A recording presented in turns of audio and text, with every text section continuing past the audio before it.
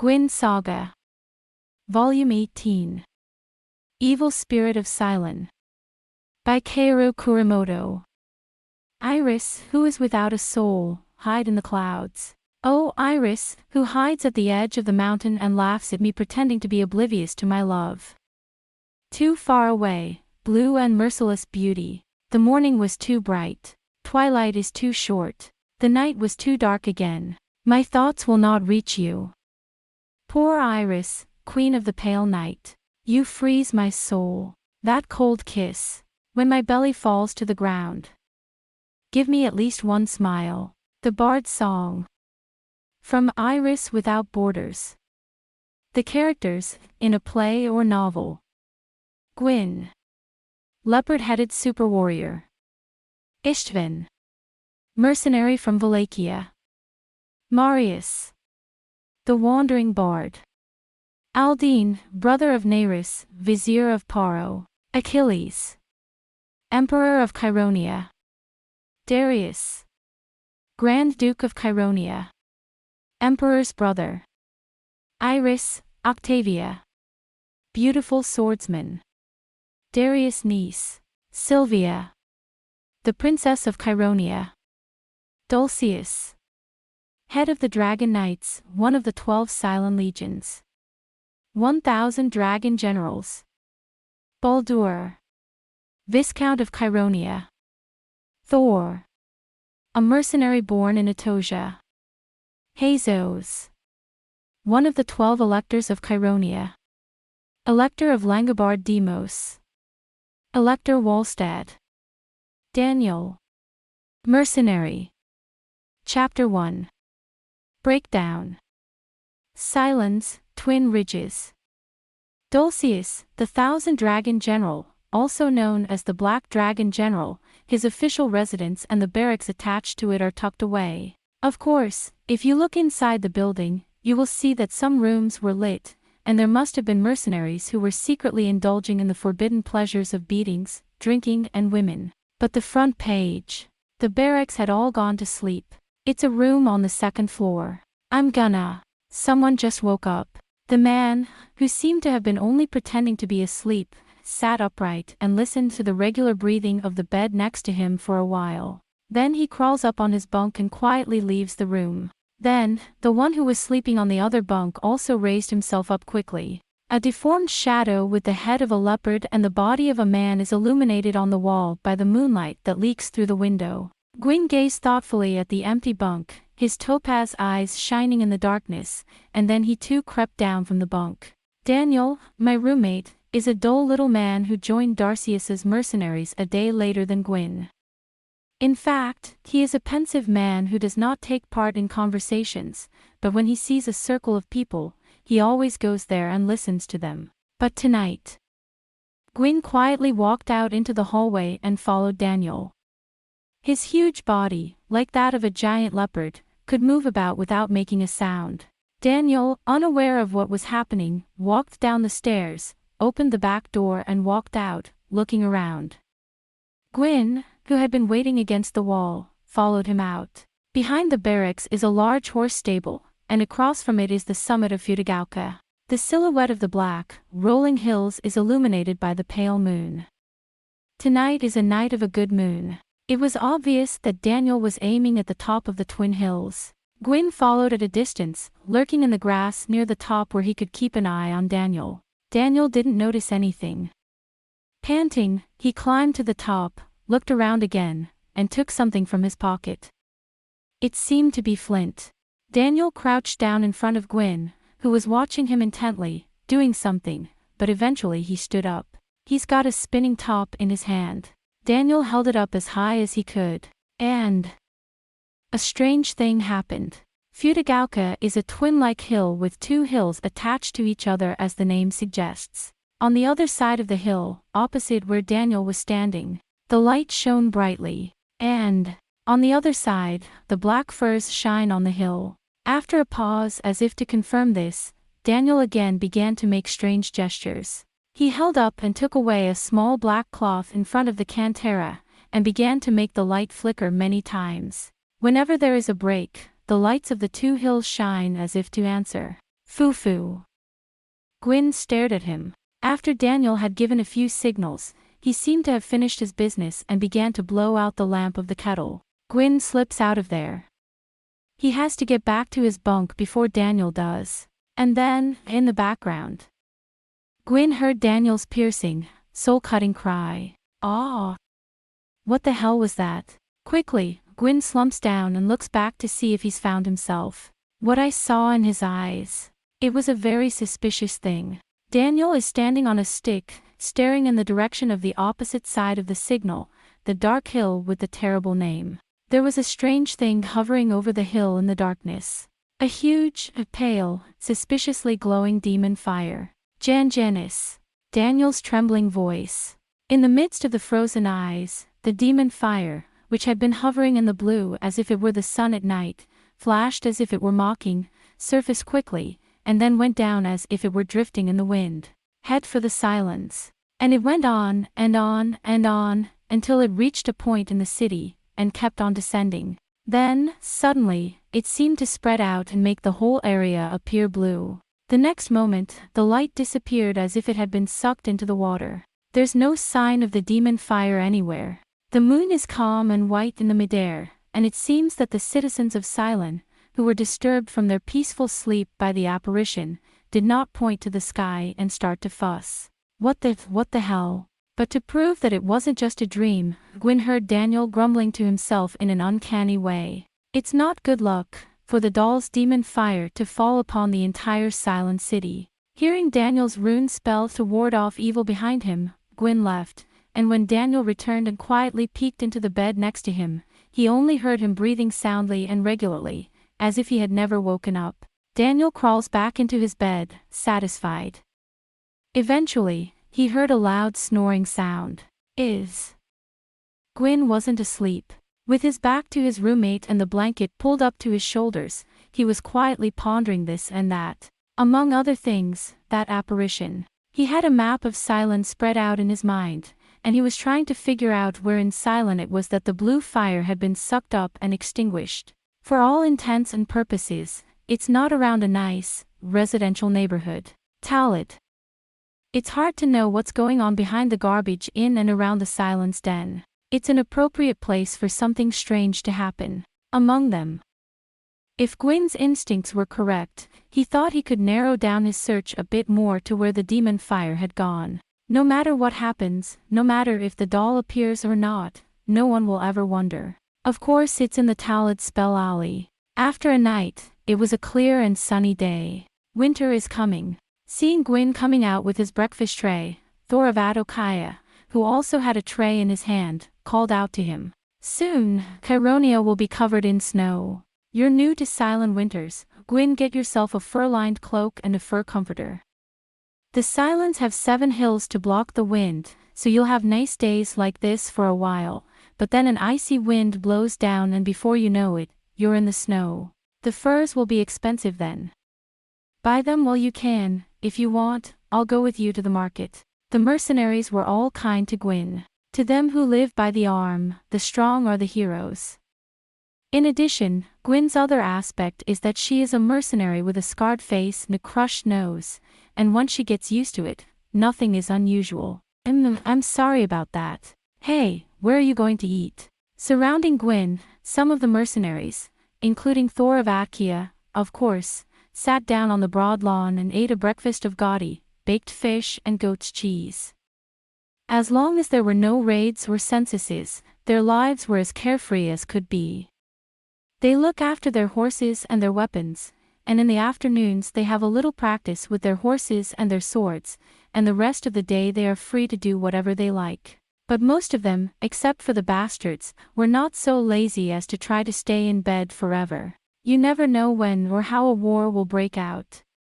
And in the event of war, it is only the martial arts, horsemanship, and physical strength that you have developed over the years that can save your life. What they liked most was to play in the hall or on the lawn, where some of them would play sumo or wooden sword fights without winning, and the spectators would bet on it, a game that combined training and entertainment. But you can't answer that either, Guin. Nobody's gonna put it on anybody else. Last night was a real bitch. That's right, it took 3 strong men to even get Gwyn's feet off the ground. I guess you're what I'd call a born warrior. Gwyn was munching away in silence, listening to his companion's selfish chirping, when suddenly, "Oh, Daniel. Why don't you come down here?" I saw a man looking at me from behind a pillar and called out to him. As if in a flash, Daniel disappears at lightning speed, muttering something like an excuse. "Why, Gwyn, you're being too nice. Hey, he's a psychopath, man." "I'm sorry, Gwyn, but I don't like him," Thor of Atokia said. "You're just standing there listening to me like I'm some kind of torque. Why do you think it's bad for me? You know, just like now." You can tell by looking at him that Gwyn doesn't like him much just because he's his roommate, but he's always looking out for him and trying to include him. But you'd better. It's no use doing that to him. I mean, it's not like you're gonna be mad at me for not appreciating it, but, hey, that's him. Maybe he's my hunch, but he's gonna turn tail now. Huh, a tail. He's got something. You know something. Tell me, Thor. Oh, between you and me. Thor will signal the others to gather closer. If he's a mercenary, I'll drink his boiled lead. He's someone's stooge. There's no doubt in my mind that he's come here to spy on us. And who that someone is, well, Thor of Atokia has a pretty good idea. The red-haired BA. Shoo, Frim, don't say another word. Thor of Atokia is too good to be true. Or else, on the contrary, some lord in the south. I'm curious to know how the 12 heavenly generals will behave, someone. I heard that he came here in the first place without a test, on the word of some nobleman. I saw at a glance that he was a spy, so I don't say anything rash in front of him or when he's likely to be listening. You'd better do the same. Hey, Thor. You can't just let a guy like that run around. Why don't you do it? Drag me into a fight. Hit me in the vitals with a wooden sword. Hey, we still don't know for sure which one of you is pulling the strings behind my back. Thor's blue eyes glinted. Degas, you're gonna put my lord in a hell of a lot of trouble. Well, that's the thing. It's not like my lord is doing anything wrong at the moment. As long as we don't say or do anything rash, he won't be able to get any further into our pockets that won't hurt. Thor looked at Gwyn like a student seeking the teacher's consent. Hey. Right, Gwyn. Yeah. Thor's right. Look. That's what Gwyn says. Thor looks around proudly. I don't know if it's the red scorpion of Talien or the womanizer of Danae, but he's doing something that's not funny. Flim said. Oh, that's exactly what I'm talking about. What do you say? One of these days, we'll get a chance to give that little torque a good beating. Damn, that's good. Of course I'm not gonna kill you, Gwyn. We're just gonna play with it like we play with a torque's tail, pinching it and twirling it and dipping it in water. I'll tell you who you're working for. No, don't do that. Don't make me say it. Hey, Gwyn. I guess. Let's pretend we don't know anything and bully you like we don't. That's right, Lunas, you're the best fighter in the 4th squad, but you don't look like it. I'll trick that Turk into a fight with you. It's funny. I'll tease you so hard, you'll be bruised and battered. This guy's good. That's when the mercenaries erupted. Oh, gentlemen, you're doing it. The old general, Darcius, appeared on the path to the gate, which led straight through the lawn. He must be on his way to the Palace of Obsidian with only 5 or 6 soldiers on duty. Dressed in formal attire and in full dignity, they rode their white horses with unmistakable dignity and walked proudly, but then they suddenly pulled back on the reins. How are you feeling? It's going very well, sir. The mercenaries liked the old general for his warlike character. They stood up quickly and saluted him. We are ready to serve you at any time, our weapons are sharpened, our horses are trained, and we are waiting for you to rub our arms. Oh, yeah. General Dulcius had a broken face. But his face suddenly darkened, and he said to himself, that's good. I may have to put your skills to use in the not-too-distant future. Well, it looks like you're all settled in. Gwyn nods silently. Look at that. According to the soldiers on duty, you are very popular. They say you're strong, dependable and kind and they love you very much. Come with me. We can't go very far. Guin crossed the lawn and walked close to the general. Darcius watched him with narrowed eyes. You're quite a people pleaser, aren't you? Those mercenaries are quite difficult to deal with. If you can control them well, I'll give you a subordinate to start with and order you to be the 10-dragon chief. I don't care either way. Dulcius rode slowly and motioned for Guin to follow him. In addition, you've become quite popular at court. When I told them I'd summoned such a thing, they couldn't believe it was real and wanted to see it.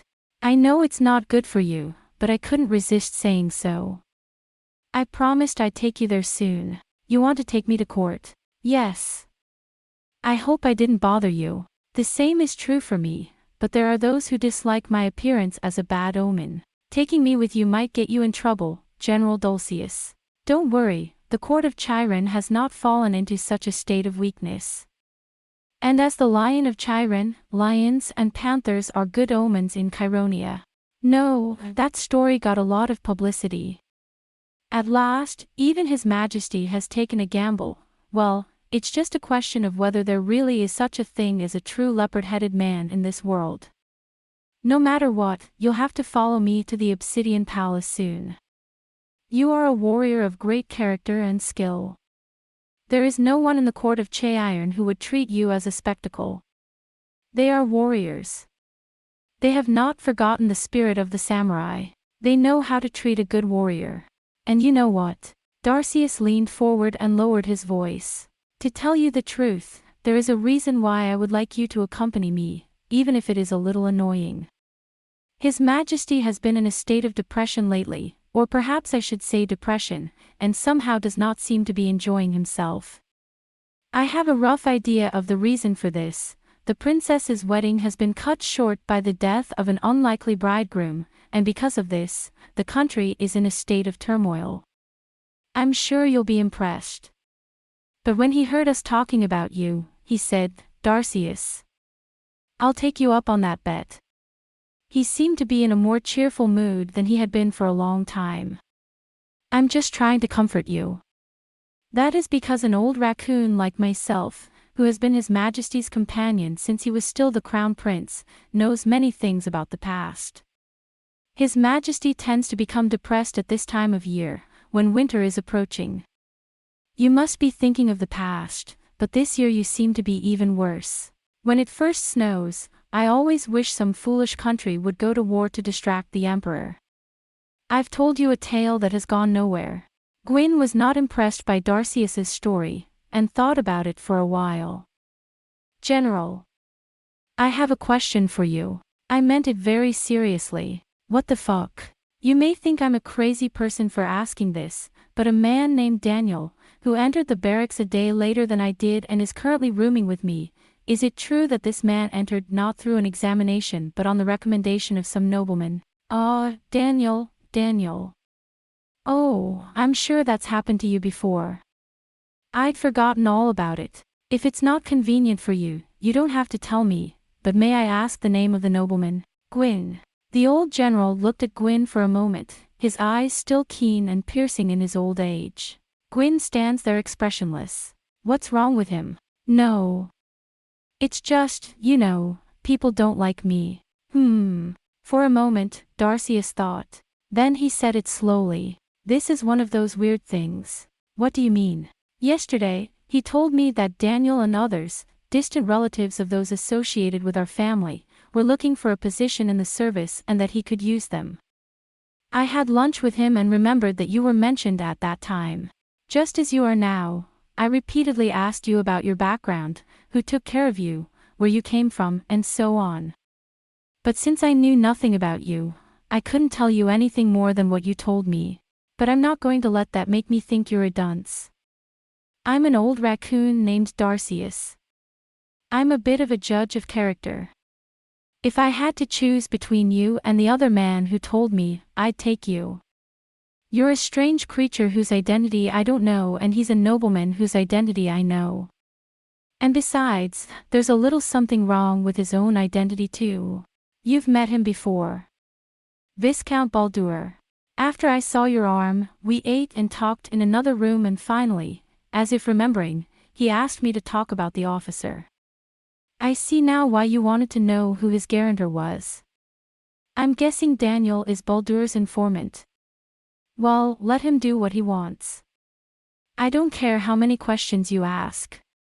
I'm not in on the conspiracy. Why would you do such a thing to a simple mercenary like me? Guin said. Darcius looked at Guin in astonishment and burst out laughing. I told you I'm a good judge of character. I'm the one who's underwriting you. How can you say that about a mercenary? You're not just a mercenary. I've never seen a mercenary behave as arrogantly as you do, or at best as an equal. I only wish you'd lower your head a little when you're in the presence of the Emperor. I'm sure he'll be amused as long as you're in a good mood.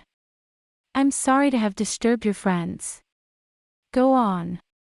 I'm going with you. Once General Darcius had gone, the barracks became crowded. Even though he was a generous and understanding man, he could not relax his shoulders when the shogun was watching him. Hey, let's have another betting match. It seems that Thor's men in Atokian are planning to carry out their evil plan. Hey, Guin. It's a betting match. Have a sip. You want me to get out of here? Idiot. After what you did yesterday, who's going to play against you? Now it's a match between weaklings. It's like kicking chickens. It's fun. What about you, Flimsy? I'm on the one. I'll give you a run and a half. Then Demos here will give Mills 2 runs. 1. It's Mills. The soldiers roar. I've got to book the next game. Hey, there, Gwyn's roommate. Daniel, you haven't shown us your arm yet, have you? Yeah. Daniel, who had been hiding behind someone, looked up in surprise. No. I'm weak. That's why we're all weak. I'll take on the weakest one in the regiment. No.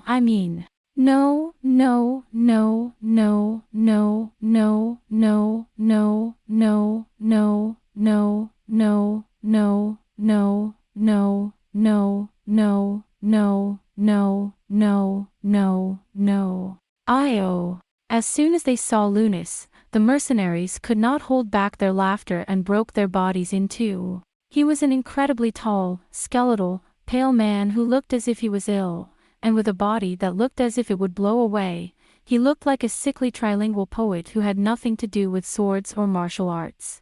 Those who do not know him cannot imagine that he is the master of a divine skill that would make even Thor of Atokian blush, and Baldur, a master of fine swords, blush if he held a fine rapier. Daniel didn't know what to expect and was a little relieved to see Lunas' demeanor. Come on, Mr. Daniel, don't. What's the bet? Whoa, that's the guy. Get in. All right. 1 run for Lunas. I'm going to Lunas, 2. 3 runs for Lunas. Hey, you guys. You're only playing Lunas. You're not playing. First of all, that's disrespectful to Daniel. Hey, Frim. Put it on the new guy. Ha. Alright, come on, Flim is going to put 10 runs on Daniel. Hey, Thor, 10 runs. That's. Daniel is in a state of confusion as he is thrust into the crowded circle. Lunas, for his part, is standing in the circle of people, smiling timidly. Guin stood at a distance, quietly watching the scene. And. Mr. Guin. Someone tapped him on the shoulder.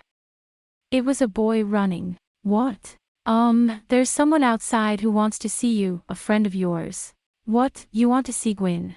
Thor said, listen closely. The minstrel from last time. You said Marius. Oh, he'll get through. I really want to sleep with him. Tell him I'll cut him some slack. And Flim. No, I'm not the guy from the other day. Ha. Thor of Atokia whistled softly. You've got a lot of friends, don't you, General Leopard? I'm sorry. I'm gonna go. Hurry up and come back. Bring your friend. I told you your friends are our friends too. And without you, we'd be lost. Come on. Thor smirked and closed his mouth. Okay, I'm calling. Anybody want to call Daniel? How about Lunas? He shouted in a calm voice. Daniel looked at Guin with a frightened but concerned look in his eyes. With his eyes and his boisterous voice behind him, Guin staggered out of the hole. When they reached the entrance to the barracks, Guin stopped in his tracks. I'm glad you're here. Ishtvan. Yeah. The Valachian Ishtvan looked up at Guin through his bangs with the expression of a sulking child. I'm glad you're here. You were so angry with me, I thought you'd never come. You know, I've been meaning to. Ishtvan frowned as he peered into the building. What's up? It's pretty lively. Yeah, I'll tell you what, come on in. No, I'm good. More importantly, Guin, give me a look around. Yeah. Guin followed Ishtvan out of the gate. From inside the building, there were shouts of laughter and shouts that seemed to sweep the floor. Like, Guin. When they had left the gate and had walked to a place where the noise was distant, Ishtvan cut in slowly and hesitantly. But he doesn't want to follow. It was an attitude and a hesitation too unlike that of this open, jovial rogue, talkative, cynical, Valachian mercenary. In fact, it was almost as if he were uncomfortable. Come to think of it, it's not just his attitude. His appearance, too, seems to have changed somewhat in the past few days. His black hair and eyes, his handsome sallow face, and the face of Ominaga, who looks older than his years, should not be any different. But Ishtvan was different. He was strangely thin, with hollow cheeks, and his face was more severe than before. Under his eyes, too, there were dark circles, as if he had not slept well for many days. But it might be that he was just tired and had not slept enough. Or perhaps he had sunk into the brothel of Terid, drinking to excess, embracing women, and passing the day almost without going out. The difference was, it was more subtle. As expected, Guin noticed it right away. What is it, Ishtvan? He said with a hint of concern. What the? No, it's not the same. Different from what? I'm sorry to hear that, but... Eyes, I guess. Not the usual obsidian eyes of Ishtvan, twirling, cynical, shining as if looking at the world at an angle. There was something strangely desperate in his long, slitted eyes, as if he had lost all composure in his strained, slanting posture. What? Don't be ridiculous. I'm just me, man. There's nothing different about me. Instantly, Ishtvan reverted back to his normal self, but that reverberation was short-lived. That's not what I came here to talk about. Muttering in his mouth. He brings his hand to his throat, as if he were holding something that is churning in his chest. I thought. He suddenly threw himself at Gwyn's feet. Gwyn. You need to reconsider. I desperately need you. There's no other way I'm gonna be king than with your help. I'll do anything. Anything I can do, I'll do for you. I'll give you everything I have, and you can have half of what I got. Please, Gwyn. You have to help me. Don't let me down. Do me a favor, Gwyn, please. I'll do it. It's been a while. Gwyn stood silently, kneeling at his feet, his hands on his sides, his forehead scraped against the earth, staring at Ishtvan the Valachian. To the best of his knowledge, ever since he met him at the escape from Staffra's castle, he has been a thoughtless, childish, calculating, but always proud, independent, ambitious and proud young man. That pride is not that of a man who is born of royal blood and can have everything without any effort. It is the pride and self-reliance of a wild young wolf who was born with nothing, with no fortune, with nothing to rely on, and who has lived by making his own way with his own talent and strength. A wild soul that has never been tamed, that has never bowed down to anyone, a figure that Ishtvan of Wallachia has never shown to anyone before, and would have preferred to die if he had to. He is on his knees, begging for mercy with his knees on the ground. Gwyn suddenly looked away. Hands up. You don't need to do that, and you don't deserve to. He said it in that grave, somehow sorrowful, way of his. If I could help you in any way, I would. If I could help you in any way, I would. Then, truly, if only it were possible, Ishtvan. Gwyn chewed slowly. As I said before, I can't do it even if I wanted to. Jan's guidance, is all that's needed for me to come to you when fate permits. And I'll do what I can for you, but I can't do it now. Why? Istvan raised his head, but did not stand up, but remained seated as he was, looking somewhat overcome. Why can't you do it? Why can't you do it when you're willing to do it and I've asked so much, begged so much, said I'd do everything? Yarn's guidance. Yarn doesn't want anything to do with you. You're free to go wherever you want, as long as you want to, and you're not tied down by anything. He brushed his hair away from his face and laughed wildly. After all, the will of the yarn is you yourself, and you're a good yarn when you don't want to be, aren't you? No, it isn't, Guin said with deep sadness. It is not so. Listen, Istvan. I would have preferred not to tell you this. I would have preferred not to tell you, but now that you've asked for my help, I can't help it. Istvan, every man has his own guiding star. And mine is not directed towards helping the throne. Or anyone's throne. Just as you're headed for the throne and your kingdom according to the prophecy of your birth, I'm also looking for my star. That is, my own star. I want to know who I am, where I was born, whose son I was born to, why and with whom I became this unborn form. No, I have to know. Can you live without knowing who you are and whether your name is really your name? I don't know who are my enemies and who are my allies, and to which country I may be immediately executed as a great criminal, and I don't know anything about it. Not only that, even I myself don't know whether this face of mine is innate, changed by a curse or a mask made by the devil himself. Can you live in peace, Istvan, for you are but you? Because just because you're a mercenary in Chironia doesn't mean you know that, Istvan said defiantly. Yes. But that's what the oracle told me to do, so that's what I'm doing. In my mind, I'm wasting months and days doing this. I'd rather run out right now and go on an aimless wandering journey, searching for clues at will. This is the only way to reach the mystery, even if it seems like a roundabout way. I can't believe you're in such a hurry. A little startled, Istvan's eyes widened. You don't seem to have anything to do with it. I am very much a man.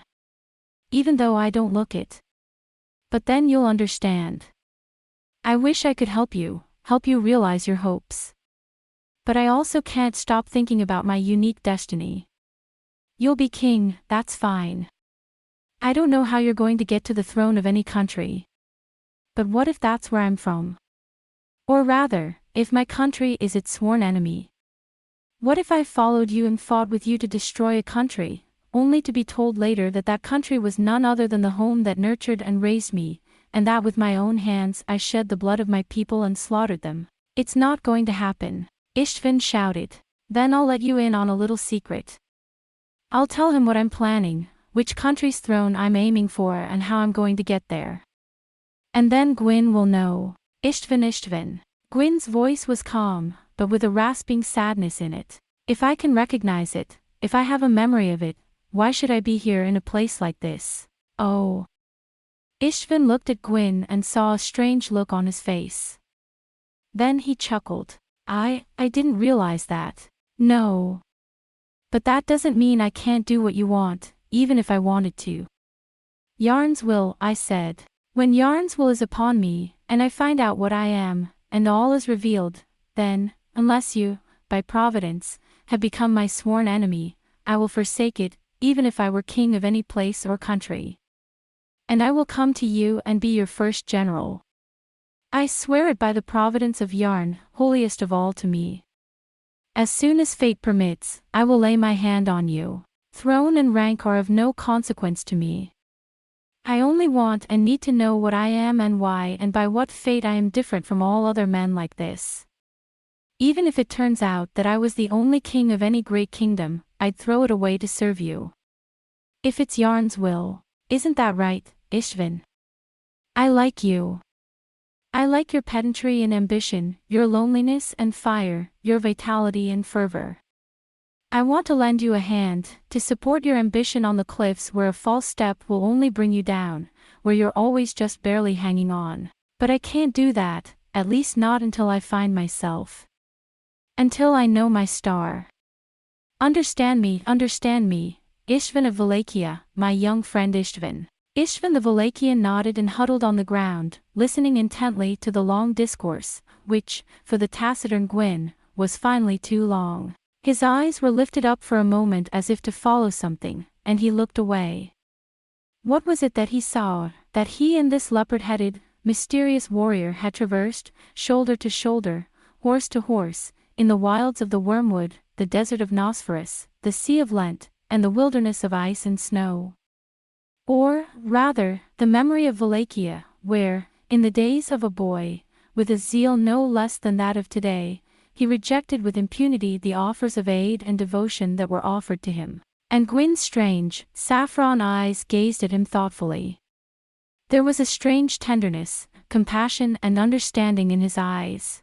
Istvan, it's too much. In the mouth. Istvan murmured. It's too late. It's too late for that, it's too late for that. His voice got louder and louder. At the end, it was a smashing scream. Istvan, I know, I understand.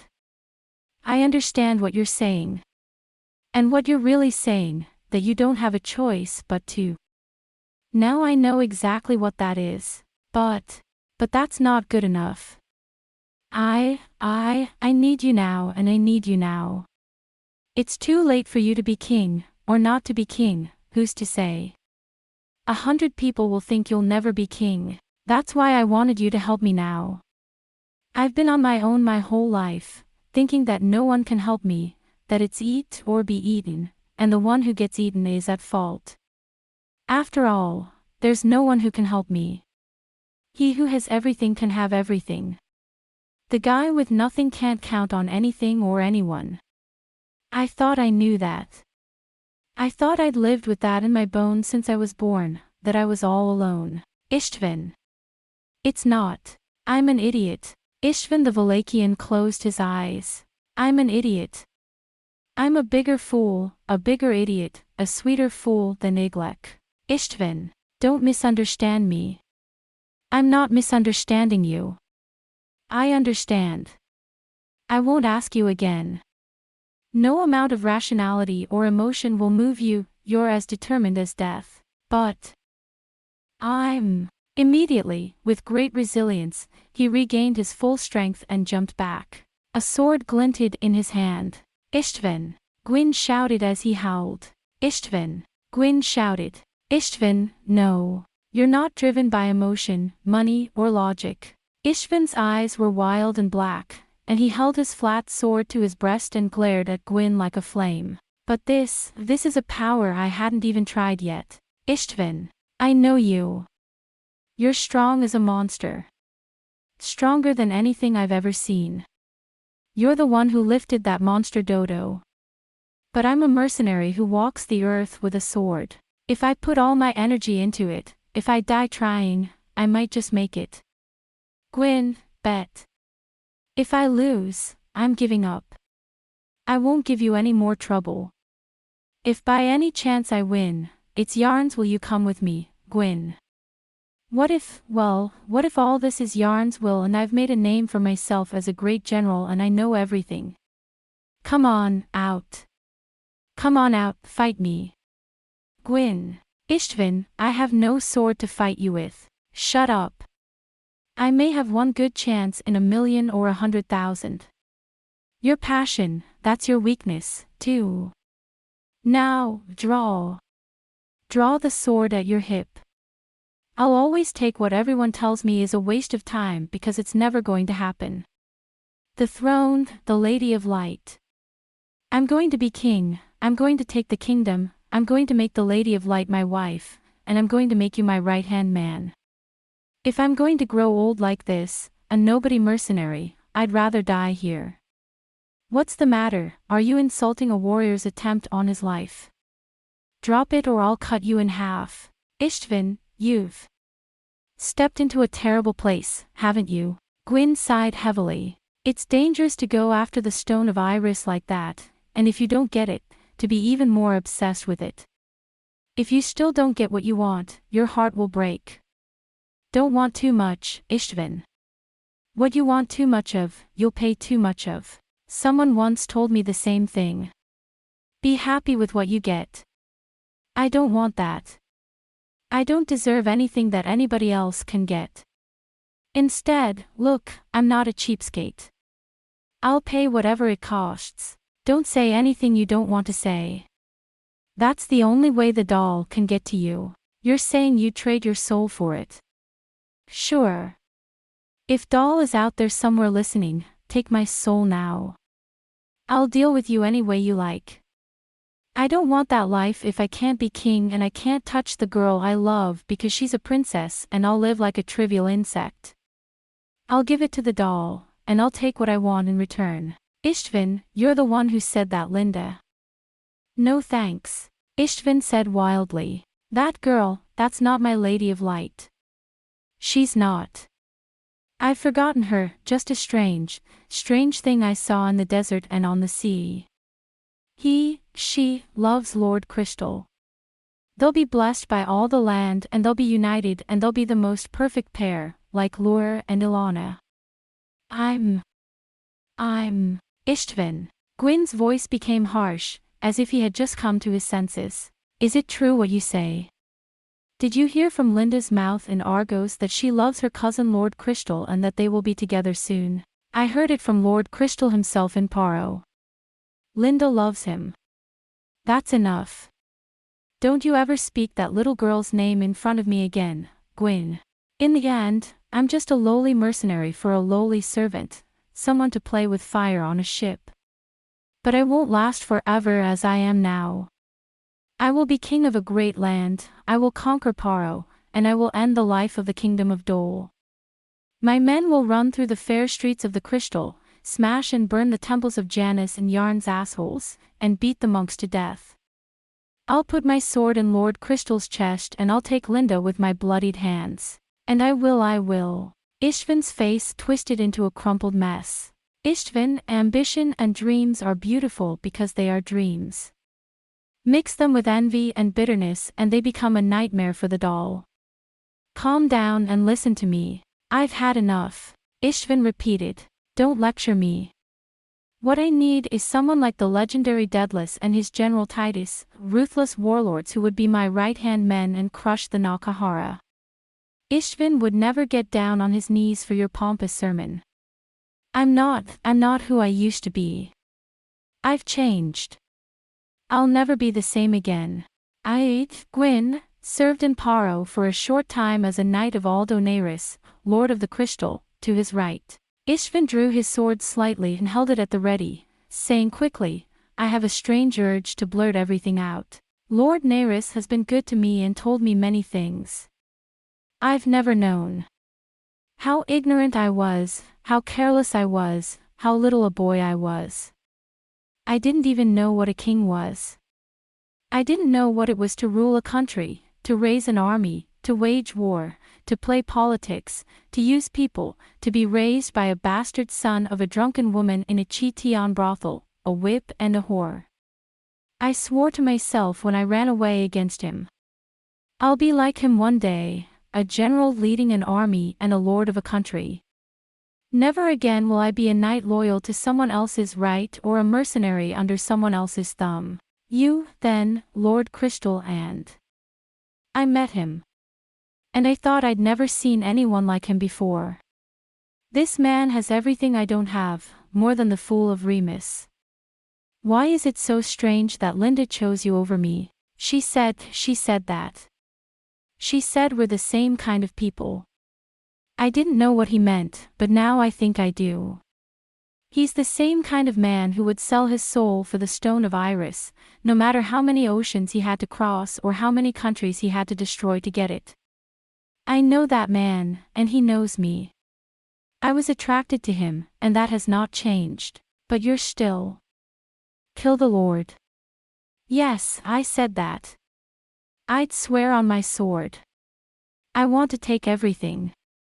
Even Linda, whether she's the Lady of Light or not. If she stands in his way and keeps me out of his sight, I'll kill her and blow away the clouds and bring back the moon. Ishtvan. Guin murmured gravely, as if he were announcing a divine oracle. Ishtvan. I'm worried about you. You look to me like a bird about to jump head first into the fire. Shut the fuck up. I told you to mind your own business. Ishtvan was shocked. He quickly reholds his sword. Come on, get out. I've had enough of your chatter like you're that son of a bitch Marius. Come on, get out. This is a warrior's challenge. If you have no heart but to yarn over me, then kill me with your sword. If you'd rather die on this hill, so be it. Now, Guin, fight. Ishtvan, I have no intention of fighting you. What reason is there to fight you? Is it not enough for you that I challenged you? Then let me give you a good reason. Suddenly, Ishtvan leapt at Guin. The sword sliced through the air. The tip of the sword cut a sharp wound from Gwyn's shoulder to her chest, and blood spurted out. Guin didn't dare to dodge, didn't draw his sword, didn't try to fight back. He stood silently, not making a single sound. Guin. Ishtvan's voice was almost a scream. Draw your swords. Fight me. You beast-headed monster, a monster like no man. A child of the doll. If you look like a beast, your brain is a beast, too. Have you no honor, no pride? Do you not have the will or the face of a warrior? Coward of a white feather. Scum. Fool. Son of Garum. You're wasting your time trying to make me angry, Ishtvan of Wallachia. Guin said firmly. His eyes flashed with a strong and terrible light, and he looked at Ishtvan straight in the eyes. That was how terrible was the light of his eyes. Just as you can't stop me from getting what I want, I can't be swayed by anything but my own will. I'm not going to fight you. It's pointless to do so. Put down the sword. Or I'll cut and poke you in the chest. I won't pull it out. Why? Ishtvan said in a faint voice. Why? I have no reason to fight you, and you're my friend. I don't fight my friends, even when they're upset and out of their minds. Okay. Then you and I are not friends. We're really enemies this time. That's fine. That's good, too, Guin said quietly. Already the fierce glare of the moment had returned to its original calm, expressionless form. If that's what you want, Ishtvan of Wallachia, well. So you'll face me as an enemy. And this time, you won't have to worry about getting hurt. No. What? Ishtvan clenched his teeth. Why? I have no blade for a friend. But if you are my enemy, I have no right to be considerate of your feelings. I have no intention of fighting you here and now, and if I did, would simply cut you down in less than a round. You know that as clearly as Janus does his two faces. Don't waste your time. If you want to fight me, come back when you're strong enough to do so. It's a travesty that you now want to stand and fight me. As soon as I say it, Guin didn't even look back, he just started walking towards the barracks. Kasama. Ishtvan's color changes. How dare you, you son of a bitch. Guin ducked and dodged as he ran at him from behind, and then raised his sword lightly. He stumbled back. Damn it, damn it. Ishtvan grasped his numb right hand with his left, and, kneeling in the grass, breathed wildly. Guin tries to walk away without looking back or breathing. I didn't think so before, but now I finally get it. Ishtvan stared grimly at the broad back and the round head of the beast that rested upon it. As an ally, there's no one more dependable, but as an enemy, well, hey, there's no one more infuriating and annoying. Yeah, Mr. Guin. Your calmness, your strength, your stubbornness that won't say it hurts even if you cut it or poke it, you're making fun of people, and you're the least lovable enemy I've ever had. Hey! Wait! We've known each other a long time and today is our last day together. Why don't you at least take my parting words for all the good we've done? Guin stopped in his tracks. He turns around and looks down at Ishtvan, expressionless and mute. Ishtvan arose, removed the earth from his clothes, and took up his sword and put it in his sheath. Then he looked at Guin and smiled. Thanks for everything, buddy. He said it in a strange, somber, sarcastic, funny tone. So much for that leopard head of yours. I'm leaving the Cylons, or rather, Chironia. You're all I need anyway, and I have no reason to stay a Cylon. We may never meet again, or we may run into each other by chance, but in any case, the next time we meet, we'll be mortal enemies. You never know, the next time we meet, we may both be on the battlefield with our own armies. You're a warrior, Guin. No matter how much training I do, I'll never be able to defeat you. For my guardian doll, he's no match for you. Because even if I don't have to beat you one-on-one with my sword, I can come up with 100 or 2 ways to beat you. Goodbye, Guin, and remember, I spilled your blood. I'll never forget a word I've said. And I'll never forget that you rejected me. I'll never forget that Istvan here in Wallachia said to someone, help me.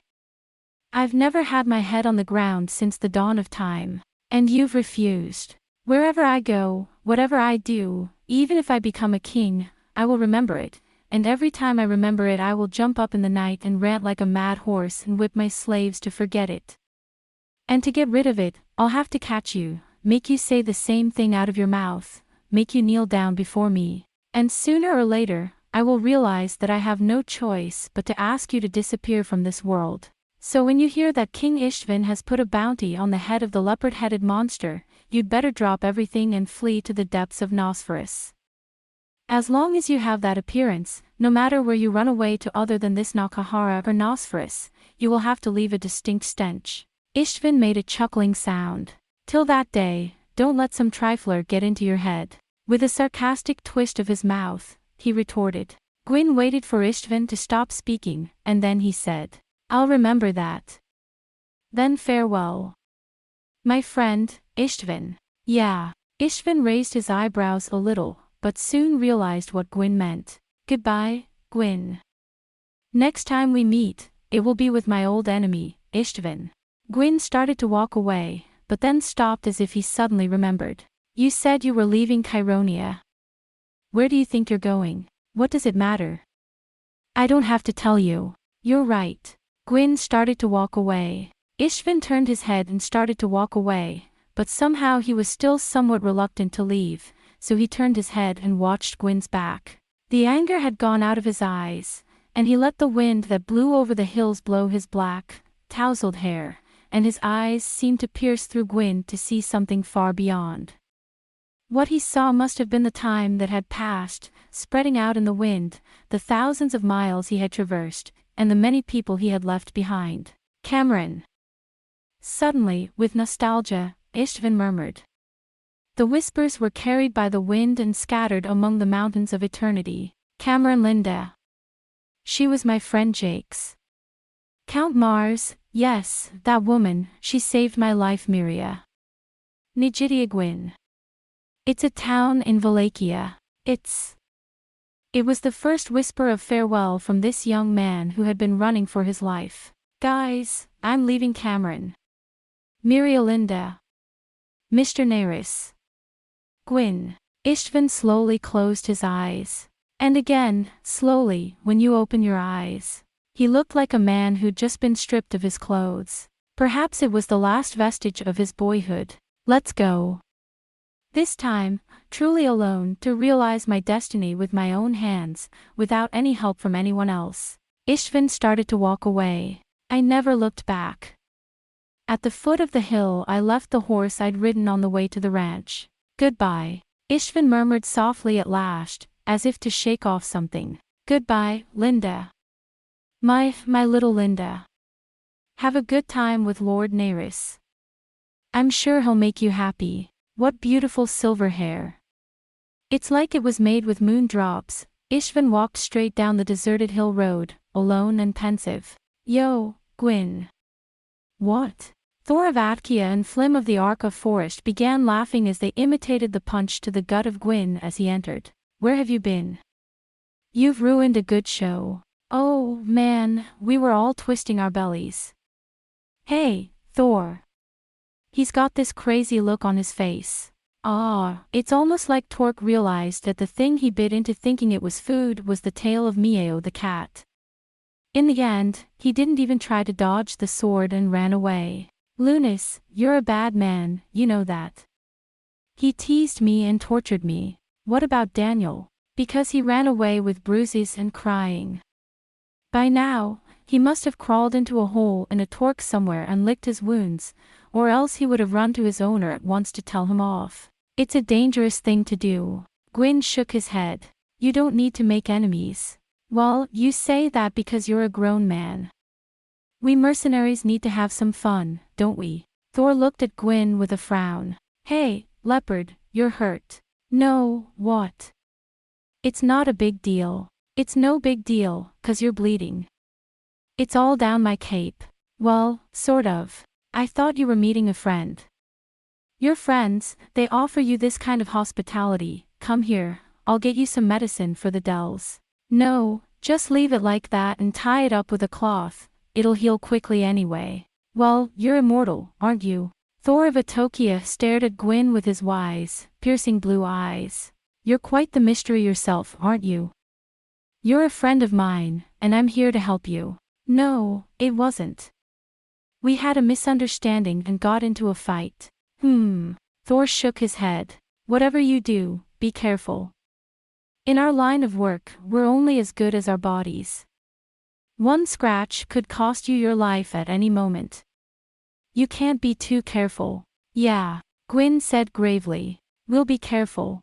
His leopard head, of course, remains completely expressionless. Thor of Atokia looked at him curiously. But even his keen eye could not detect anything out of the ordinary in Guin's appearance. Well, this is, on the other hand, an idyllic Cylon sunset. Shit, it's still a little sore. You might want to hold off on the Kitera for now. It was, of course, Marius, the bard, who gently put down the kithera in his hand and frowned. The red-haired Viscount, the wound on his shoulder that was inflicted by the demonic Baldur, seems to have been reopened by last night's play, and although it was not a serious wound and had already begun to heal, it has been tingling since last night. God damn it, that redhead. I swear, if I ever see him again. I cursed Marius to stop. He's stronger than you are by any measure. It's better if we don't meet. Crinkle, crinkle, crinkle. Marius stuffed his personal belongings into a leather bag and carried it over his left shoulder, and over it he fastened the drawstring of his kithera. As long as it is today, he will not return to the roost which he has taken for granted. Oh, poet, you're early today, what do you want? Acting like you're going away. No, I'm going to the country to earn some money. Don't worry if I don't come back for a few days. I've already paid for a month's worth, so it's easy for me. Marius walked to the drunken alley, not far from the inn.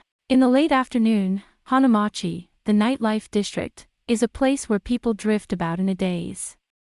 The cobblestones have been swept clean of last night's refuse, and the shops, which in the darkness of night seem to glitter and glitter as if they were enjoying all the pleasures of this world, are as limp and shabby as an old woman whose makeup has been stripped away. The people who are working hard to get ready for the night, the prostitutes who are walking around without makeup, without clothes, and without any embarrassment in their underwear, are probably on their way to buy food or to a public bathhouse.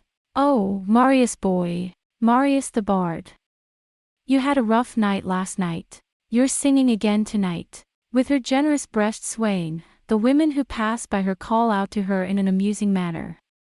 Marius is already quite popular in the neighborhood, even if he is not as popular as that mysterious young man, Iris. Good morning. Is Parogiana there? Oh, Mr. Marius, you're early again today. Marius was sweeping the entrance to the Goddess of the Sea pavilion, waving his hand at the shopkeeper, who was also exposing her bare breasts, her hair twisted up in a single loincloth, and went inside. Marius did not notice. A man who seemed to have been staking out a position between the shops on the other side of the drunken alley, which was not very wide, came out easily and walked away towards somewhere. Without suspecting it, he went in. While calculating last night's sales, she leaned her leg against a young man with dyed hair and a thin dress who was easily recognizable as a male prostitute, while she picked up a pile of sugar pickles from the table beside her with her clawed, fat fingers and threw them into her mouth. Parogiana is also bare. Her skin is pure white and slimy, her flesh is piled up like a silken quilt, and her underclothes, which are covered with the most outrageous and imitating jewels, are half bitten into her overflowing belly and thighs. Marius was at a loss for words as he told her the reason, but she understood very quickly that this was a woman who ran such a large shop with only a handful of women. Yeah, sure. If that's the case, it's a pity you were so well received, but there are plenty of replacements. You can always come back to me if you feel like it, people like you are always welcome. You're bright and cheerful. I don't want to be shy at all. What's the point of being shy at the bar when there's so much in this world that's disgusting? Well, that's what I've been paying you. I'll do the math for you and make sure you get paid. Okay, well, this one's from me. Parogiana, who had generously placed 10 one-run gold coins on top of them, grabbed Marius' hand as he stretched out to take them, and, laughing, took them to her own soft, mountainous chest. What do you think? If there's any danger, the safest place to be is in my bed. See? Isn't it beautiful? Even if you're old, you won't find a woman in this world with better skin, more compassion, and a better sense of color than me. I'll think about it next time, Parogiana. Marius smiled and gently withdrew his hand, enjoying the smoothness of the skin without being rude. You look like that, but you're pretty good at getting away. You know how to be polite to women. You've been messing with them a lot, haven't you? Parogiana, with her sugar-stained, ringed fingers, took another candied column, threw it into her mouth and chuckled, then suddenly raised her pointy feet in annoyance and kicked the man-whore in the chest. How dare you rub me? If you don't work hard, I'll turn you around and make sure you'll never rise again in this world. As Marius was about to leave, a group of Parogiana's prostitutes, who had been hanging out in the shop, came up to him. There are girls with their hair unkempt and carefree, some with only one eyelid clearly green in the middle of their makeup, some with fluttering gowns over their undergarments, some with paint on their nipples and brushes in their hands. What? In 2 or 3 days you're just going to leave? Boring, isn't it? Come back again. Hey, you. Who do you love the most? Hey, guys. I love you all, and I'm coming back, so please remember me and welcome me back. Marius was in a good mood, poking her slightly taut breasts, patting her bottom, throwing kisses, and making love to her, and went out to the front. Of course, it was not long ago. There were no windows, and the walls were covered with rimmed silk, incense was burned, and silver candlesticks flickered in the light. When I stepped out of the shop, which was like night in broad daylight, the glaring light flooded my eyes and made me feel ashamed for nothing. Well, let's go to that rodeo place, shall we? I was just about to grab my stuff and my katara and start walking when Marius stopped dead in his tracks. Oh, my God, it's Yarn. I say in a disappointed voice. You again. What? You're so rude. As usual. The reason why Marius wanted to pull out of this area, the joker girl named Rubina of Gandolfina was standing in front of him with her hands on her hips and her chin turned down. Of course, Marius does not know that this girl is Princess Sylvia, the only daughter of Achilles the Great, the only ruler of Cheironia. But Marius shook his head in disappointment and stared at Rubina. This girl seems to believe that the manners and customs of the prostitutes of this area are chic and elegant. Even though it was still early in the afternoon, she was clad in a drape that revealed her skin, and underneath she wore a breastplate and a loincloth, the color of which was as dazzling as that of a peacock. It's almost winter, and I don't care if it's in a shop, or if it's just a bunch of girls around here who are used to showing their skin, a good noble princess would be cold like that. Marius spoke to himself. But Rubina was angry and glared at Marius, because he did not want to be heard. You really are very rude and unmannerly. If I were more strict, I'd order Paris to give you a whipping right now. Hey, hey. Thank you very much. I can't let him get the better of me. Marius murmurs secretly in his mind. Oh, no, Garm. Not at all. The mute and ugly guards stood silent and still, wondering what they were thinking. Today, too, Paris, the women, and the two men who looked like horsemen were following each other around, and their out-of-placeness in this drunken alley attracted a great deal of attention. Marius is thinking only of how he can deceive her and get rid of her forever. However benevolent he may be, there are limits to what he can do. If I sleep with this girl, she'll follow me around and drive me crazy. And she's the daughter of my brother, Grand Duke Darius, my head is on the line. If she's a stranger, she'll be tortured, crucified and torn to pieces for rape of a noble princess. I'm shaking. I don't care if she's pretty or young, not this girl. I'd rather sleep with Guiana than this girl. No, I'd rather sleep with Guiana. What are you staring at? Rubina's got a problem with that. No, not really. You don't like the way I look. All the maids said it looked good on me. Sometimes, however, Marius felt a strange pity for the girl, because she was so dumb and ignorant. He continued to observe her from top to bottom. She may not be the most beautiful woman in the world, but she does not have a terrible face. If she were a princess of a noble family, her maidservants and guests could praise her as beautiful and pretty without feeling guilty about it. Maybe that's why he's so damn conceited. Or perhaps this arrogance and selfishness are part of her innate character, but even so, it is cute that she is so taken with the customs of prostitutes that she walks around wearing them. Her slender, inexperienced body is far from being sexy or seductive. However, she is convinced that her bare skin is very sexy. How do you like it? Fully aware that she was under Marius' gaze, she turned her chest away. Have you changed your mind? No, it's fine. But it's cold. Yes, to tell you the truth. How come the women around here don't get cold walking around like that without any clothes on? I wonder if the skin on their bodies is different from the skin on servants. Even in the middle of winter, when it's snowing, they only wear furs over them. It's because I'm used to it. You'll catch a cold if you try to imitate me. Princess, are you cold? The maid said in surprise. Can I get you something to eat? Stay, don't make unnecessary exits when you haven't even ordered it. My daughter threw a tantrum and stamped her little feet.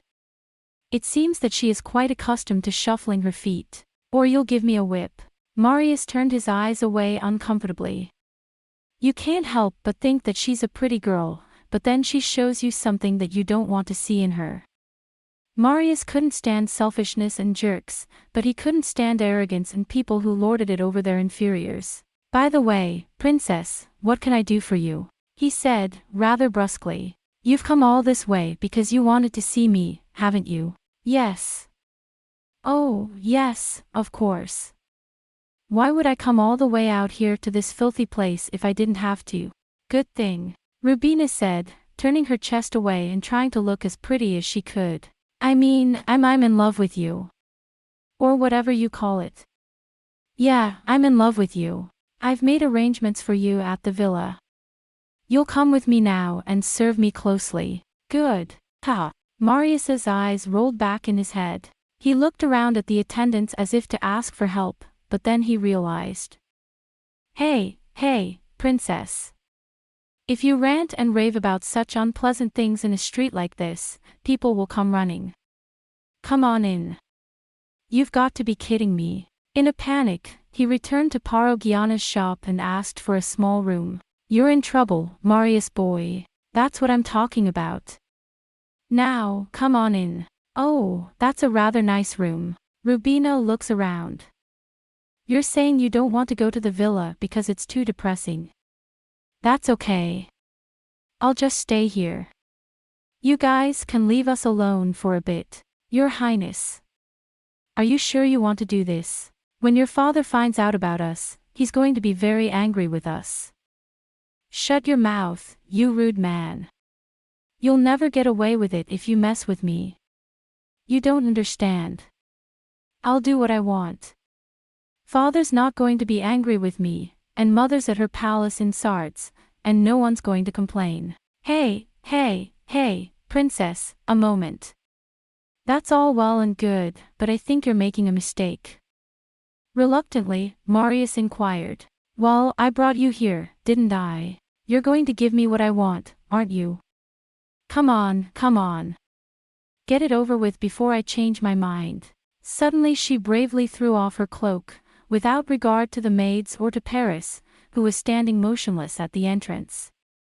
Then she threw herself on her back on the silk-wrapped divan in the corner of the room. Marius was gripped in his chest.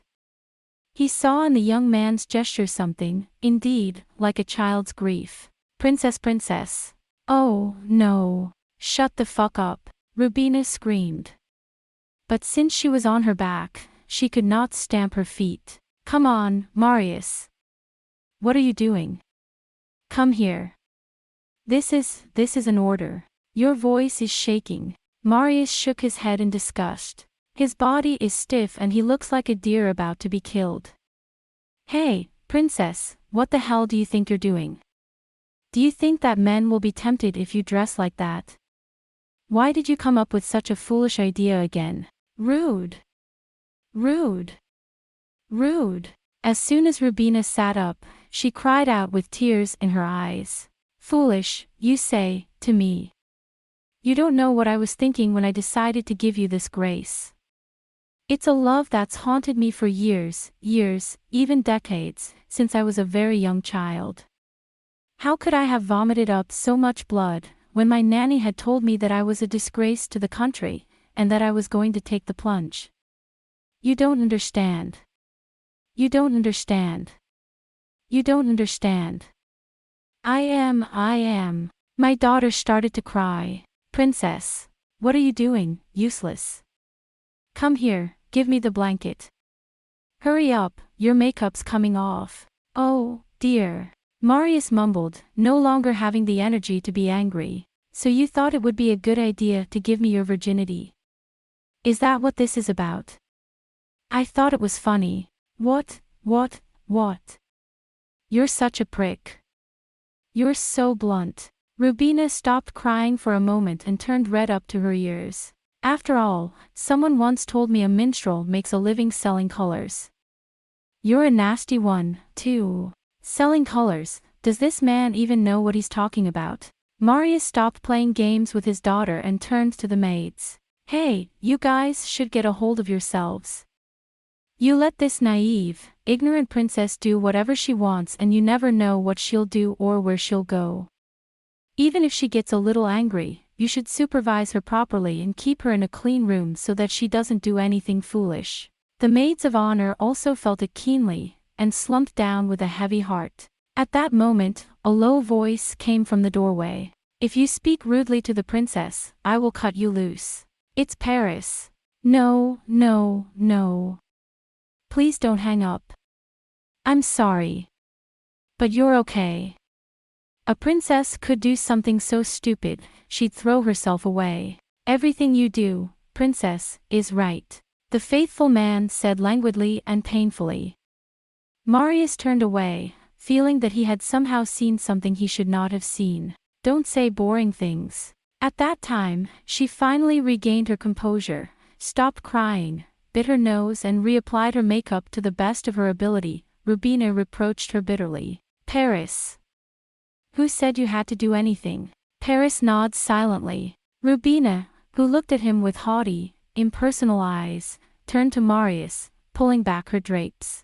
For whatever reason, I'm sure this is a favor you'll never receive again. He says with a pout and a tilt of his chin. First of all, you're in the business of prostitution, aren't you? Then why don't you let me be your guest?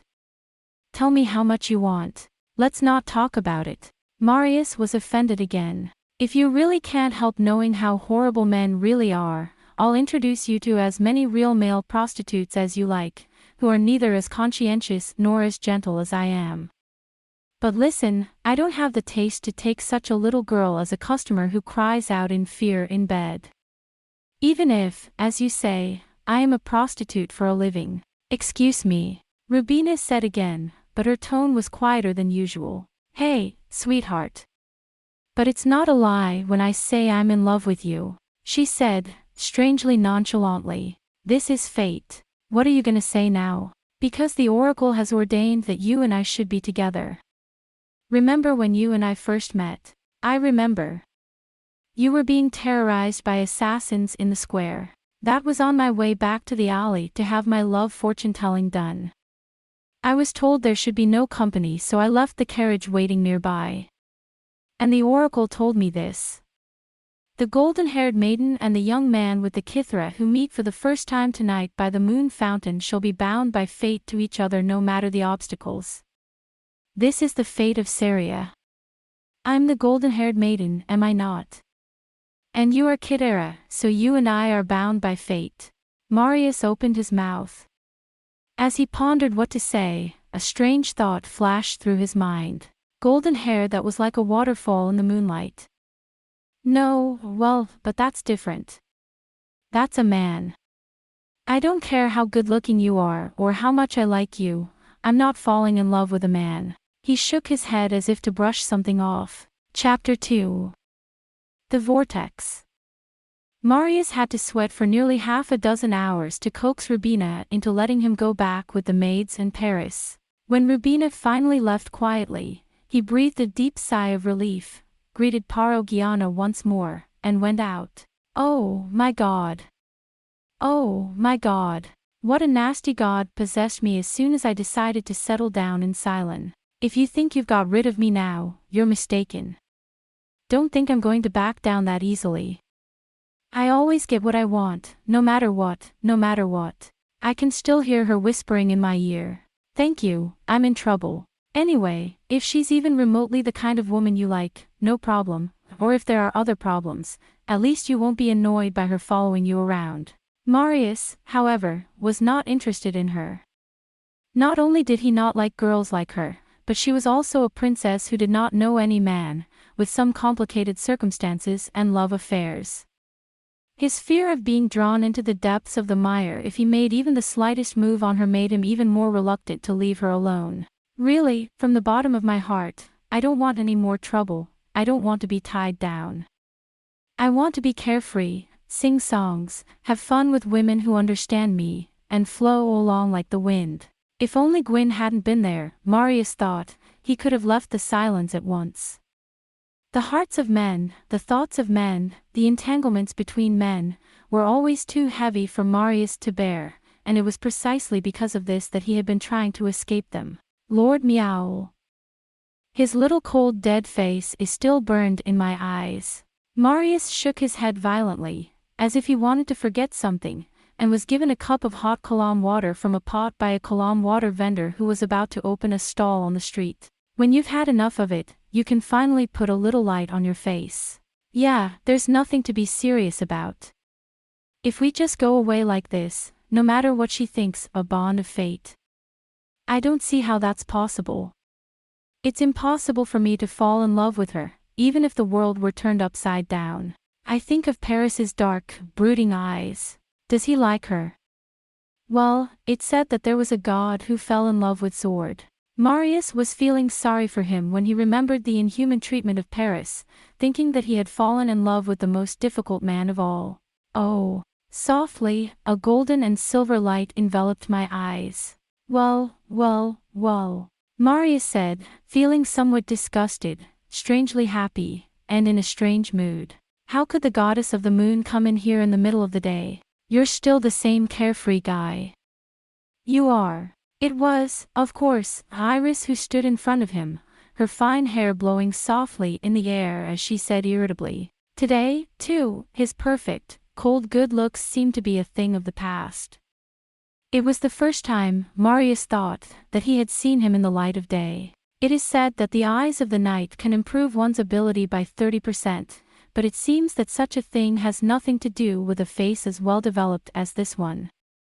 Rather, the bright pale color of her skin, her faintly shaded eyes, and her sparkling hair were clearly reflected in the bright afternoon light, making her look almost unworldly. On top of her usual black clothes, she is wearing a common gray cloak, perhaps to be inconspicuous, but there is no way to disguise the fact that all the men and women passing by turn around and stare at Iris as if they were staring at a hole in the ground. It was as if a strange moonlight shroud had fallen around him alone, making night in the midst of the day. Again Marius was comparing him with his brother, whose beauty he could not forget, and wondering in his heart who was more beautiful. "Oh, dear. What, you seem awfully annoyed to see me, Bard." "No, it's not. It's just that beautiful flowers grow in different ways. As far as I know, there's only one man in the world who wouldn't be ashamed to stand next to you, but he wasn't covered in thorns like you. Anyway, I'm just really a flower that the doll says she loves." "So, are you that half-human, half-demon flower that has a pale female face at the core of the flower and cries out in the saddest voice in the world at night to warn people of their mortality?" "That's right. Not so gruesome, is it? What's up with you today, anyway? You seem to believe that I won't show up unless I'm up to something." Iris twitched her lips coldly. "Well, perhaps you're right. You've been bothered by your sister again, Orpheus. Do something about it," Marius said sadly. "I'm sorry to have to tell you this, but I'm really stuck. She's in love with someone, and she's tired of it, and she wants me to do something about it.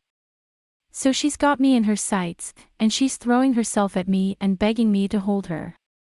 That cute little Aurra of yours is a little too young to be called an Aurra. If she threw herself down on the couch and said, 'Come on, hurry up and do something,' would you say, 'Yes, yes, yes,' and give her a hand? In fact, I wonder which fortune teller gave you such a sinful oracle." "Sinful? For me?" "Some foolish fortune teller or wizard told her. On a moonlit night by a fountain the first they meet, the maiden with the golden hair and the kid Aurra will fall madly in love by fate. And she's come to believe that I'm her lover. For my part, I think it's a bit much to say that her hair is golden. Rather, it's darker. I think golden hair is for people like you." Iris ducked as she winced. "So, you and me, we met on a moonlit night. It's a shame. I'm a man, not a girl. Don't worry, I don't have any taste for talking about love with men either, no matter how beautiful they are." "Yeah, I know. Me too. I'm a womanizer. Actually, girls are cute. They're funny, they're fluffy, they're soft, they're beautiful, although it's rare to find one as beautiful as you. And it doesn't matter what kind, as long as it's a girl. I don't care if it's a girl or not. I'm sorry, but I don't really like your sister. There's nothing wrong with that. Even if I am a man." Iris clenched her mouth tightly. "I mean, if I'm a man and I see my sister." Marius, however, was too preoccupied with the girl who was just passing by to notice that she was completely absorbed in Iris. "I don't want to be like that." "But you're not such an impudent girl, are you?" "Huh? Oh, you're talking about your sister. Of course she's pretty. Not bad at all. But it must be very complicated for her to have such a beautiful brother. I feel sorry for her. Having a good-looking, beautiful brother isn't much fun for him. Being compared, ridiculed, ostracized, ignored, it's harder for a girl. A woman's life is her beauty and you're her brother. I'm starting to feel sorry for that girl. You're a funny guy, actually.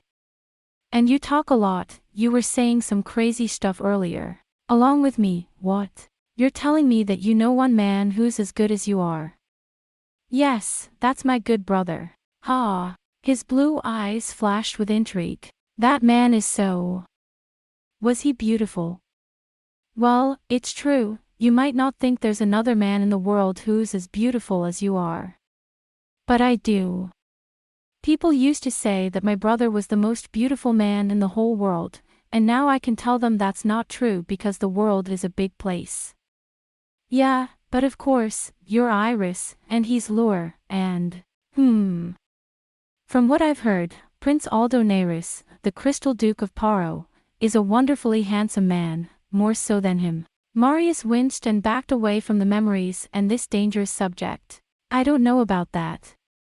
I don't know about that, because a lowly person like me would rarely have a chance to see the face of such a prince. My brother, yes, my brother. Dash. Must not be so beautiful compared to the prince and the Crystal Duke. The world is a big place, isn't it? By the way, about your sister. I don't think it's a good thing for a man or a woman to be so beautiful." He ignored Marius' efforts to divert the conversation from the danger and continued. Rather, I feel that it only brings misfortune and misfortune to those around you and to you. My mother, my late mother, was said to have been a goddess-like beauty, a goddess on earth. I don't remember her well, though those who knew her said she looked just like me, but I think she must have been even more beautiful. She was 3 years younger than I am now when she was conceived by my father at 16, had me at 17, and was slaughtered in front of me. You said yesterday that you saw your mother killed when you were 5. So that means… Ha! What? So you're the same age as my brother. Iris glared at Marius in annoyance. What about it? Yeah. Nothing, nothing. I just thought, oh, my God, you're so aggressive. Everywhere you touch, you're getting spiked. I'm sorry. Okay, I really don't want to fight with you anymore. But, why did you show up here? Were you following my sister again? That's right. So you've been watching your sister's every move. No, I'm not. I think you misunderstood me. My sister has no idea that I'm my sister, Mr. Obvious. Ha! Marius frowned. But the other day, it thinks of me as a cousin. Or simply as a distant relative with some blood connection. But… Marius, realizing that it was because he had secretly followed Iris that he knew that she had gone into the palace of his brother, stopped talking at the last moment. Then why? I thought if I followed my sister, she'd come to you. Well, I'm flattered. What can I do for you? No. Just… Iris blushed slightly, invisibly. Since you seem to have hurt yourself badly for me the other day. Oh. It doesn't matter. It's not that I came to apologize. It's just that the guy from yesterday is probably going to come after you again, and I don't think you can defend yourself without your right shoulder. No, you don't. Why are you so desperate for me? If I'm not wanted here, I'll always leave the Cylons. That's good. I'm so relieved to hear that. Iris said sarcastically. I'm finally ready. Marius stared at this beautiful, cynical young man with a strange anger. You're so happy I'm going away. No, I don't think so. Iris looked away, but her tone was as sarcastic as ever. I just can't stand to see an innocent man fall into a miserable fate of scheming and ambition. Conspiracy, ambition. Marius has heard it all. What are you talking about? None of your business. Now, then, I don't know where you're going, but there's my horse across the square. I'll give it to you and you can ride it wherever you want. Anywhere but here to the Cylons. You remind me of my brother, even the way you talk.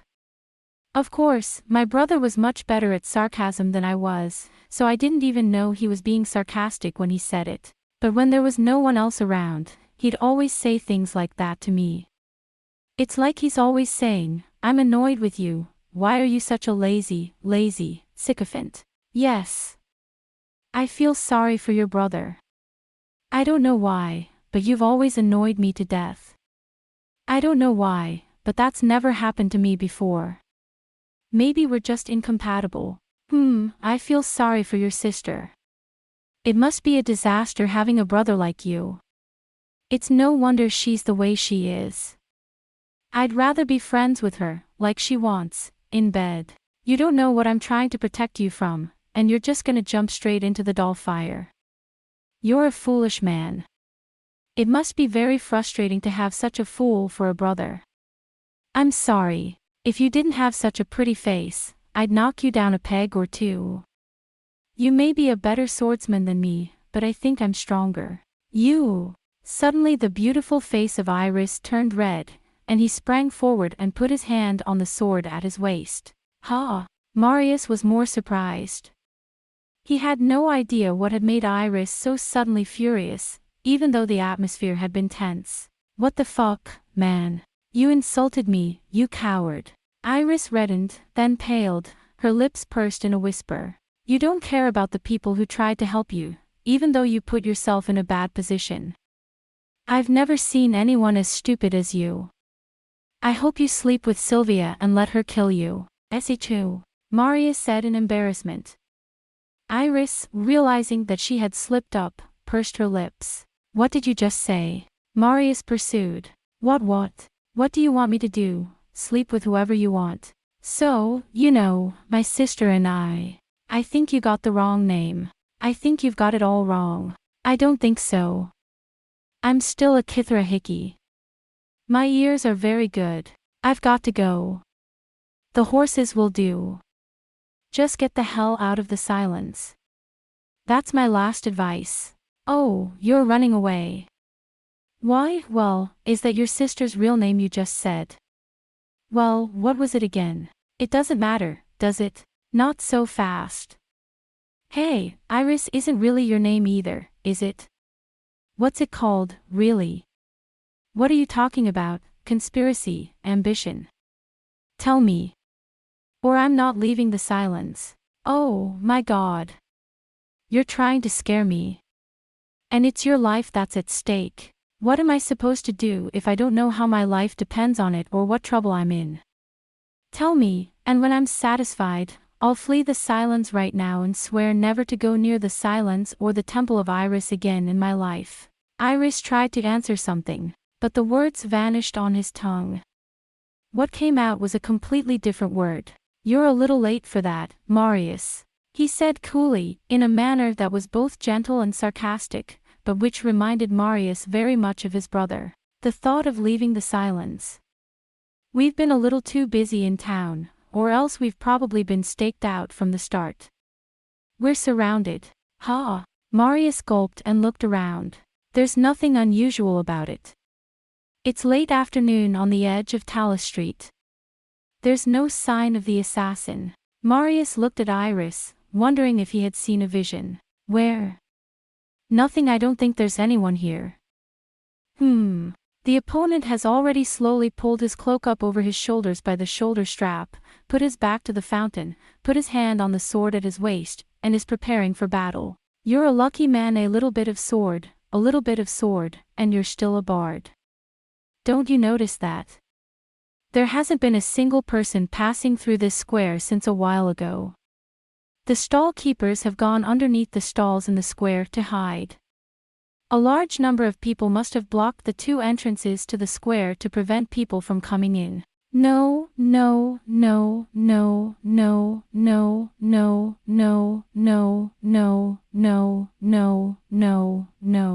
I've never known you to be. Iris threw up. Do you think there are others out there who have a grudge against you and want my life?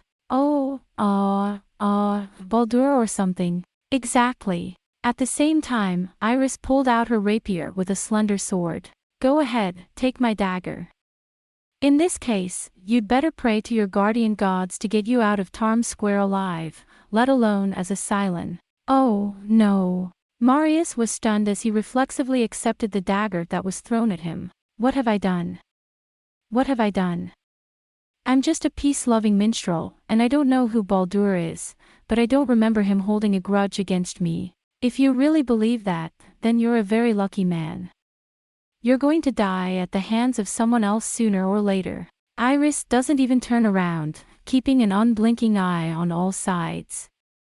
Come on, today is the day I'm going to be too busy defending myself.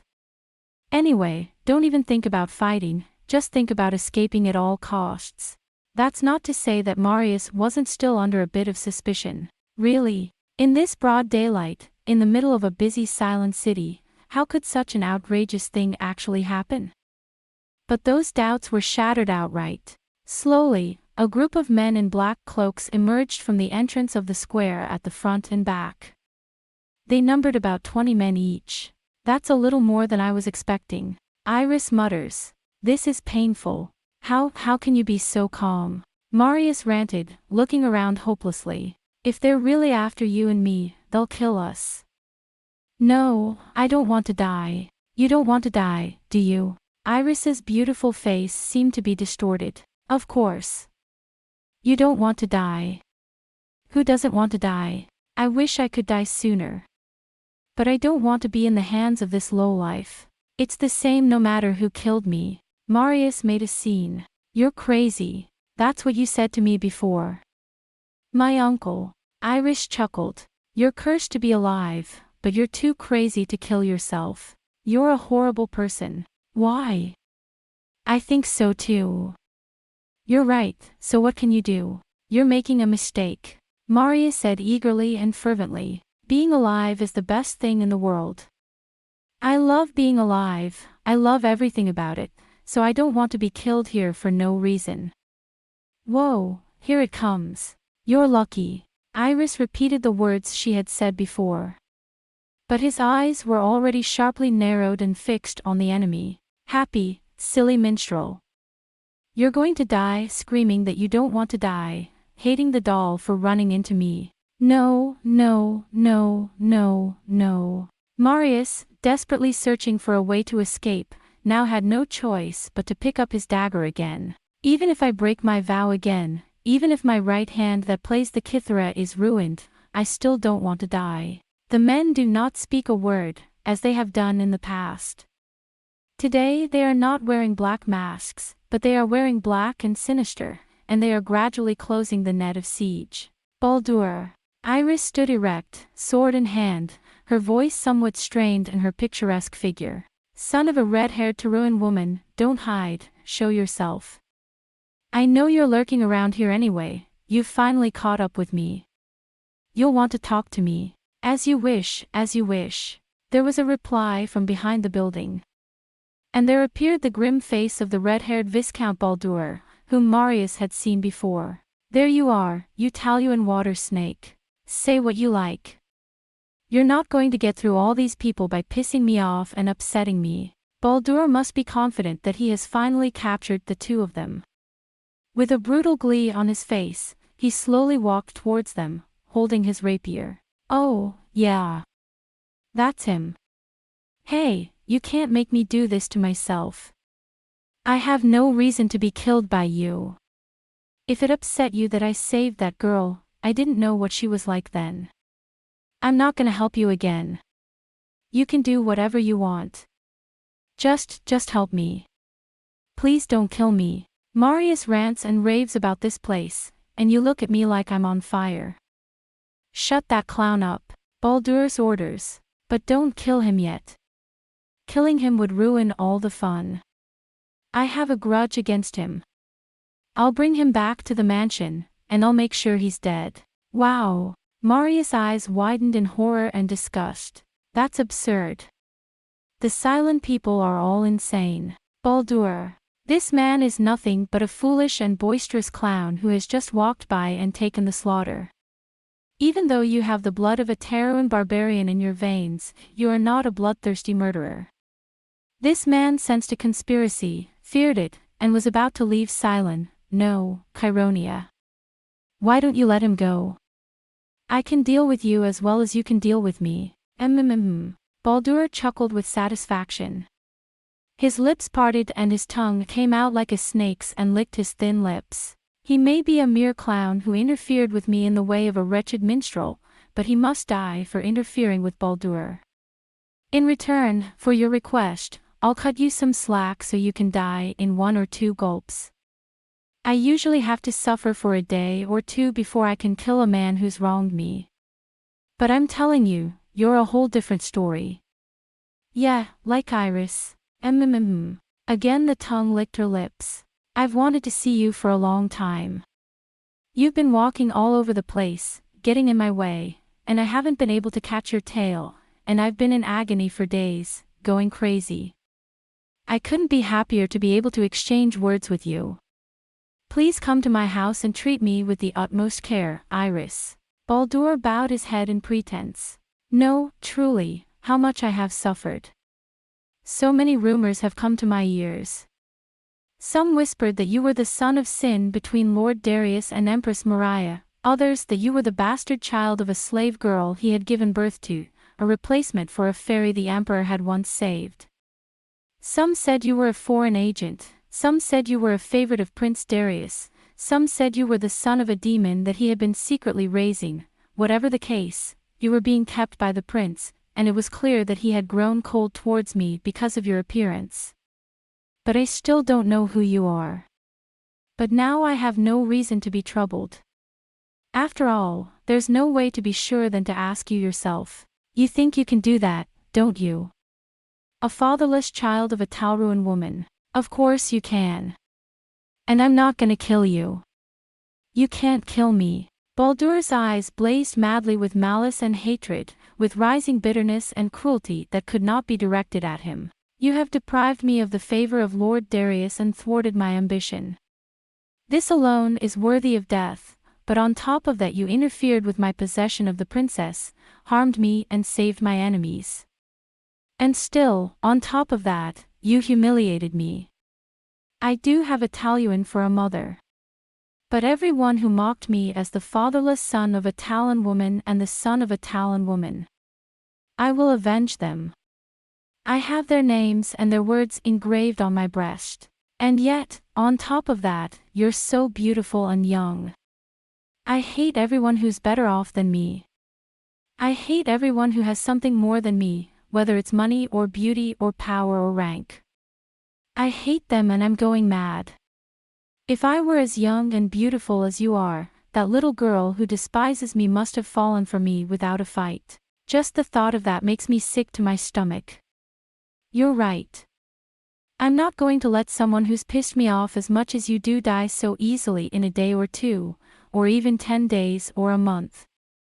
I'll take the time and trouble to squeeze out all the information I need, and then I'll let you have all the fun you want. Iris only laughed coldly at this venomous long-windedness, as if she were scornful of him. It seemed to have angered Baldur even more, but Marius could not keep silent. What an incredible curse! How can you live your life envying the world, hating everyone and everything? Why do you do that when you're only suffering yourself? If you do that, you'll have to kill everyone but yourself. Shut up. Shut up, Mr. Orpheus. It was not Baldur who said it, but Iris. His eyes glittered with anger. There are things in the world that people like you just can't understand. Don't tell me what I don't know. I understand this man's feelings very well. It's funny. Ho! Baldur smiled wickedly. That is reassuring. So you're willing to put down your sword and come with me without any trouble? Perhaps you're my countryman because you say so. I'm not going to show you any mercy, though. Indeed. The Viscount born in Teruan. We were born of the same dole, from the darkness of blindness, with hatred in our fathers, resentment in our mothers, and a black, haunting rage in our veins. But that doesn't mean I can't be invited to join you.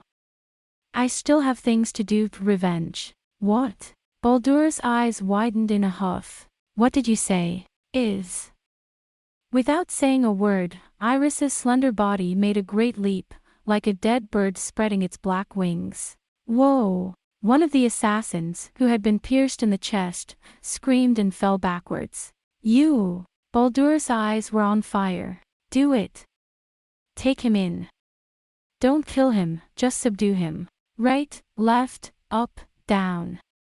When the sun is shining and the golden hair is fluttering, there will always be a scream, and one by one, with a spray of blood, they will surely be killed. Wow! Marius was stunned. Wow! A great swordsman can be seen in many ways.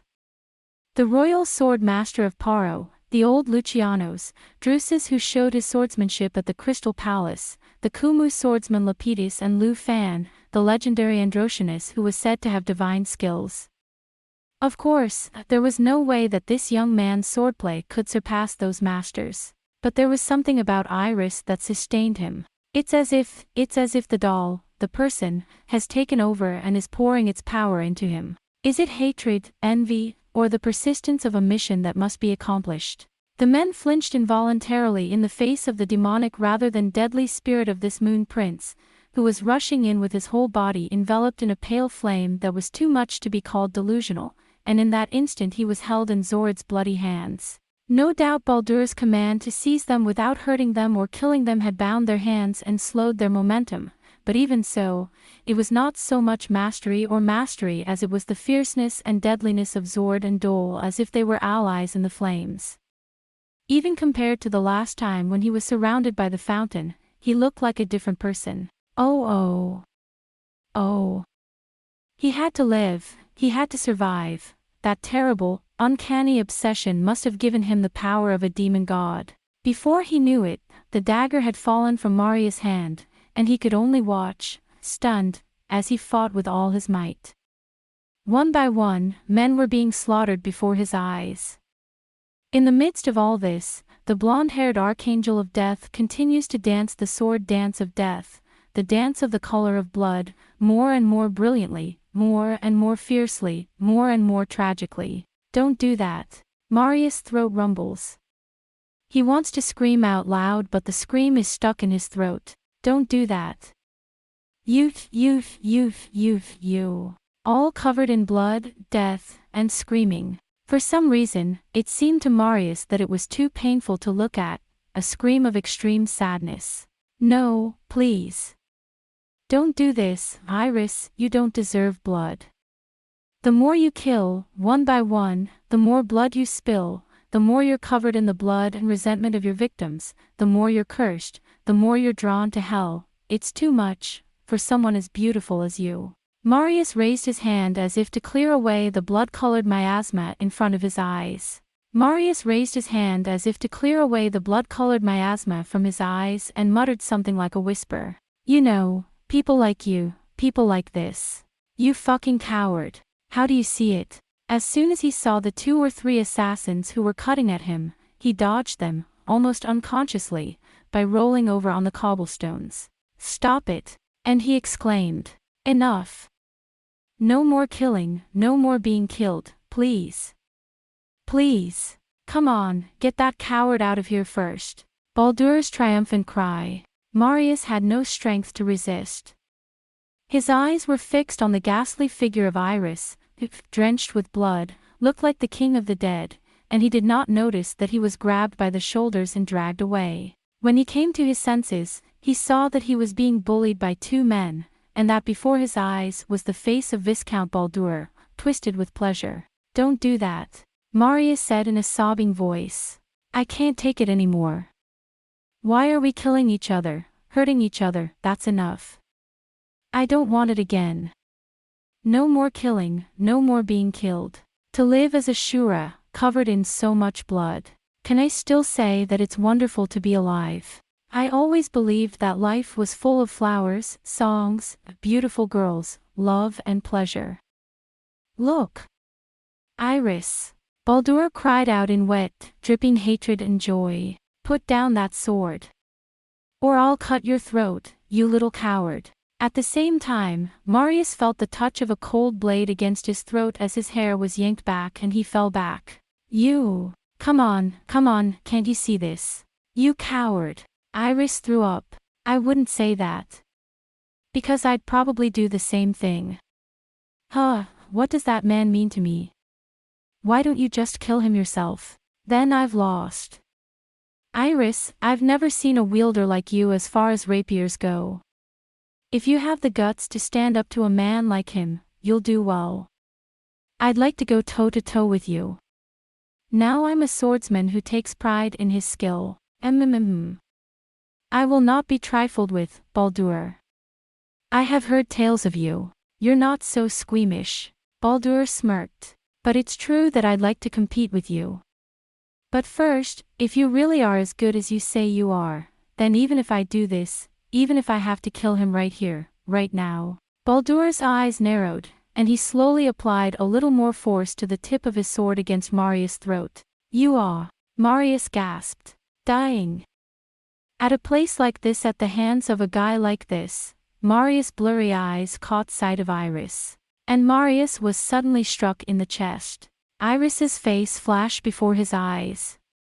But what it meant, he did not know at the moment. Iris is smiling, her lips twitching coldly. Oh. Marius thought dimly that it really did not matter to Iris whether she was killed by Baldur or not, it was of no consequence to her. Of course he is. Why wouldn't he be? We've only just met, me and him, and there's no friendship. I don't know if he's friend or foe, I don't even know who he is. Why would he risk his life for me? If I were him, I'd still be in the same way, forsaking me. Poor thing. The thought fell into Marius' mind too suddenly. Poor thing.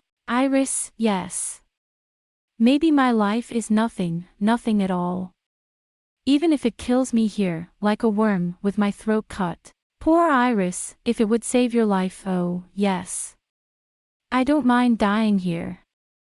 Suddenly, Marius' body relaxed. He felt strangely as if his whole body were lightly lifted up into the sky. This, he thought, was the feeling of a dying man. I wanted to sing and fall in love with a pretty girl again. Goodbye, Neris. Brother. Mir, poor, sweet Mir, I'll be with you soon. I want to let Iris know that she doesn't have to suffer anything, that she can die as she chooses, as she pleases, and that she doesn't have to worry about it. Everything was new to him, or so Marius thought. Of course. This is the first time I've ever died. What is that indescribably beautiful, glowing blue thing? Marius was thinking in his half-lost consciousness. It's as if two blue demon fires came from me. It is the eyes of Iris. Without realizing it, Marius's eyes were filled with the beautiful face of Iris, her brother, the dead prince of Merle, and even the memory of her mother. You're not going to kill me yet, are you? I didn't want it to go on too long. That's when I thought, with a sudden sense of awakening, that I might as well throw myself at the edge of the blade. I heard something roll on the cobblestones. It's my loss. And a faint voice. You are defeated, Baldur. Do what you will with it. I see. After all, no matter how much you try to pretend to be a follower of Dole, you'll never be like me, huh? Say what you want. You don't understand. I've lost in awe Fiucus' eyes. He looks at me like I'm his master, like I'm a dog he's willing to kill for him. Iris laughed low and self-mockingly. What? This time, Marius opened his eyes clearly. Oh, no. Then, what would become of what he had been willing to die for? He wondered, trying hard to catch Iris' eye with his own. But as if on purpose, Iris stubbornly looked away. I'm sweet too, Iris said in a strangely gentle voice. Now, Baldur. Do what you will. I have failed. My persistence has defeated your ambition. I'm ready. Laughing in a venomous voice, Baldur gave the signal. Iris brushed aside the men's attempts to leap at her. I will not be disrespected. I'll go wherever you want me to go, so let the minstrel go. Yeah, sure. With a big game like you, a little fish like him. Baldur stabs Marius in the back. He drew his dagger quickly. He took a swing. Die. Everything happened at once. For a while, Marius had no idea what was going on. A whirlwind of brightly colored things whizzed past before my eyes. Guin. Marius pretended to have a faint voice. Next stop. Marius's body was lifted up by strong arms, as if he were a small child. Guin. Oh, Guin, what the hell are you doing here? We'll talk later. A growling voice said, and Marius was thrown into one of the stalls that surrounded the square, after the owner had fled. Guin. Help Iris. Marius cried out as he realized it. By then, the half-human, half-beast warrior with the bright yellow and black leopard's head and the black Chironian dragon cavalryman's clothes was about to run into the midst of the assassins without turning his head. You're a monster. The wrath of Selinos. You idiot. Baldur rants and raves. That's Guin, mercenary of the Thousand Dragon warlord Darcius, the man who humiliated me. Don't be afraid. It's just a mask. Just as well. Let's kill him too. No, kill him. But Baldur's cries of frustration were futile. Marius was just dumbfounded, slumped over the column water stall, his mouth hanging open as he watched Guin fight. It was as if several children were pouncing on a single man. Guin swung his great sword with ease, knocking away the swords of the assassins and throwing them left and right, as if he did not even feel the need to shed blood. Wow! Oh, what a fight! Holy shit, Selinos! The townspeople, who had been chased away by Baldur and were hiding in their houses or in the side streets, watched them with bated breath, wondering what would happen to them. At first they were fearful, but gradually they became completely absorbed and began to rustle, stretching out their heads from behind doorways and stalls. Do it, do it. Let's kill every last one of those cowards who tried to take out the only two of us with that many men. Let's go fuck the red heads of Baldur. Viscount Baldur appears to be a hated man even among the citizens of Cylon. Oh. He had no idea why Guin, who was supposed to be in the barracks at Twin Hills, had shown up here again, but he was relieved to know that he was safe and sound now, like a fur cloak, it enveloped Marius. He was like a child who had found his father. Thank God. I'm not dead. I can still live. The thought soaks Marius as sweetly as a strong drink. No, no, my lord. We're no match for that monster. What a lot of work, what a bunch of pussies. Baldur gritted his teeth, but he himself had been treated like a baby in Dulcius Hall, and he knew all too well that even the best Cylon swordsmanship would be of no use against this monstrous strength that could snap a fine sword with a single blow. He stomped his feet, not even bothering to face Guin on behalf of his men. Oh, yeah. Remembering the hand he had just played on Iris, he suddenly fell upon her, who was standing there looking at him in astonishment. You monster of Silenus. If you don't put down your sword and stop fighting him, he'll die. He grabs Iris by the collar and pulls her to him and puts his sword to her chest. And just like that, an electric current of pain surged through his chest, and Marius jumped like a spring. Stop it. Get Iris off me, you coward. Forgetting everything, he wanted to run out to save Iris. But by then, like a black bullet, Gwyn's huge body rushed towards Baldur and Iris with tremendous speed, not stopping its movement for even a moment, and not even showing any signs of hesitation. Wow! When Baldur's scream and Marius' scream intersected, without saying a word, Guin plucked the sword from the villain's hand carelessly. It was a matter of seconds before the tip of the blade touched Iris. As he did so, a huge fist caught Baldur in the jaw, and Baldur's body flew backwards through the air and slammed into the wall. His men looked at the red-haired villain with dumbfounded eyes and cowered in fear as he stretched out with a grunt. You wow! Help me! He's not a man. He's a demon. It's the rebirth of the doll. Keep trying to run away like crazy. Wait! Gwyn's muffled voice rang out. Oh, forgive me. By order of the master, that. Not so. Take your husband and go. Don't just leave him and run away. Guin points to Baldur, who is stretched out carelessly. Yes, sir. Forgive me. The assassins hurriedly approached and carried the master on their shoulders, and then left the square with tremendous speed. Wow! The townspeople, who had been watching with bated breath to see what would happen, were overjoyed. Yes. Looking good. You did it. Surinos. Good grief. You Taluan bastard. Without seeming to pay any attention to this, Guin reached out and picked up Iris, who looked even lighter than Marius. Suddenly, his eyes flashed dimly. You're... Iris turned pale quickly. Her eyes were mad with pleading and threats as she stared at Guin. Let me go. Please let me down. I can walk on my own. Iris gasped. Guin put him down silently. Already his eyes were calm, and he nodded slowly, as if to reassure Iris. I saw the whole thing, Guin said soothingly. Well done, Marius, for not giving up on him. You're a good man. Iris looked up at Guin, her eyes wide. When he realized what he meant, a faint hesitation came over his pale face, and he smiled wistfully. Who the hell are you? My name is Guin. I am a mercenary of General Dulcius of the Twin Hills and a friend of Marius the Bard. And I don't have the taste to go around and tell people what they're keeping from me, for whatever reason. Oh, thank you. Guin. Iris said in a faint voice, blushing quickly. I'll never forget what you did for me. You saved my life. And you saved Marius, so there's nothing to feel indebted to. Marius, are you hurt? Ha! Oh, no.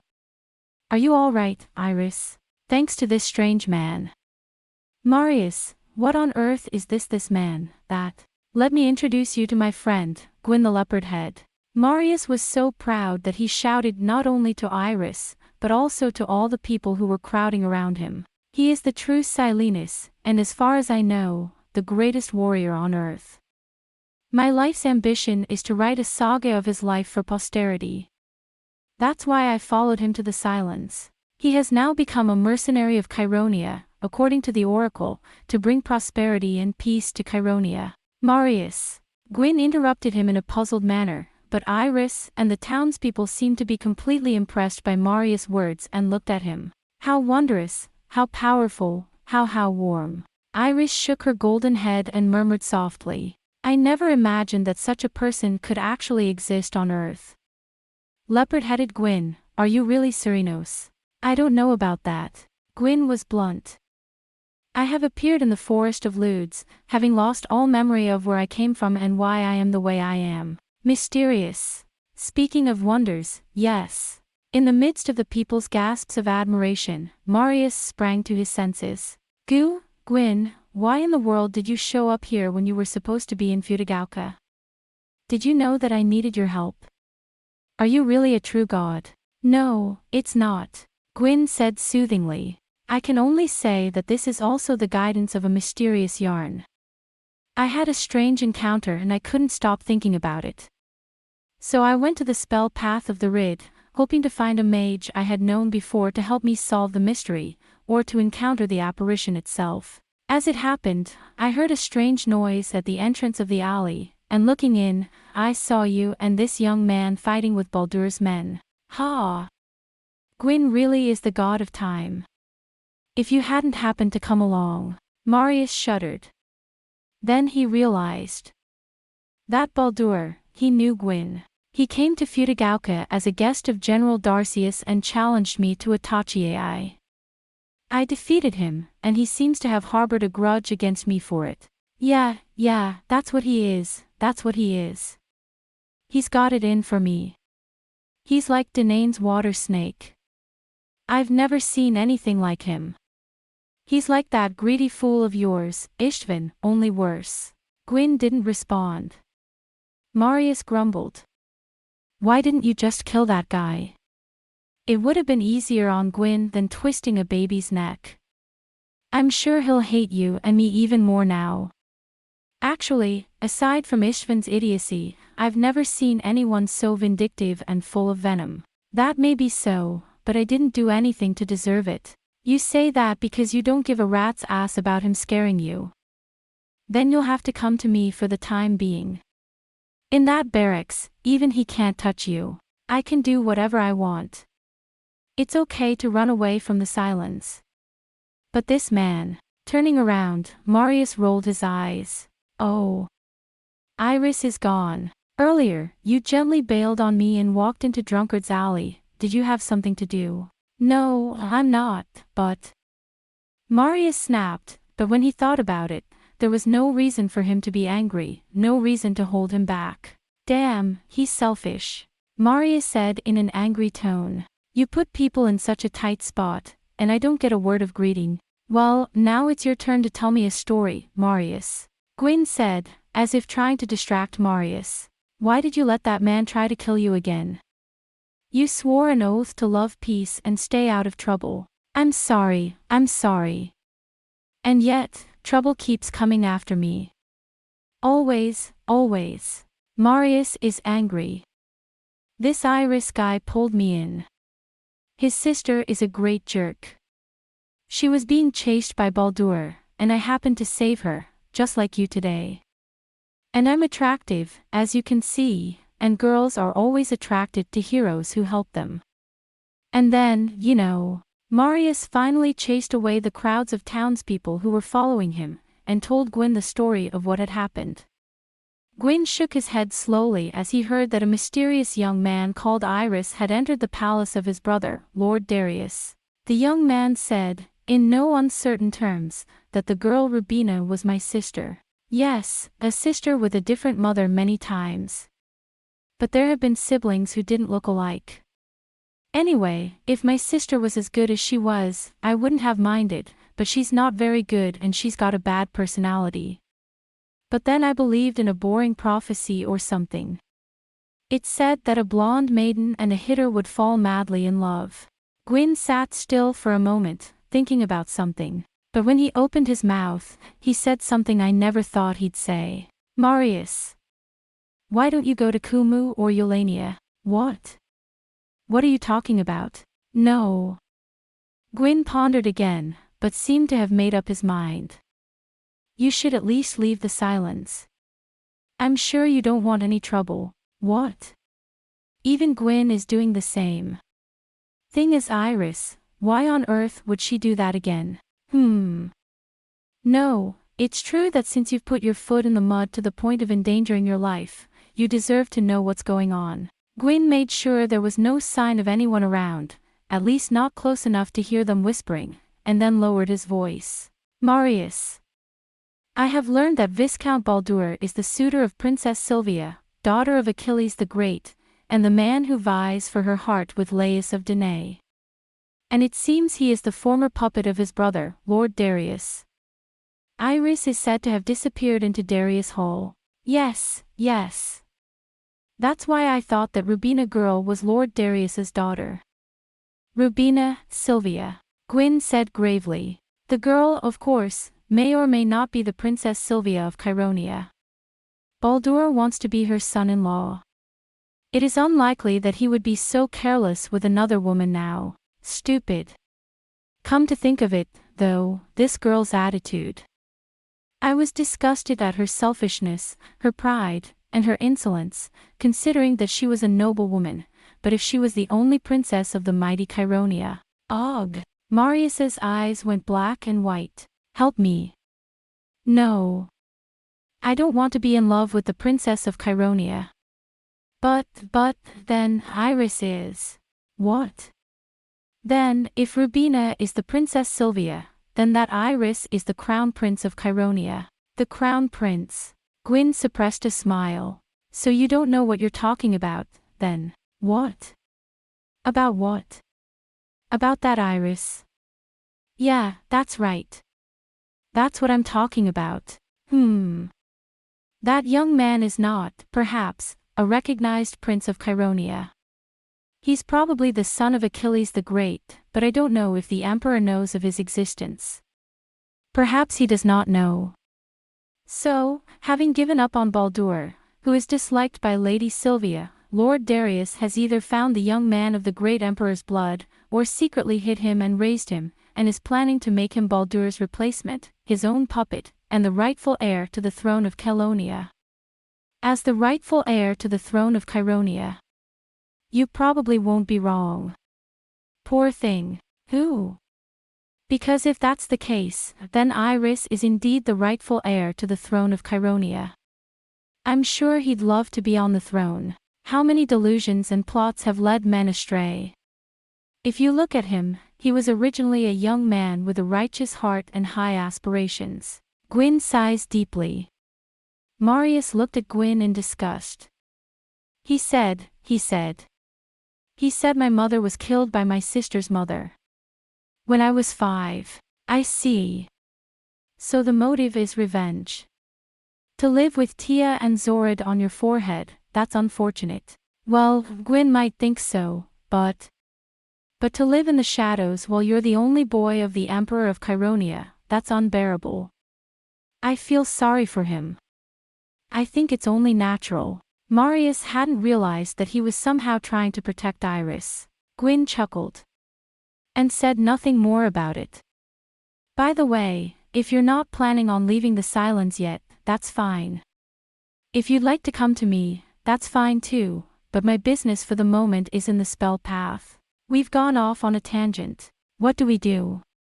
By the looks of things, Baldur will not be able to move for the time being, but you can leave me and return to the inn, or, if you are waiting for me, we can return to Futagauka together later. Why not?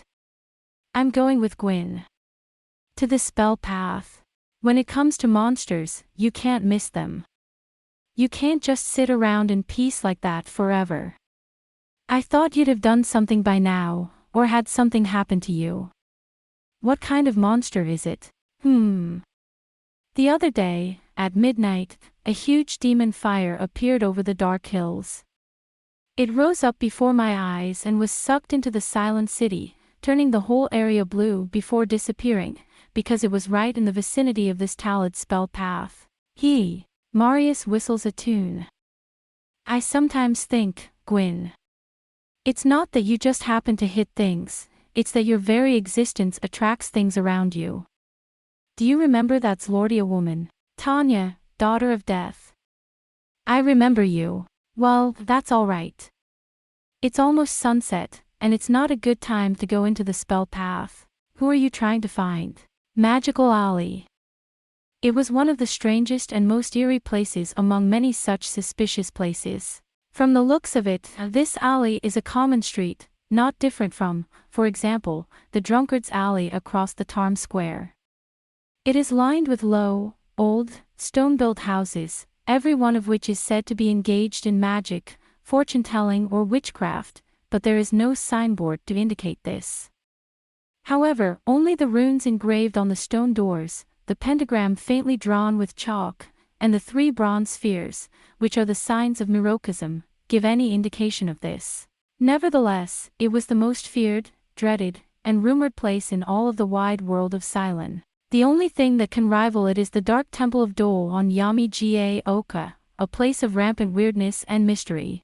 Yuhi. As soon as he stepped into the spell path, Marius grabbed Guin's arm and said in a whisper, I feel it, I feel it. The air is filled with the scent of a foul, unholy realm. Can you feel it, Guin? Yeah, Guin said briefly. The hairs on the back of my neck have been standing on end since a while ago. Well, that's understandable. It's a hell of a place to be. I guess I should have waited outside. Magical Alley, in and of itself, is not a very scary place, people say. Or that it was originally just a street with nothing scary or suspicious about it. In the beginning, a mage came and opened a fortune-telling shop. Mages and fortune-tellers like to gather together. This is because their power amplifies and strengthens the magical field. Moreover, there must have been some kind of magnetic force or field power hidden in this area itself, which is the de facto center of the Cylons. After the visit of the first mage, dozens and hundreds of mages, priests, fortune-tellers, sorcerers, demon hunters, soothsayers, and all sorts of other fishy things, people whose occupation was more night than day and more darkness than daylight, gathered around the area in the blink of an eye. And they turned the area into the most suspicious, the most disreputable, the place where it was not clear what was going on. At first they fought and fought and fought and fought in a way that the ordinary man would never have known, over who should be the king of this magic alley, of this so-called extraterritorial land in Chironia. Eventually, however, they realized that this would only serve to jeopardize their bridgehead in the world, which they had gained in the northern power of Chironia, and after much wrangling they succeeded in concluding a pact.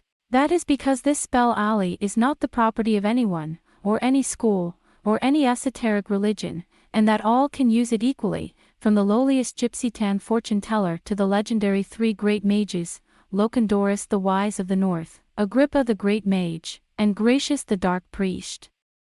Gratius may all use this avenue equally, and may not, at least within the confines of this spell path, do anything to disturb the peace of the citizens of Cylon, or to bring about again the situation of the mage hunt of hundreds of years ago.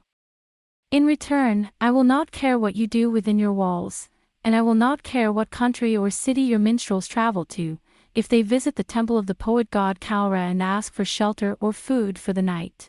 Just as a bard, for example, would never be refused a night's lodging or a meal if he visited the temple of the poet god Aurra in any country or town, so all those who belonged to the way of magic would be welcomed as friends if they visited the alley of magic.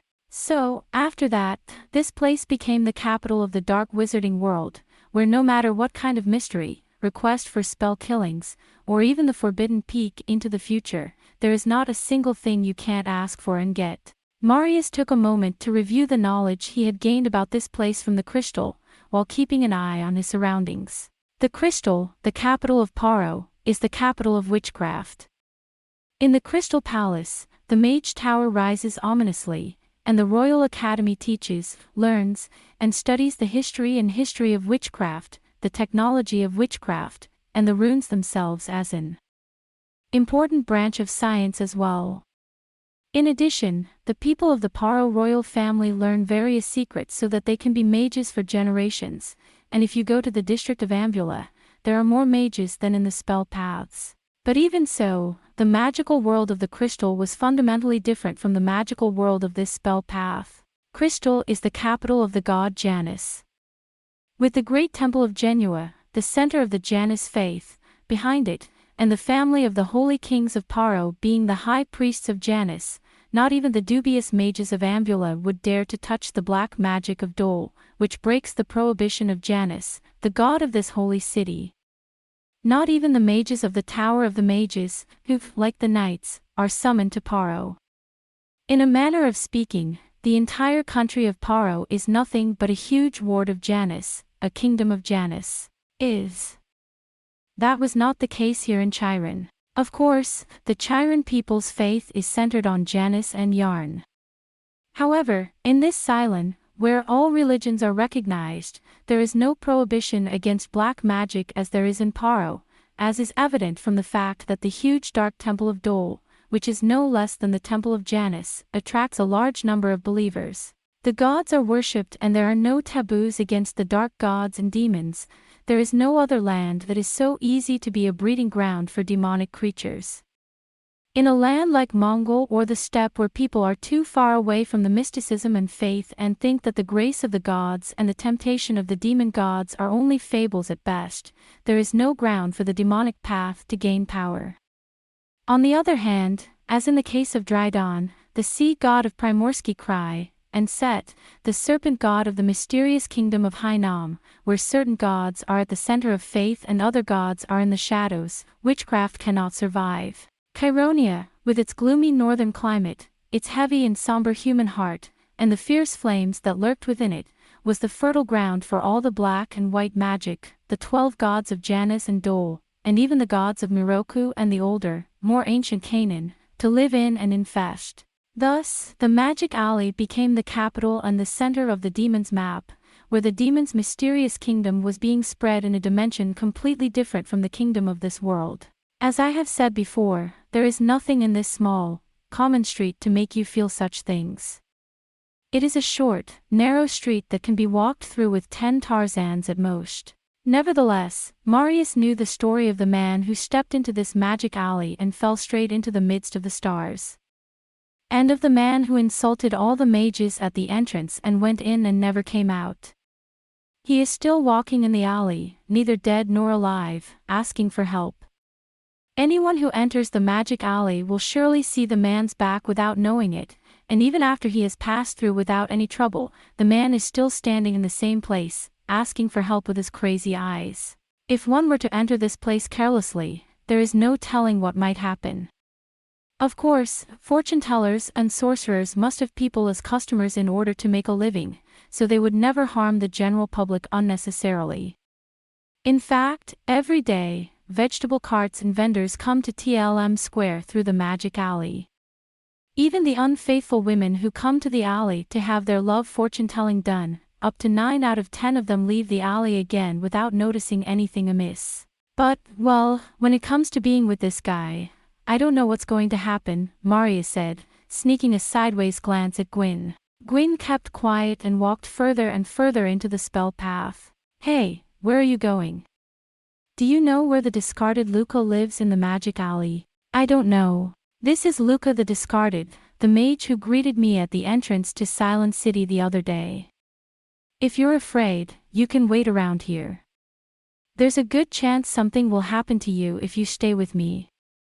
And I've heard many strange rumors about the alley. You might as well stay here. And a hell of a lot more. Marius sounded a little shaky. Oh, did you forget about the Cave of Garm, Guin? And the weakness of the Loki that I was able to cut through with my wit? You never know when you might need my Ophiuchian throat or my Alexandrian wit again, as you did then. Then come with me. Quite simply, Guin said. Marius nodded and took Kid Aurra back on his back, but he did not forget to gently cut the Janus charm and to draw runes on his forehead and eyes with spit on his fingers to ward off evil. Guin's already crossing the Tarn Plaza without a care in the world. Wait, Guin. Marius muttered as he rushed after him. He doesn't even know what fear and hesitation are, does he? Anyway, he's got a heart of steel. Across the stone roofs of the Cylons, the sky was tinged red, and the hour of transition from the daytime reign of the Lure to that of Iris was slowly approaching.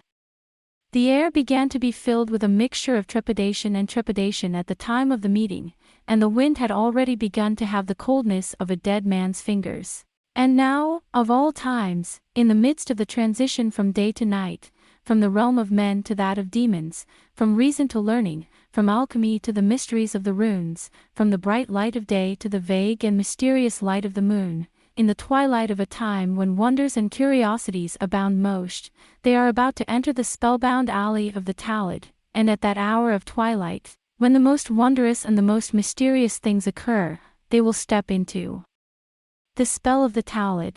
"I'm going past you," Marius said, but then, "We've been expecting you, my king." And there came a loud voice from the air, and he cut the sign of Janus with a shout. "You must be Luke." "Yes, sir.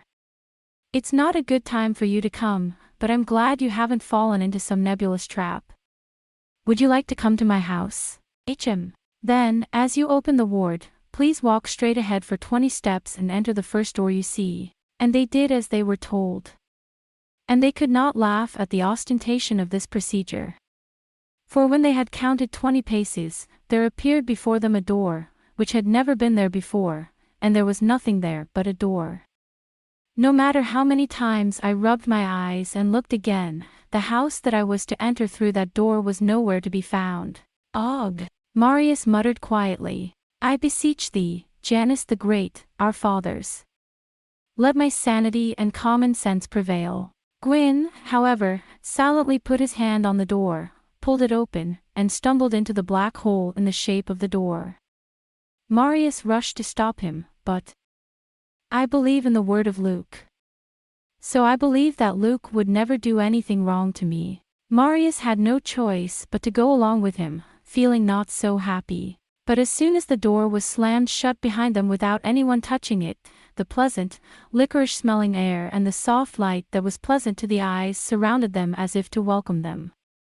They looked around curiously and realized that they were now inside an ascetic's hut, with only a hard rock, pale wooden walls, and a simple wooden bed, chair and table. A man with a black hood over his head, his body and face completely covered by a cloak, was kneeling on the floor to greet them. What a glorious day for this house and for me, to be able to welcome the leopard head king himself into this humble practitioner's house. Lucas said graciously, "You treated me like a king the other day. Do you know anything about my past? But is it foreknowledge, or is it a lie to flatter me? With what provisions?" Luca was even more gracious. "I would never lie to you. However, I beg your forgiveness for any other inquiries, as it is forbidden by the law of the mage to tell him about the future or the past that you have foreseen, as it would disturb the golden rule of time. But neither foreknowledge nor flattery, but reality, I am your vassal. If anything, King of Shem, King of Laden, Lord of Nosferus, my home is in your domain. Please look." Luke opened the window like a black shadow. It wasn't Guin who yelled, but Marius. "Whoa, where am I?" So this place, or the previous door, led to Nosferus. The leopard-headed warrior murmured as his eyes were sucked into the white desert dusk that stretched outside the window, a desolate landscape of nostalgia. As far as the eye could see, there was nothing living and breathing. "Unless this is your wife's trickery, Luke, I know this view. This desolate land where I once ran and fought and made many friends." And he became the first king of the land, the leopard head king. Luke told him to tell the oracle, "I know it. And because I have made the land of Nosferus my dwelling place, and because I spend my days here in sorcery, I am what is called a renunciate." Indeed, I swore Shem and Ragan would wait for me. And Guin, wondering what he was thinking, fixed his eyes, with a strange glimmer of amber, upon the nostalgic land of Nosferus. And he said, "But no more." Close the window and answer me. Since you have such magical powers and you knew I was coming to visit you, you must know why I came to visit you and the mystery that led to it. I know, my king. From the Hill of Darkness, you saw the great blue demon fire that burned out across Cylon City. That's right. Ha! Marius shook his head, secretly impressed in his heart. What do you think? Guin must have been a king in the first place. If he wasn't, he wouldn't be so nonchalant about being treated like a king all of a sudden, and then he's strangely on top of it all. Can you solve the mystery of that demon's fire, oh worldless one? Unaware of Marius' thoughts, Guin took this strange situation in stride, as if he were in his own study. If that's something I don't need to know, I'm not going to force it out of you. How can I help you? Only when the Lord of the Demon's Fire learned that the king was in Cylon did he reveal his sinister form from his rightful place, the Hell of Dole. You, O king, are the eye of every whirlpool, wherever you go and whatever you do. Your presence cradles, animates, and breathes life into all things in the 10,000 motes around it. Fearfully, evil souls will meet with the source of this power and the darkness will grow darker, and those who believe in Janus will meet with the light of Janus more and more.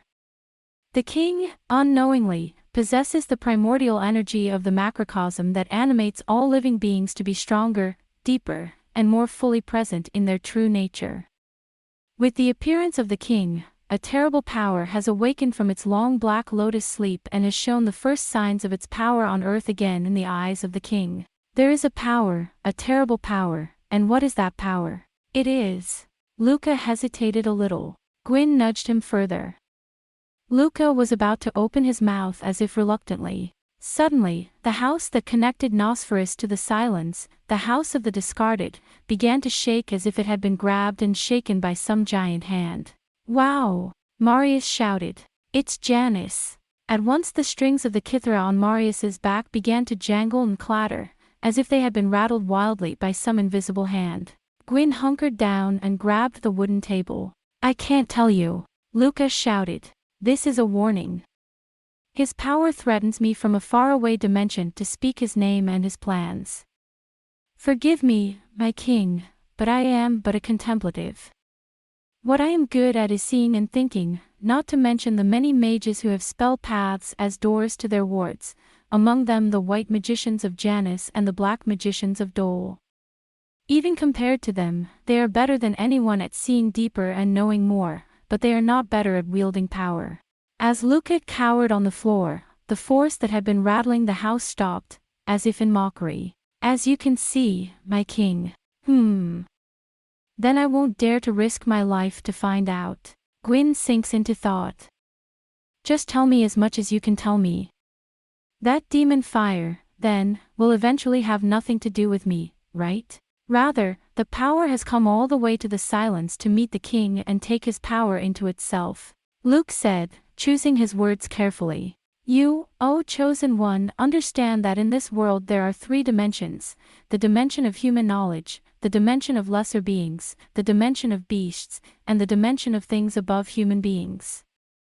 There are higher beings, but they seldom have anything to do with us, so I will not speak of them.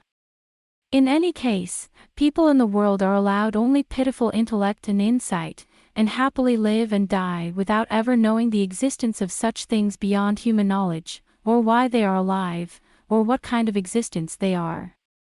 To such people, everything in the world happens by chance and without their knowledge, and magic, foreknowledge, and the gods, because they do not understand them, appear to them as nothing more than disreputable and unworthy abominations. But, my king, for those who control it, sorcery is another system of science that seeks to better understand all things in the universe and, by understanding them, to use their power to discover the secrets of the creation of a greater world. It is not a mystery, but a wisdom of a higher dimension than human wisdom, like human wisdom seen through the knowledge of beasts. I didn't come here to listen to that kind of lecture on magic. Guin shook his head. If it has something to do with what I want to know, then go on. If it's a distant, deceptive way of saying you can't answer, then say so clearly, not as a euphemism. Neither. What I say, my king, is the answer to your question. Lucas said lazily. My eyes see all things with a perception beyond human comprehension. But though I have a little of the magic of making my own house and taking what I need out of nothing, my power is not beyond human understanding. But, my king, the opposite is true. The king's hidden power is enough to transform this world, but his consciousness has yet to see beyond human knowledge. Therein lies the reason for the attraction of the wicked souls to the king. They take advantage of the king's abiding presence therein, to take his power into themselves and become the rulers of the world, believing that by his power they will be able to set in motion the extremes of the divine laws of the universe. For, though they have a power great enough, yet that power is not enough to act upon and understand the final law, whereas the king, though he has not yet revealed his own being and power, is already the law of the end itself. The king has not yet revealed his own being and power, yet he is already the law of extremes itself. This is the true reason why the demon fire appeared in Cylon and was seen by the king. I have no idea what you're talking about, Guin said, annoyed. But okay. If that's all you can tell me, let it go. It's a fact that wizards always say the most absurd and inscrutable things. But I don't doubt that you see things that ordinary people don't see and understand things that ordinary people don't understand. But can you at least tell me this, Luca the mage? That demon fire and the one who warned me just now is an evil spirit, isn't it? It's my enemy, and sooner or later it will fight me, won't it? Who can understand a soul so great and so deep as his? The world's usual good and evil do not measure up to him, Luke replied. All I can tell you is that in less than a month, he himself will appear before the king. Chapter 3. The Warrior of the Obsidian Palace. In front of me. That demon fire, or the person who was disguised as it, that person himself, is going to show up. Guin asked sharply, cutting into him. But Luke didn't want to talk about it anymore. Forgive me, my king. Ask no more questions. Hooded head nodding. Well, I won't ask again. Forgive me, for I have no power. I have Yarn's sight by sacrificing my power in this world. I have come here to show you my apology for my inability to help you. I'd like to make a few predictions about the king's future, if that's not too much to ask. Guin was mute. You're taking that as consent. So, give us a moment, please. Lucas shifted his hood slightly. Twin eyes that shone brighter than the dawn stars appeared in his horribly emaciated face.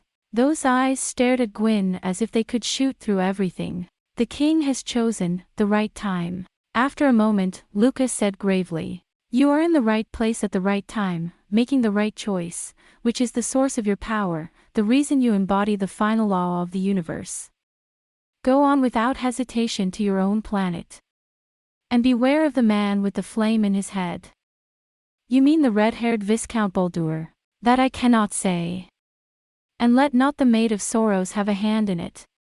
It would weaken the king's strength and put a poisoned spear through his only fatal flaw, rather like the only living shoulder of the immortal body of the superhuman Bargilius, his only weakness.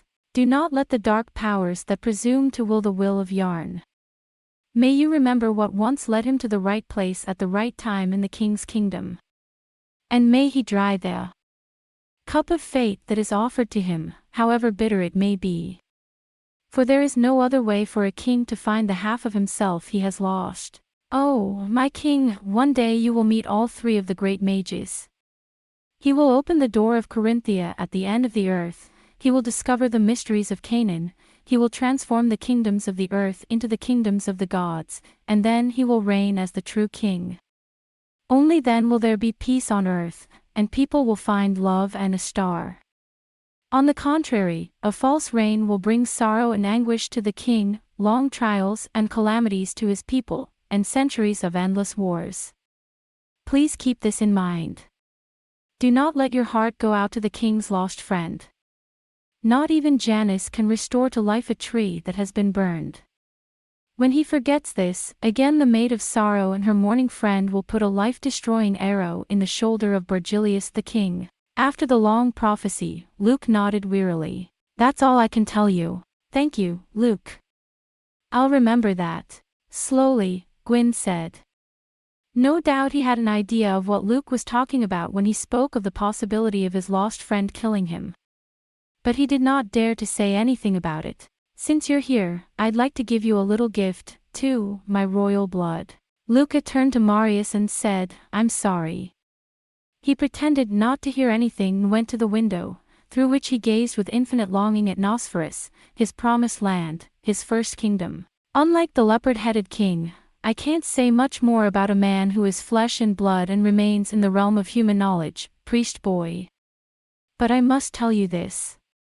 No matter where you're born or raised, you must one day meet your destiny. Even if it's on a cosmic scale, like the leopard king himself, every man, as long as he lives, will one day fall in love with the three daughters of Yarn, Tia, Eris and Solid, or Saria and Ilana. A man is not alive until he has found his destiny. He must not flee. It is useless to flee, for as long as he lives he must choose his bride from among the three daughters of Yarn or the pale sisters of La. There is not a living being on earth who will not take one of them. Keep that in mind. O bearer of the King's Saga, Aurra will lend you more and more of his wings as you go about your destiny with greater depth, greater sincerity, and greater burden upon you. Marius's eyes fluttered, and he looked like he wanted to say something, but, unusually for Marius, he didn't know what to say, so he just nodded. Twice already have you fled. Beware, the third time you try to escape your fate, you will lose the light of guidance, and the second time you commit the sin of flight, your soul will belong to Dole. Marius' eyes widened and he stared at Luca, his breath catching in his throat. But Luke would not open the mouth of prophecy any longer. He was sure that it was time to leave. Thank you for all you've done. I'll remember what you said. Let's go, Marius. Luke, how do we get back to the path of enchantment? All you have to do is open the door, my king. Luca said. Beware of the dark power. It will corrupt the king and undermine his power. Guin nodded, nudged Marius, and approached the door. He pulled it open carelessly and walked out. Luca watched him from behind his hood with the eyes of a mysterious, shining seer. Hey, Guin. What do you think of what he said? Do you think it's a terrible thing to say? I mean, I think it's... Sure. You open the door, you step out. Immediately, Marius tries to regain his lost equilibrium and starts his usual chatter, but it was quickly punctuated by Guin's unusual and strangely strained voice. What's wrong, Guin? Be quiet. This time the words were a sharp warning bark. You don't feel anything or this is. Ha! Like Luke said, this is not the original spell alley. But, then. Marius was about to say, where the hell are you, when he stopped talking. Oh. And now. He could clearly sense the change. There was nothing unusual about the place. As soon as I stepped out of Luke's dwelling, with Nosferus outside my window, I saw again the familiar Cylon cobblestones, the low eaves of the stone houses, the hieroglyphics on the doors, the strange signs, the mummies of the animals that had been left to rot. But still, it wasn't the original Cylons anymore. It can't be. Everything seems to be exactly as it was. But the air. Well, the air is like a sticky, lifeless Nosferus ID. Marius whispered as he panted. It's kind of disgusting, Guin. What the hell is this? Listen, Marius. Stay close to me. Stay close to my back. Maybe, just maybe, this is what Luke meant when he said that within the first month of leaving here, the Dark One would meet me himself. Who the hell? Marius' trembling voice was just about to say it. Faintly, as if hundreds of people were laughing somewhere in the distance, the echoes of faint laughter began to be heard everywhere. Chuckles. Look at that. Look at those guys. Oh, funny. Oh, funny. I'm standing right there, not knowing what to do. You're an idiot. Oh. Idiot. As they did so, hundreds of malevolent, whispering, laughing, suspicious voices. Both Marius and Guin looked around, but could not see the owner of the voice. Who are you? Guin yelled in a strained voice. Don't play dumb. Come out. Show yourself. Phrase, negative exchange. Phrase, negative exchange. Phrase, negative exchange. A number of voices echoed in the air, as if something was deliberately repeating itself. Gee Guin. Marius clung to Guin's arm as if it were the only stake that could hold him to the shore of sanity, his voice trembling. There's someone. There's someone. Who is it? Come out. Guin yelled again. I'm here. I won't run or hide. Ah! Marius lets out a piercing scream. Oh, my God. The world's gonna melt. Don't rustle. Guin's strong hand grasped Marius' arm firmly. Don't get away from me. It's a trick, a blinding illusion. But before whose eyes they stand stunned. Everything, the cobblestones, the stone houses, the sky, even the magical path itself, was beginning to melt away. Whoa! Guin, close your eyes. Guin scolded. Don't look. Oh, yeah. Marius clung to Guin madly and closed his eyes tightly. Strangely enough, when I close my eyes, there is no sign of anything strange happening in the world around me. Beneath my feet is the solid feel of hard cobblestones, and on my face, the cold wind of the Cylons, already in the night, is blowing briskly. It is as if the world of nightmares melting away and the sticky twilight of life had never existed. This is. But then, when he gently opened his eyes, he saw that everything around him was melting away, and that he was in the midst of a hell in which he could not find his footing, and the fear of losing his footing and falling headlong immediately made Marius scream. I told you to keep your eyes closed. I don't know if I'm going crazy. Oh, you're nothing, Guin. There's nothing to it. But it's all a trick anyway. That's all you have to tell yourself. How dare you? Marius growled in disgust. But then. There you are, demon. Guin's low voice brought Marius to his senses. Hey, what's? Keep your eyes open. All right. Close your eyes and hold on to my hand. Guin whispered quickly and then. The other day, from the Hill of Darkness, you disappeared into Cylon City and turned a section of it blue. Tell me your name. What is your name? Name me, Leopard Man. Marius stiffened. A voice that reverberates incessantly, as if the universe itself had a voice. I don't think it's coming from a living person's throat. Marius was eager to open his eyes and see what was going on, even at the risk of going mad. But something held him back, and with an iron will he kept his eyes shut and his ears as close as they would go. Do you not know me? It's a shame you've been so careless. I don't know. It's not that I don't recognize him, but I still don't know him. Say the name, old man. Some call me Yan. A throaty chuckle. Speaking of which, I'm sure you can think of a few things that might help. Yarn. Guin should be killed. I remember Yarn has appeared to me in my dreams many times and guided me. But if that Yarn is you, why must he appear in such a roundabout way? The wisdom of the realm of the gods is not worthy of being revealed to the meek of the earth. The voice of the mystery is still ringing out. So you forgot to look at me. Have you forgotten that I was the one who gave you the great fate of the leopard's head, the one who tested you, the one who was your true master? What do you mean? Guin said in a hushed voice. You gave me this leopard head. You put me to the test. My true master. You. Exactly. Can you swear by God? Against the most sacred and inviolable authority of any god. Since you say so, then it must be true.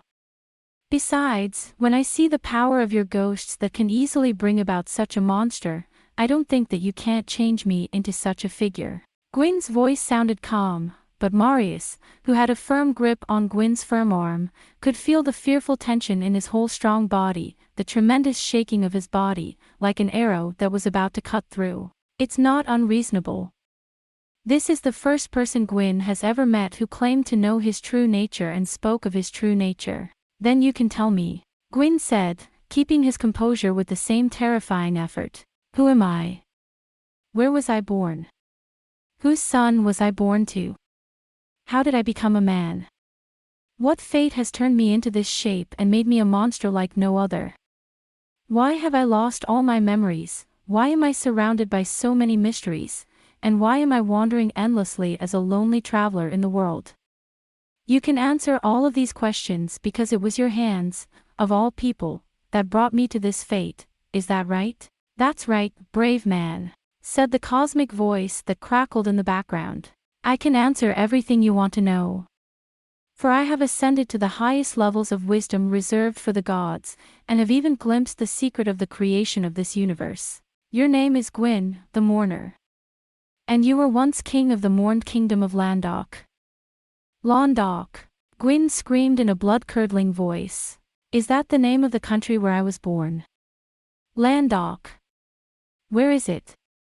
Is it here on Earth? You said it was a lost kingdom. Why? Why was it lost?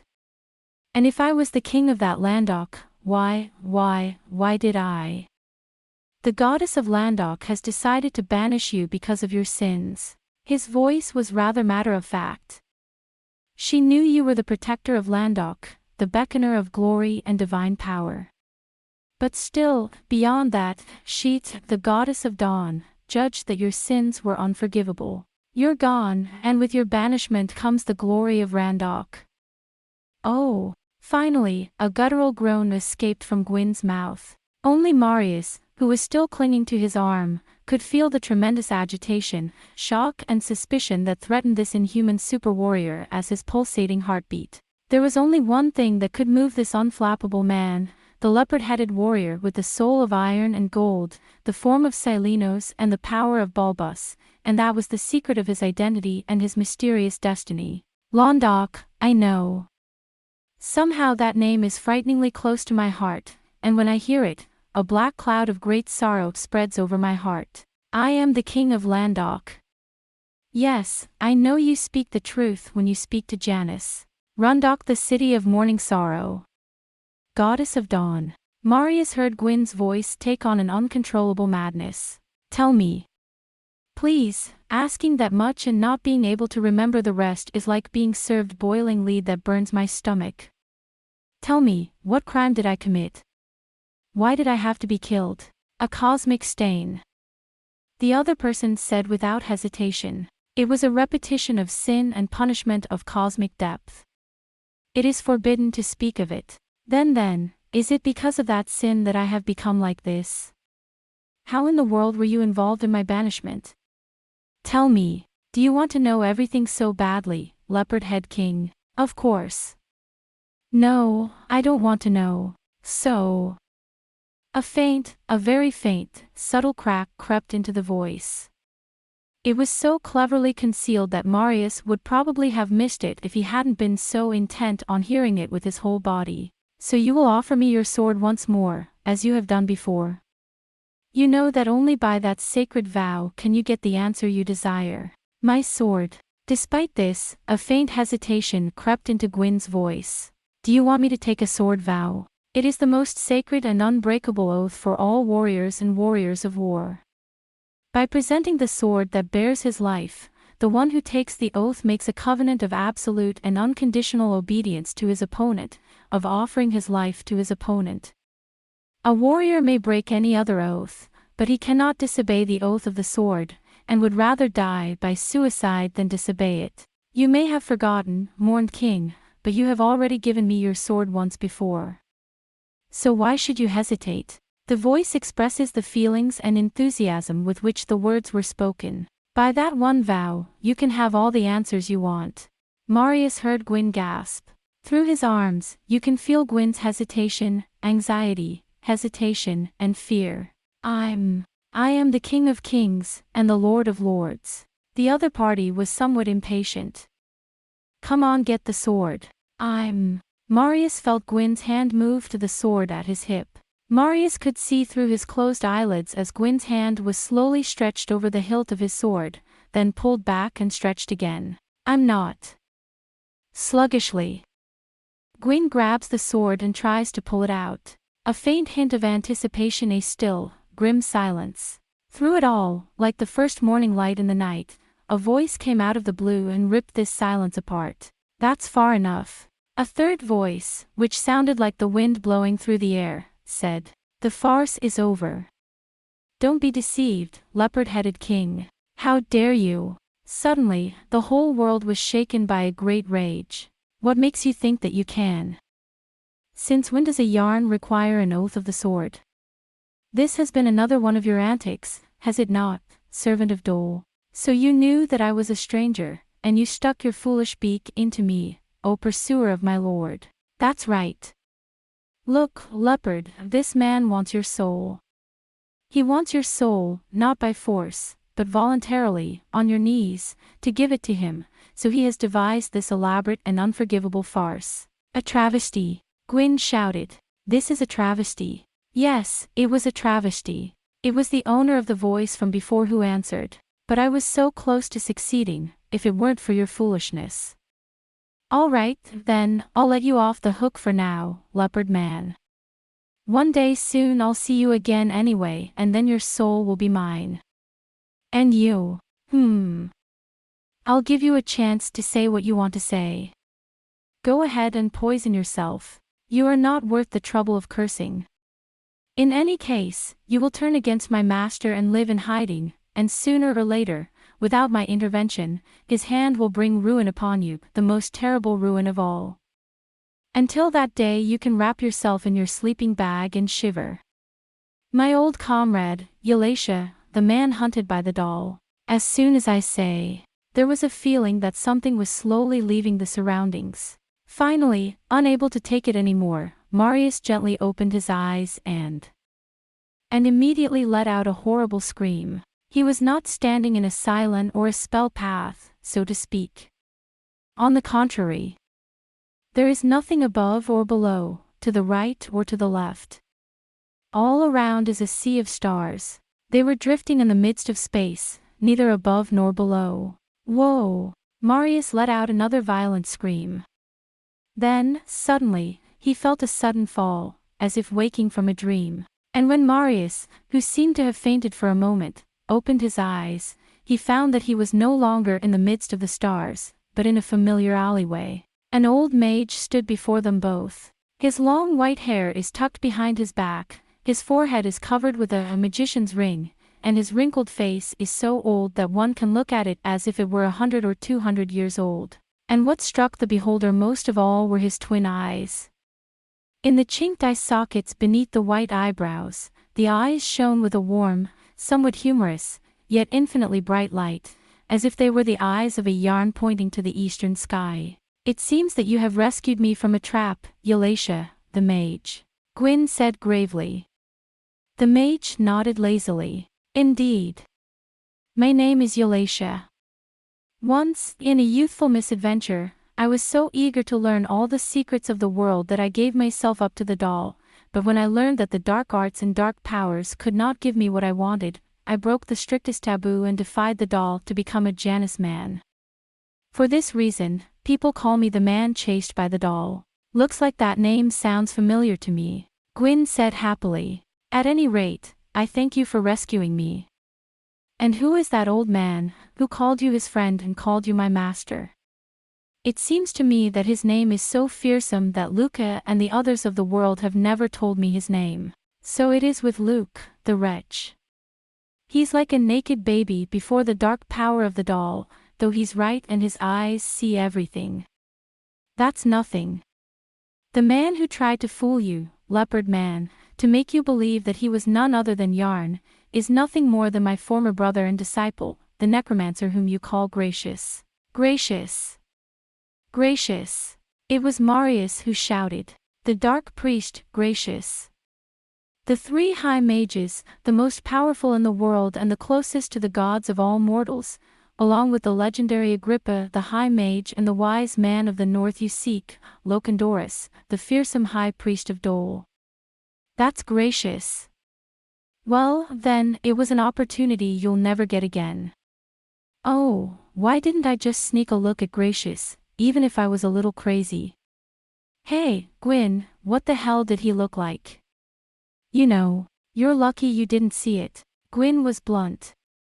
What I saw was a strange and disgusting skull that appeared out of nowhere as this spell path melted away and countless stars appeared behind it, and I knew that I was drifting in space without a foothold.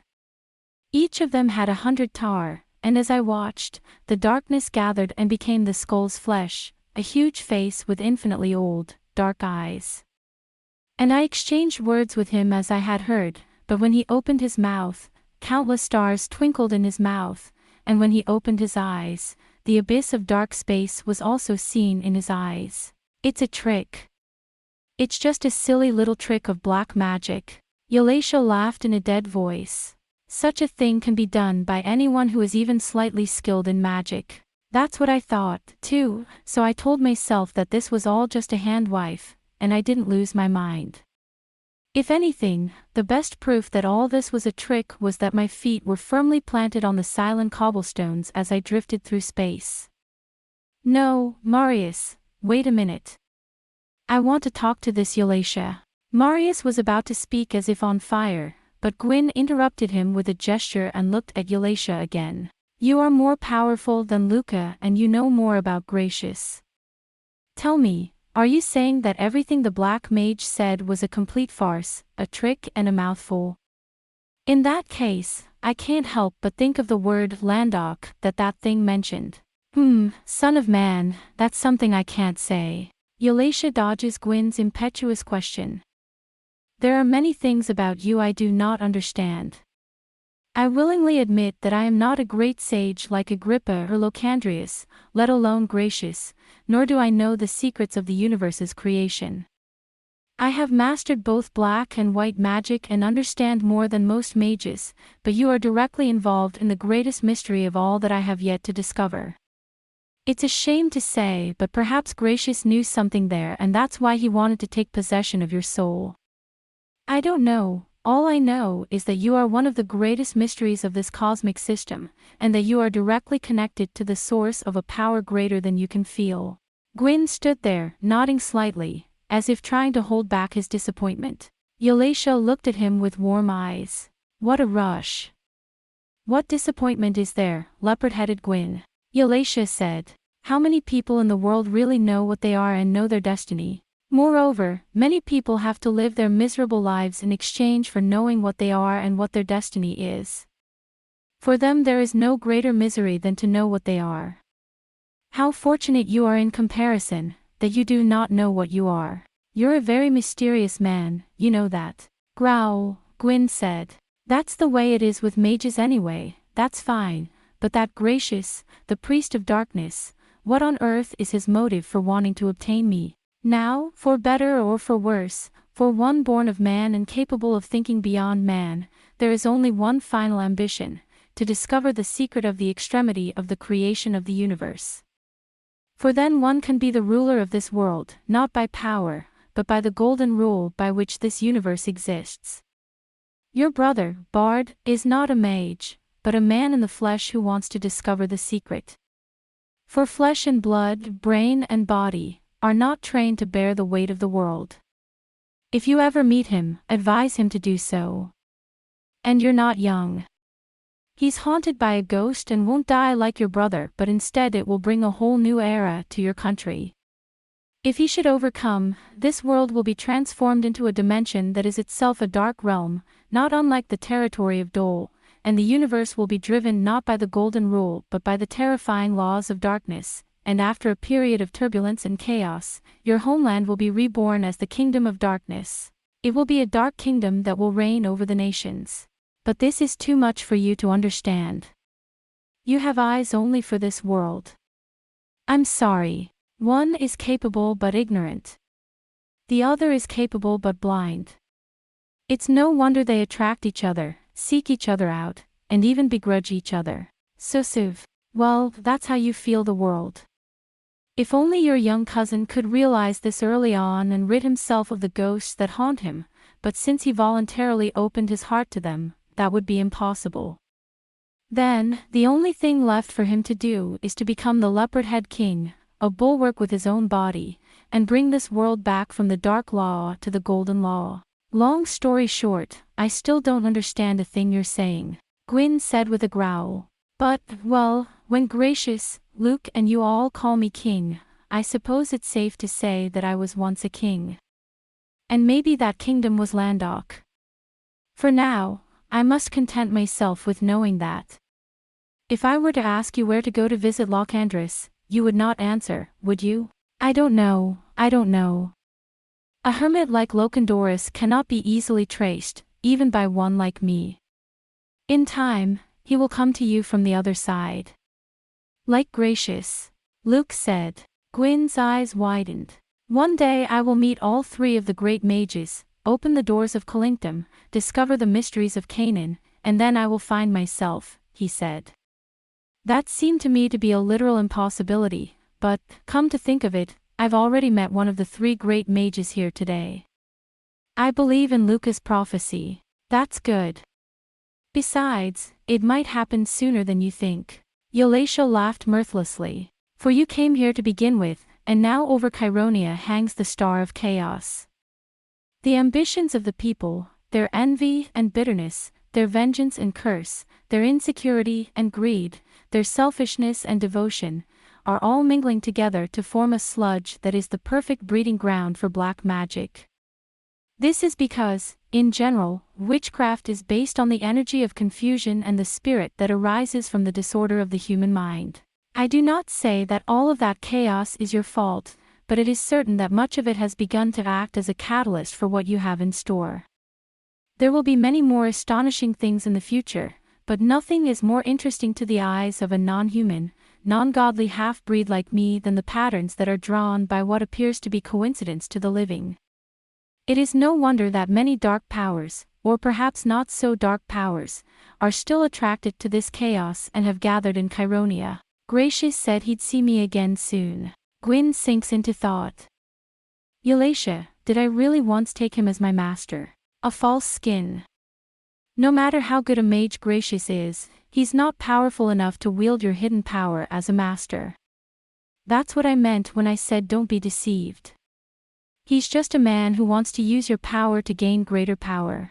So I don't have to obey him in any way, do I? Guin reminded him. Not one bit of this. Not Gracious nor any other man has ever been your servant, I assure you. You alone have always been your own master, leopard-headed man, Guin. Thank you, Eulalia. Guin said slowly. You can't imagine how much that means to me. I am, then, whatever I once was, my own king. As is this Marius and my lost friend. I am my own guide, even if I am only guided by the invisible thread of the yarn. Just like the rest of us, I may act as I believe, apart from the mind of the yarn. Thank you again, Eulalia. Thanks to you I can act as myself from now on even if I don't know what that is. You're my friend. From now on, if you ever need my help, anytime you want, just let me know. Do not speak so easily. You have no idea how much your power is envied and coveted in the demon world. Eulalia laughed again. However, it is an honor to hear you say so. Especially when I'm the man chased by the doll. There will come a time when I will need your help. And for that time, if you ever need the strength or knowledge of someone who knows something about magic, and as far as I can see, it won't be long, you can always come to me. I will help you as much as I can, and at least I can help you more than that poor Luca, buried in books and secret letters. If you are in search of something and do not know where to go, come to me. And if you find some unknown trap, first suspect Gracious's shadow behind it. He's not one to give up so easily on a target. Well, I'm going now, but soon you will come to see me, Leopard King. If by then the dark hand of Dole has not caught me at last, we shall meet again then. No sooner had I said that, the old wizard's figure faded slowly into thin air, and finally disappeared. Wow! Again, Marius thinks secretly, with a sound of astonishment. Thanks, maybe black magic is more powerful than white magic which is bound by Janus. 12 articles. Not to mention Gracious, even Eulalia is a man who disobeyed the doll. And, apparently, the people who lurk in this spell path are more powerful than Paro's mages, each and every one of them, that's for sure. But that Luca, not so much. Your brother, who is not a mage but a man of flesh and blood, is trying to discover the secret of the ultimate creation of the universe. Suddenly the words of Galatia came back to him, and Marius shuddered and cut the sign of Janus. I hate them, I hate them. Those mages can see everything you're hiding, and they talk like they know everything, and they're always right. My father was the chief priest of the great temple of Janus, and it is said that he often exchanged words with Janus himself, but fortunately or unfortunately, his children have not been exposed to such suspicious things. No, I don't want any of that, no witchcraft, no wizards, no secrets of the universe. Marius looked at Guin as he remembered, trying to regain some sense of calm in his disturbed mind. Then he rolled his eyes. Guin stood like a statue in the darkness, staring at Eulatia's disappearance. What's the matter, Guin? Is there anyone there yet? No, it isn't, Guin said as she came to her senses. I've been thinking. They've Luca, Gracious, and Galatia, they said that. It's just a bunch of incomprehensible nonsense anyway. The secret of the creation of the universe, the energy of magic. Depending on how you look at it, you can call it A or B. You think so? It's quite interesting to me. Well, I think I know more about mages than you do, anyway, Guin. After all, I used to use the mage tower guys as my hands and feet, but I'm done with that. No more mages, no more trouble, no more schemes, I'm done, Marius muttered. Of course, he muttered the rest of the words only in his mind. Guin looked around as if he didn't know what Marius was thinking. It's true that this magic alley is also a strange place. He looked up at the sky where the stars had already begun to twinkle, and at the houses that had begun to be lit up. When I went in earlier, when I was talking to Eulatia, when I was away from the art of Gracious, I didn't see a single person or even a dog in the street. Now, however, there are many people on the street, and you can see stalls and vendors. In the first place, I couldn't see Times Square at all earlier. If there had been people, they would have been a little excited to see Eulatia disappear, but there are none. Well, there are as many spell paths as there are mages, you know, Marius added, showing his knowledge of the subject. This spell path, the real one, is just an entrance, and there are many spell paths overlapping within it. So that was Eulatia's spell path, wasn't it? This is the real thing. I can smell stew cooking somewhere. Oh, I'm hungry. Then it's time for us to leave. You don't get to try the night here if you like, Guin said. Let's find someplace to eat and get back to the barracks. It's a strange experience, Marius. And after that, several days passed over them, unusually calm and uneventful days. Marius thought about it and decided to go into Guin's camp and stay there for a while. Rather than avenge the death of Viscount Baldur, he feared to have any further connection with Sylvia, the Princess of Chironia, who was not Rubina. He had no intention of getting involved in the struggle for the son-in-lawship of the Princess of Chironia. The mercenaries were used to such things and did not mind at all. As for Daniel, who was in the same room with Guin, Guin was almost certain that he was Baldur's secret agent, but since the barracks were divided into two parts, east and west, Guin told him about the situation and asked the steward, Delus, to offer him one of the empty rooms in the barracks opposite his own, so that he could ask him only from Guin's side. In any case, Marius only came back at night to sleep, and the rest of the time he walked around looking for a place to settle down, sometimes not coming back for 2 or 3 days, so he was not too afraid of being noticed by Daniel. Marius was looking for a brothel on the outskirts of the city, not too far from the Cylons, but far enough away from the windy hills for the princess to be able to play in secret. He still wanted to stay close to Guin, even more so now that the suspicious movements had begun to swirl around Guin as their focus. On the other hand, Guin, having solved the mystery of the monsters that had been troubling his mind, seemed to have no desire to go any deeper, and did not show any sign of pursuing these movements. The daily life of the mercenaries is very quiet, unless they are ordered to train, to go into action, or to stand by in case of action. They wake up at the appointed time, eat in the dining hall in several times, and then they are free to take care of their weapons and horses, to train, or to go out as much as they like, and there are no strict military regulations. In that crowded barracks of men, Guin did not behave in a particularly conspicuous manner. He joined banquets when invited and refereed games, but he never took the initiative in proposing or initiating anything. Nevertheless, his mere presence was more than enough to make him stand out. He never refused an offer, especially when it came to his martial arts training, but whenever he wasn't, Guin seemed to be lost in thought. At first, he asked Deleuze to give him access to the general's library, where mercenaries were allowed to indulge their intellectual ambitions.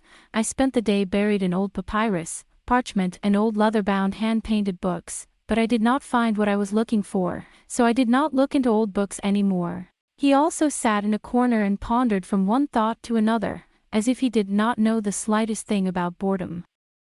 This often frightened the bloodthirsty mercenaries who could not sit still for a moment. "What the hell do you think you're doing, sitting there like a hermit, General Guin?"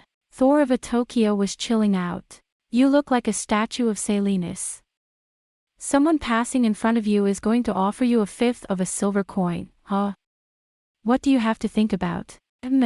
Guin said ambiguously. "It's about me, it's about the world, it's about all kinds of people. Heck. Leave thinking about the world and people to the great kings. That's what they're there for. Come on, let's go out on the town for a change." Then Guin laughed and stood up. He never refused an invitation unless it was inconvenient, but he did not seem to enjoy drinking in the town hall and being surrounded by the curiosity and admiration of women. But every time Thor and his men went about Guin, the name of the fearsome leopard-headed mercenary spread through the streets of Lower Cylon, and with each visit the number of those who knew him or came to see him doubled. Thor of Atokia did not seem to have thought it through, but already Guin was the focus of rumors and attention throughout Cylon, and he was becoming a popular figure, especially after Thor and his friends spread the story of Gwyn's defeat of the red-haired Baldur. Thor and his friends had spread the story of Gwyn's defeat of the red-haired Baldur, though Guin did not seem to appreciate it. One day, about 10 days after Marius had encountered the apparition in the spell path, he said to himself, "I may not be back for a while," and set out for the north. The butler, Dersu, came looking for Guin. "It's for you, General," I told him. Accompanied by Deleuze, Guin entered the general's living room at the mansion, where the friendly old general, unusually dressed in formal attire and with his helmet on a chair, greeted Guin. "Well, I haven't talked to you in a while. How are you getting along with everyone?" Somehow, I've managed to live quietly. Who would dare behave in such an unbecoming manner? But no fool would dare to insult and anger a warrior as strong as you." "I'm fine. The reason I've asked you to come is simple. I want you to come with me to the Obsidian Palace like I told you." "Why didn't you bring him to me after I told you all about him?" "Because I told you all about him," he said. The general laughed. "Your Majesty is asking me why I don't bring you along with the others. I'm sorry, but you'll have to follow me from now on. I'm your mercenary, General Dulcius." Guin laughed. "You don't have to be so polite, just say the word and order me to follow you." "Well, no, thank you." "No, I'm sorry too, but I'm afraid it must be very unpleasant for you to be exposed as a spectacle to the noblemen and ladies who have so much time on their hands at court. So, be ready, Deleuze. Since I'll be serving in the Obsidian Palace and meeting His Majesty Achilles, a mercenary's armor and helmet would be inadequate, so I had the centurion's full regalia prepared. I know it's tight, but put it on." As he had been told, Guin replaced the garment he had been wearing with one that had been prepared for him there. When Guin had put on his high helmet with its trimmings, his cloak, which was longer than that of a common soldier, and his boots, which were black with dragons outlined on them, and stood with his helmet on his left breast and his great sword hanging from it, General Dulcius gazed at him in astonishment. "Oh, you look good." He gave a shout of praise. "Your figure and your leopard's head look like something out of a mythical painting of old. I sometimes think, Guin, that you have the bearing of a great general. I'd rather have you dressed as a general than in the armor of a 100 dragon chief." This will astonish those fools who say that you are just my imagination and that there is no such thing. And so, one zong later, Guin stood behind General Darcy's carriage and passed through the great gates of the Obsidian Palace, where the winds of the Cylons rose for the first time. The Palace of Obsidian is a vast palace that covers the whole of Kazagaka and its surrounding area. In terms of size and number of buildings and servants, it was the largest and most magnificent in the Nakahara, surpassing even the Crystal Palace in Paro. As the name suggests, the floor is covered with obsidian and the columns are beautifully carved.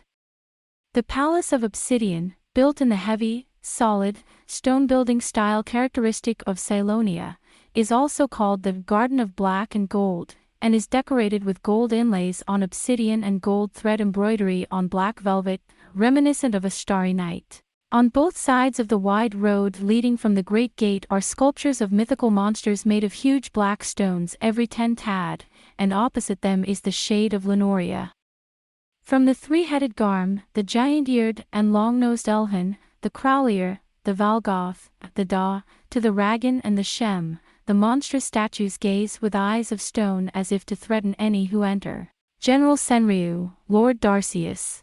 One after another, the voices of the attendants crossed the wide expanse of the Obsidian Palace, and as the busy maids and courtesans bent their heads to the sides of the road, General Dulcius' carriage passed by with its hooves clacking on the cobblestones. Oh, what's that? All at once there is a startling murmur, as if a wind were blowing across a field. The murmur was, of course, directed at the figure of Guin, who stood motionless on the back step of the carriage, her cloak fluttering in the wind, as she swayed. The murmur grew louder as the carriage passed buildings to the left and right toward the inner sanctum. General Senryu, Lord Dulcius, come in. As the beautiful voice of the last Furyaku echoed through the huge main hall, the general jumped out of the carriage and looked back at Guin, his old face beaming. Sure enough, the whole court is in an uproar. You're going to cause a big uproar. As if to confirm the general's words, there were many startled eyes peering at us from behind pillars, behind bushes, in small windows, behind curtains, and everywhere. In high spirits, the general motioned for Guin to follow him, and they stopped the carriage in the forecourt, with its beautifully crimson lornaria bushes and detailed mosaic flooring, and made their way to the broad cliffs. The Palace of Obsidian is a huge and majestic building with a spacious vestibule, high balconies, and several chimneys stretching between the massive columns supporting it. On the four sides of the square roof, there are carvings of the figure of Aurra, a man-headed monster who looks down and watches over all directions, and below that, there are detailed carvings surrounding the figure. As they climbed between the pillars, the guards on either side of the entrance raised their spears in salute, but even as they did so, their eyes were wide open, as if they were about to burst. As soon as they entered the building, a whirlpool of murmurs and whispers surrounded them. Here, gentlemen. Darcius looks around at the people in a good mood. Are you going to keep us here? Are you so frightened that you've never seen Silenus before? I laughed and laughed. As they walked down the high-ceilinged corridor, they were followed by ladies, courtesans, attendants, musicians, guards, and even noblemen of considerable rank, but none of them dared to speak to Guin or touch her. Oh, my God, this is really Cerinos. I am alive. Oh, move. Oh, he looked at me. All they do is whisper to each other. And yet, how strange. I never dreamed in all my years of living that I would see something like this. Behind the old men whispering in whispers. But apart from the wonder of the leopard's head, look at the size of that thing. That's a lot of muscle. I'm sure he'd be a sight to behold in a fight. I'd love to have you fight me and see how good you are. There's a bunch of armed men looking for something. Across the hall. Oh, my God. Your order. Gentlemen, this is a rare sight. Look who's here. His Excellency, Darcius, has brought with him the leopard man we have heard so much about. General Serenus. What walks with a bang, hear it. Which one? Oh, this one. Well. He who sticks out his neck or leaps out of his house and joins the heap of men. Guin walked slowly behind Darcius, surrounded by a crowd of prying courtiers, as if nothing had changed. Well, gentlemen, I'm going to take some rest and await His Majesty's call. I'd like to give him some time to compose himself. It's very unpleasant for him to be stared at like this. Now, take him in so that we can formally meet in front of His Majesty later. Stopping in front of a room, Darcius said. Well, General, don't be so formal. Tell me. Who is he? Come on, come on, come on, come on, come on. Darcius showed some of the majesty of the old masters. You ladies and gentlemen of the court of Chiron, do not behave like children of the streets. No matter how different he is a human being with a human heart and a human soul, don't forget that.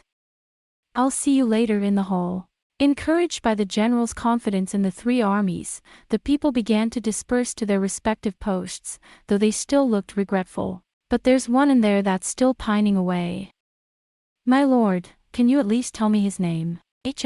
Darcius had no choice but to stop himself from opening the door. His name is Guin.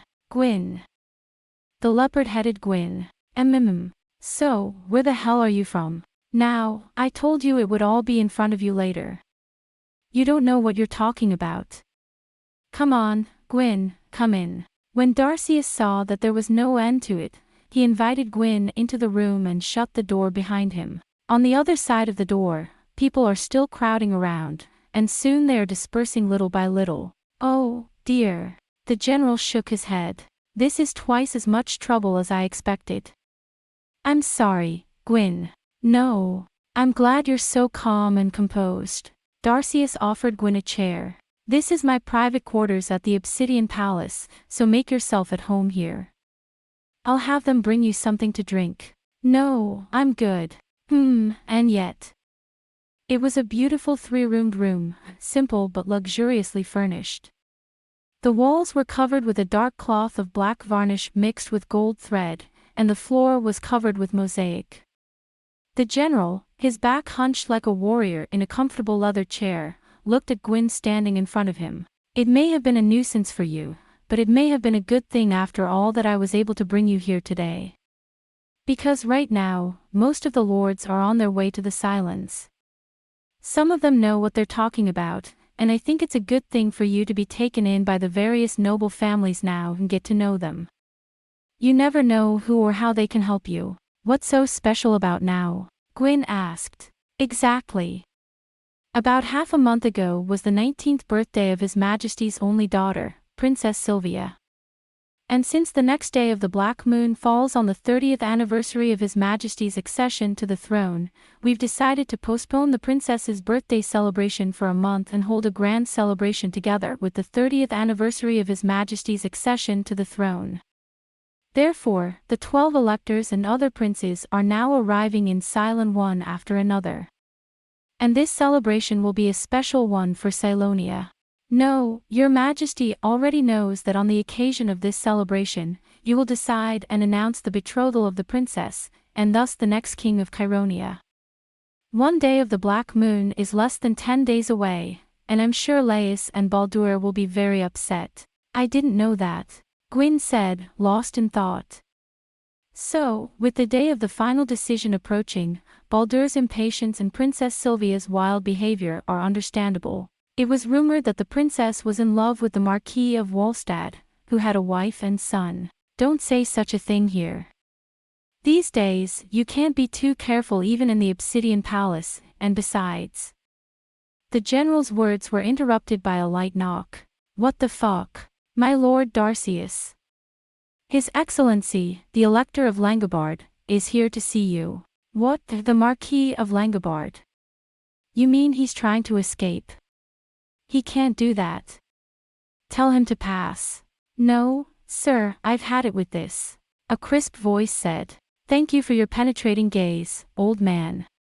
Indeed, I've been plotting a way out.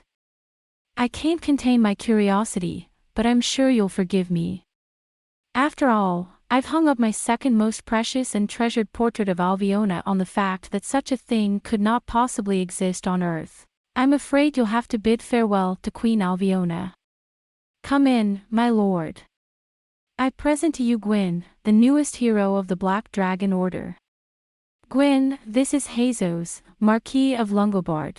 Oh. When the man came into the room, he took one look at Guin and seemed to fossilize in surprise. He was a tall man in his mid-30s, with a very aristocratic appearance, neat and noble. His gray eyes were clear and bright, and his face showed an intelligent, sincere, and decisive personality.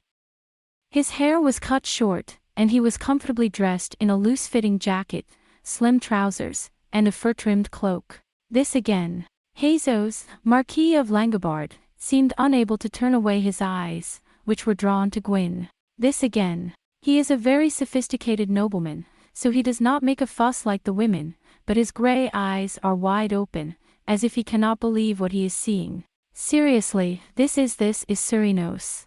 I told you so, didn't I? But I'm sorry about that portrait. Who is it? I'll get it back for you. But that's not how it works, sir. Ho's youthful face twisted into a wry smile, as if he had finally returned to his true self. Oh, my God, you're talking to His Majesty. That's not good. The princess has been begging for my Albiona to hang on her bedroom wall for some time now. That's unfortunate, Marquis. No, but it's also the bane of my disbelief. No. I'm surprised. Jesus, I have never been so surprised in all my life, old man. Of course. I, too, was surprised at first. But, Jesus looked at Guin again with his deep gray eyes. His eyes, intelligent and sincere, met Gwyn's amber eyes. The Marquis of Langobard suddenly shuddered, as if he had been struck by a sudden chill. What's the matter, Jesus? Yes, no. Marquis Langobard was staring at Guin with indescribable eyes. It's strange. Do you talk to me, like you and everyone else? Oh. The Marquis of Langobard shuddered again, and then said hesitantly, It's strange. Didn't I know you? I can't help but feel like I'm seeing you for the first time. I didn't even believe in the existence of such a thing until now. It's really strange. You make me feel indescribably nostalgic, even longing.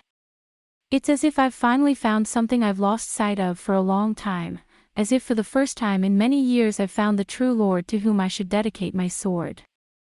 The rest disappeared into his mouth, as if he was afraid to ask it himself. It's a mystery. As if to dispel any thoughts, Ho shook his head, then stepped forward and held out his hand to Guin. Guin. Let me call you my friend. I don't know why, but I feel a bond between you and me, and as I feel it, I will obey it. We have just met, but should I ever need the help and friendship of Jesus, Lord of Langobard, it will always be yours. Thank you. Marquis of Langobard. Guin shook Ho's hand. Darcius nodded in satisfaction. I'm glad to hear you say so, Jesus. In fact, I think he'd be a great man if it weren't for the leopard's head. Maybe in time even the leopard head won't matter. I'd feel better if you'd stand behind me. Yes, old man. Jesus replied as if he didn't care, his eyes still fixed on Guin as if he were fascinated. Who knows?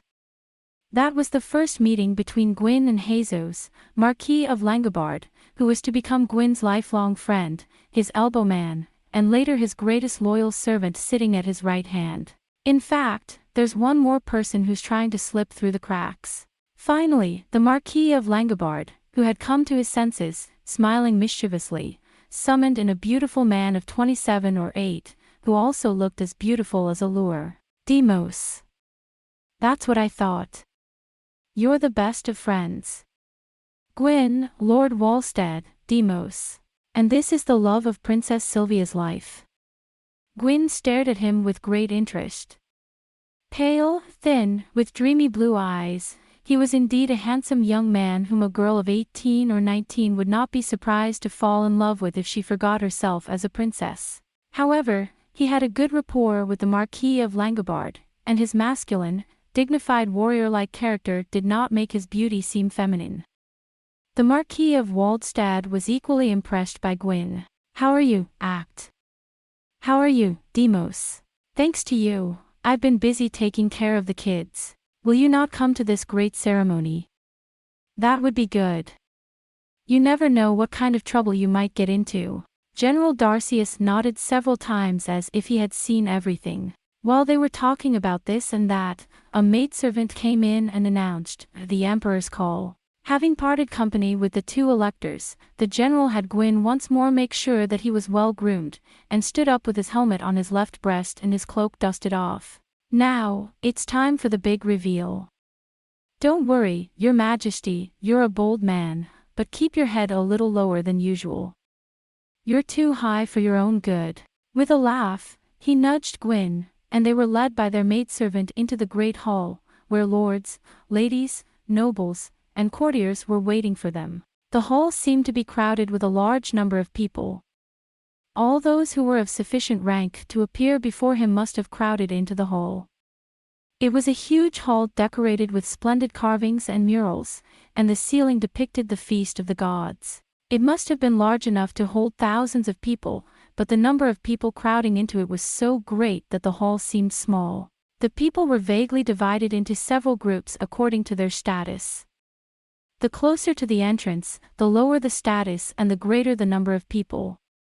Each group could be distinguished at a glance by their general appearance. Priests, mages, and scholars in black robes with runes and hoods.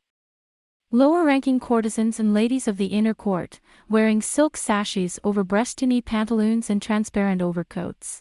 Young noblemen and provincial warriors wore long jackets and boots with curved edges and fur hats on their heads. The peasants wore short jackets, short cloaks, and yellow hats that could be recognized at a glance, and they walked briskly among the people. The general passed among them with a general nod, and did not take the trouble to stop to ask questions or praise him. In the middle of the hall, knights of various orders were crowded together, pushing and shoving each other to get a closer look at this monster who seemed to be a great warrior. The Black Dragon Knights, with their black armor and dragon-shaped headgear, the Tiger Knights, wearing golden headgear in the shape of a tiger's head, as if they were Guin's own kind, the Wolf Knights, wearing wolf pelts. Of course, these are not plain mercenaries. They are not ordinary mercenaries, but at least centurions and famous heroes. To them and the group of court ladies that followed them, the general bade them adieu but did not stop his steps. When he came to the throne at the far end of the hall, in front of all the dignitaries present, he finally stopped. May I present to you, gentlemen, Guin, a brave warrior of my Black Dragon Order. Guin, my colleague, of the 12 divine generals, General Adon the White Tiger, General Almerion the Gold Wolf, General Phios the Flying Swallow. You are Lord Cardus of Longzania and Lord Lucanus of LaSalle. As might be expected, the people who guarded the country as the center of civilization and military power in the mighty kingdom of Cylonia exuded a presence that was distinctly different from that of other people. They wore their clothes in a relaxed and glittering manner, and the warriors wore them as warriors, while the electors and the great nobles wore them with dignity. The two of you, Hazos, Marquis of Langobard, and Demos, Marquis of Walstad, you met earlier. That's terrible. There's no escape, Hazos. The early bird gets the worm. The aristocratic Marquis of Langobard gave him a friendly smile, and the handsome Marquis of Walstad smiled at Guin. And this is Laius, Marquis of Denay, and Cylon, Marquis of Italia. And next to them is Aulus, Marquis of Anten, the first of the 12 electors.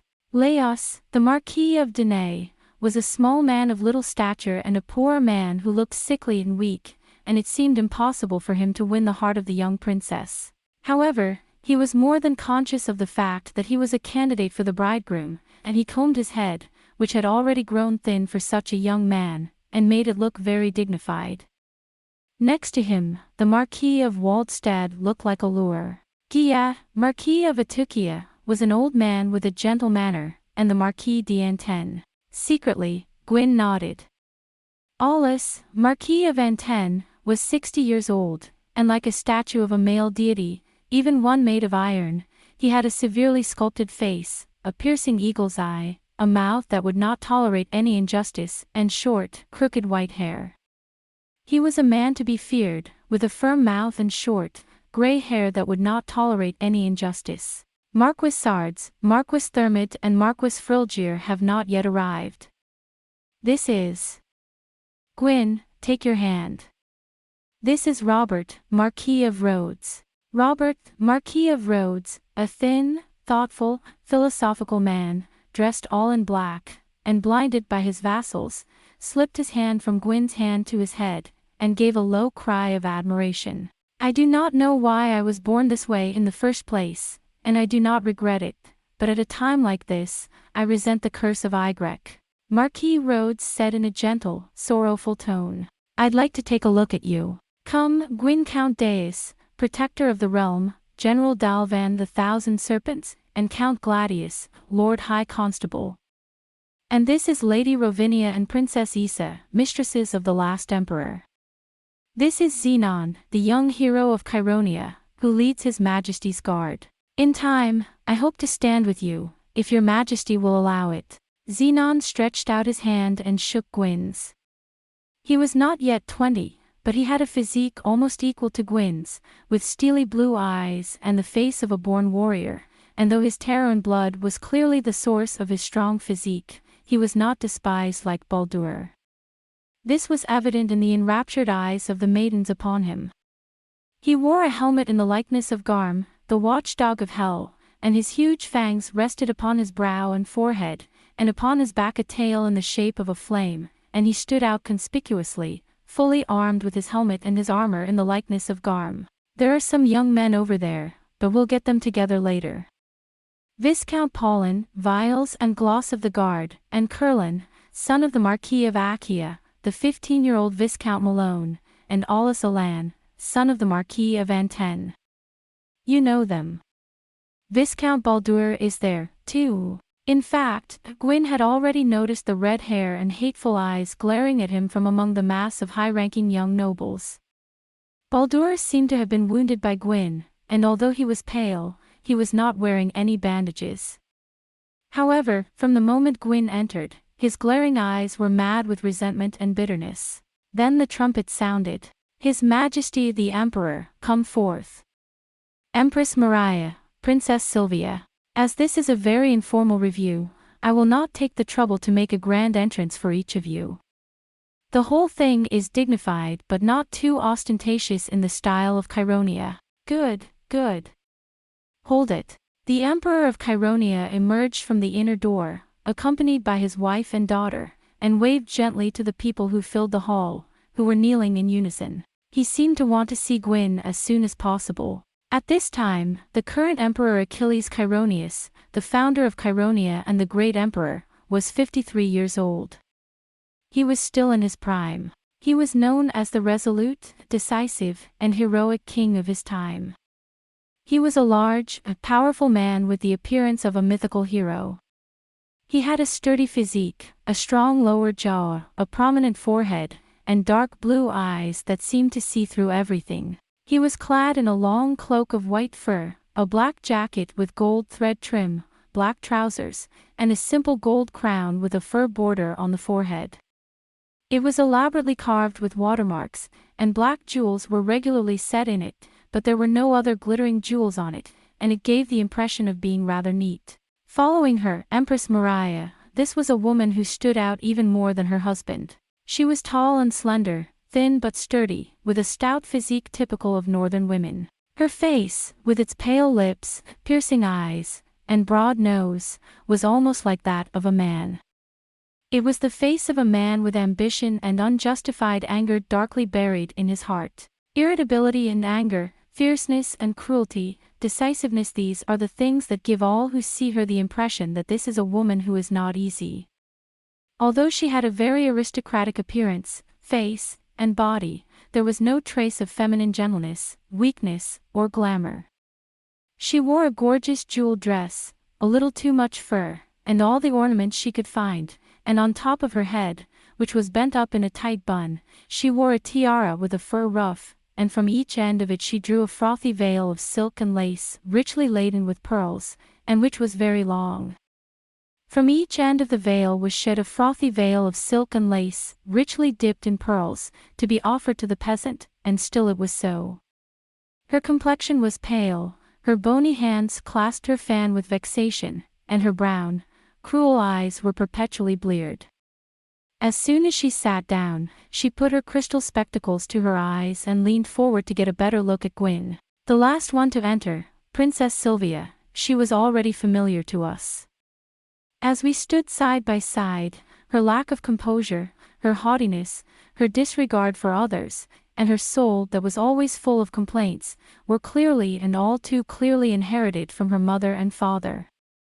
But her father's decisive and resolute blood was also in her veins, and for this reason, in her irritation, there was something like a longing that Sylvia never ceased to seek, and in her arrogance there was dignity, and in her cruelty there was still a certain charm. She wore her hair neatly combed, braided with white lilies, drew a long veil, and wore white, clear silk clothes with many ornaments, but because of her innate nobility, she was indeed quite beautiful and suitable for such an attire.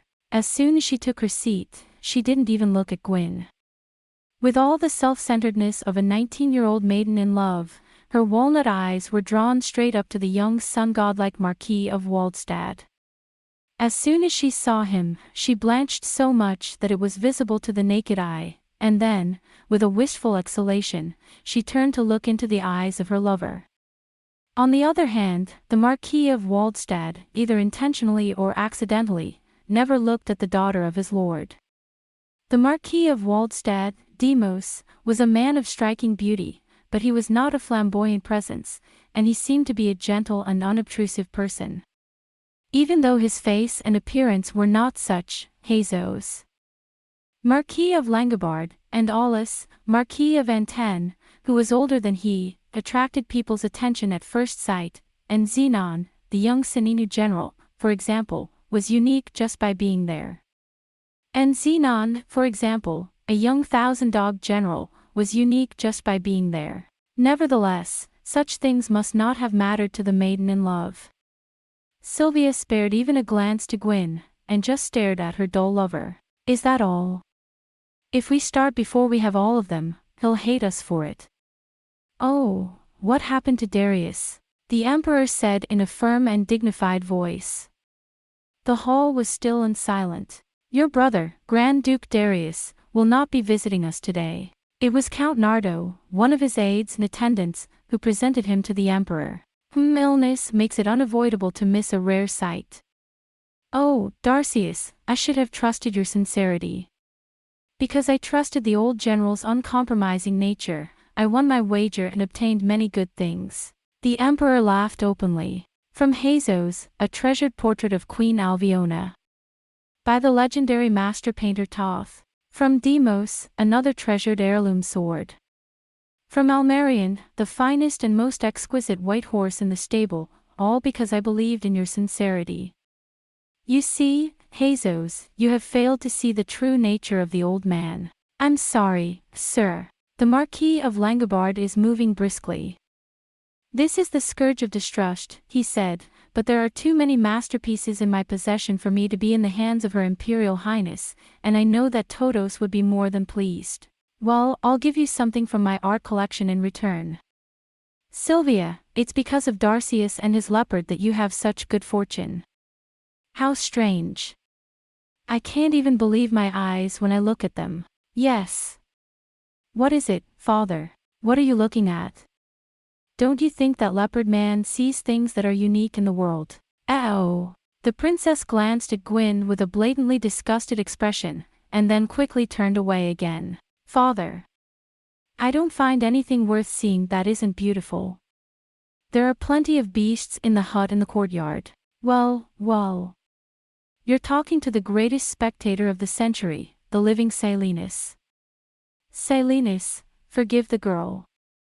Daughters of this age are apt to say incomprehensible things. So, Sylvia, you're only looking at Demos' face because you want to see something beautiful. The Marquis of Waldstadt has turned a sorry shade of grey. Sylvia's face turned pale and she blinked her lips. No, father. What did I see when I was looking? I was asleep. I wasn't feeling well. I smelled the beast and it made me feel worse. May I leave, please? I don't feel well. That's not good. Now, get over there and have a good night. Before Achilles could open his mouth, Empress Maria said in a high-pitched voice. Your Majesty, a girl of this age, especially one who is about to be married, is prone to problems, not like your Highness. Even the slightest provocation can cause blood to flow, so it is best not to show her to the public. So be it, my queen. Then take her, Sylvia. Are you sure you're all right? Do you want your mother to take care of her? No, thank you. Sylvia's head snapped up. I get a headache when I see things I'm not familiar with. At the same time as this brave declaration, the princess quickly disappeared into the back of the palace, but no one seemed to pay any attention to her. Even the Emperor Achilles, who had listened to Sylvia's words with concern and leaned forward, seemed to have forgotten his concern for his beloved daughter as his interest in Guinness prevailed. Well, then, come with me. Let me take a closer look at him. The Emperor immediately ordered Guin to follow his orders. As he stepped before the throne, there was a great murmuring and whispering of admiration. It was as if, for the first time, the people in the hall had realized how unbelievable the wonder before them was. No, the more I look, the more I see, what a fright. The Emperor was so eager he even got up from his throne. Can this man speak? What is his name? My name is Guin.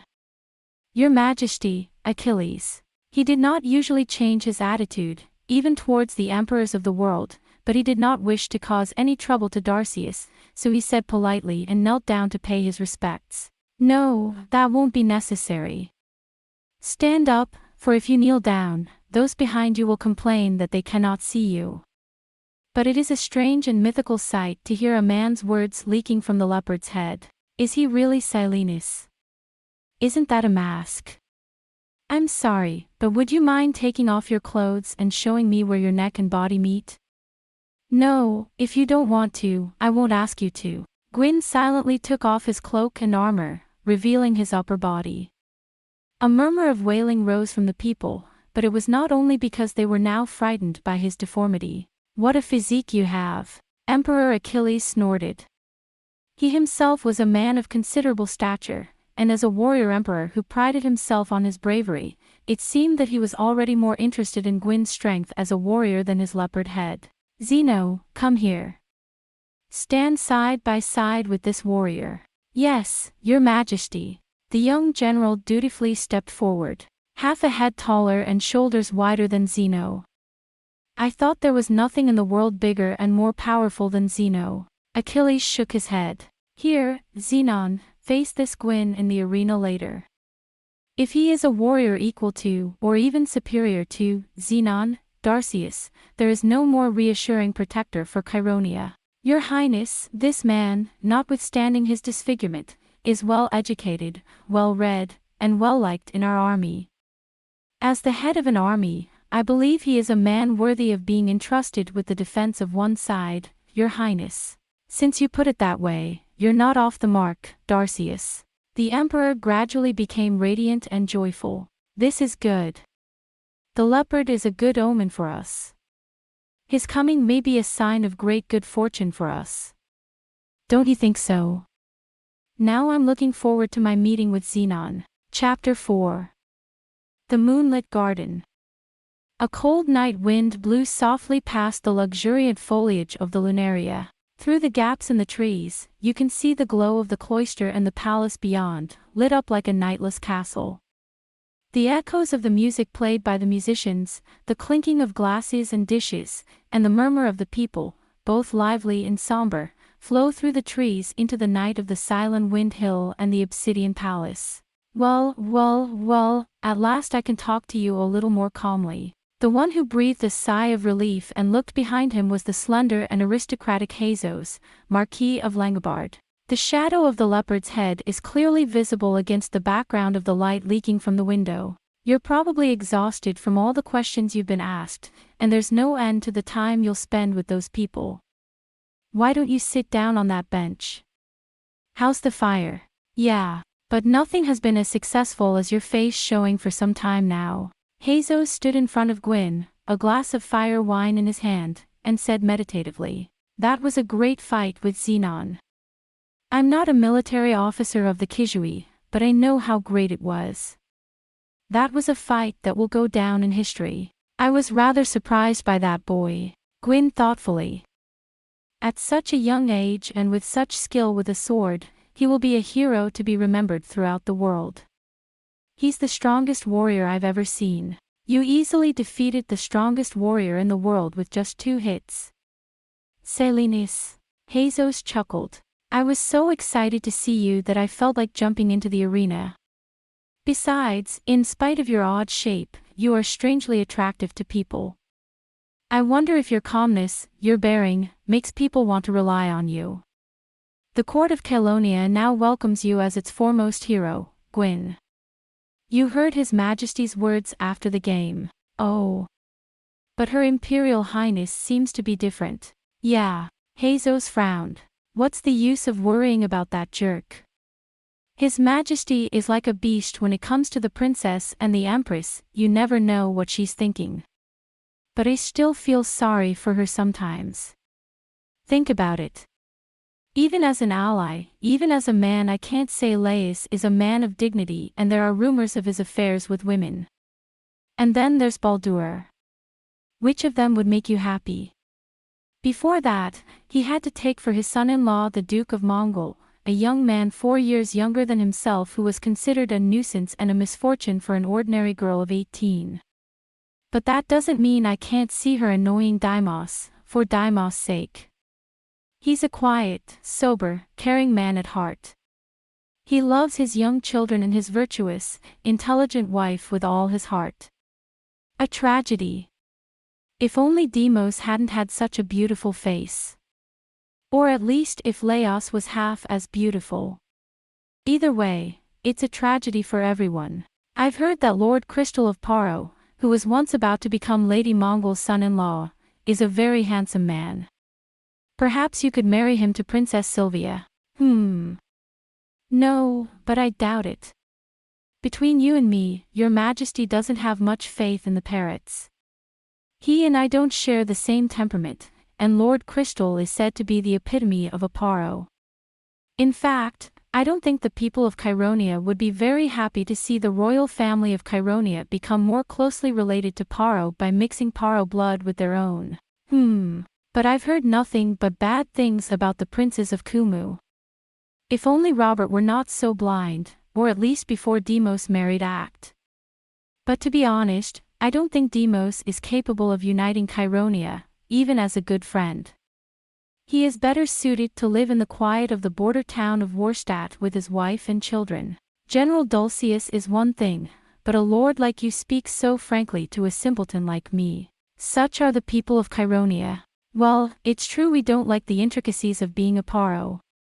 But don't take this the wrong way, but I like you, Guin. Somehow I fell in love with you at first sight. I was even more taken with you when I saw how you fought.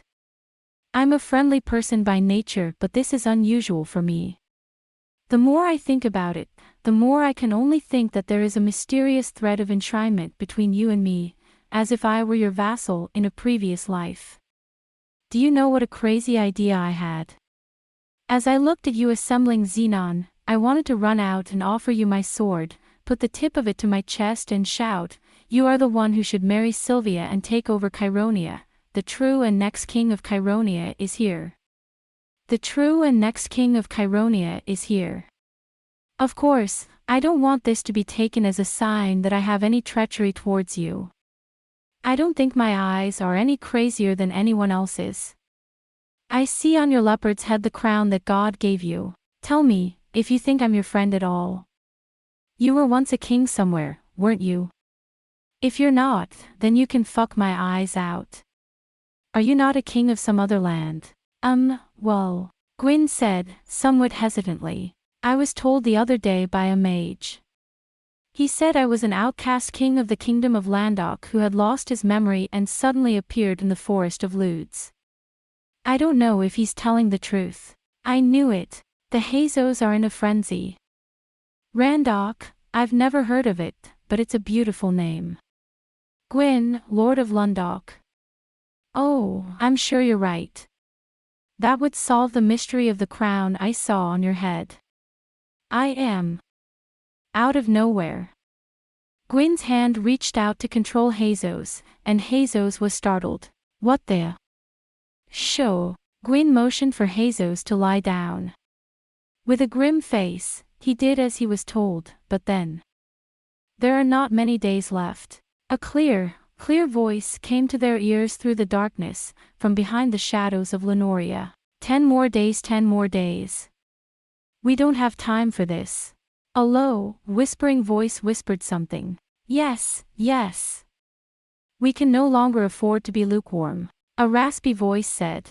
If it comes to it, if, no matter what we do, we can't change His Majesty's mind, then yes. Even if we have to shorten your precious life. Ah. It was Jesus who cried out. Guin, this is. It's someone who wants to assassinate you. Quietly.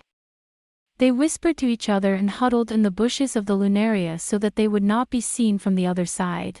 Through the open window, I could hear the voice of a poet singing in a low voice, accompanied by the sound of beautiful Japanese strings.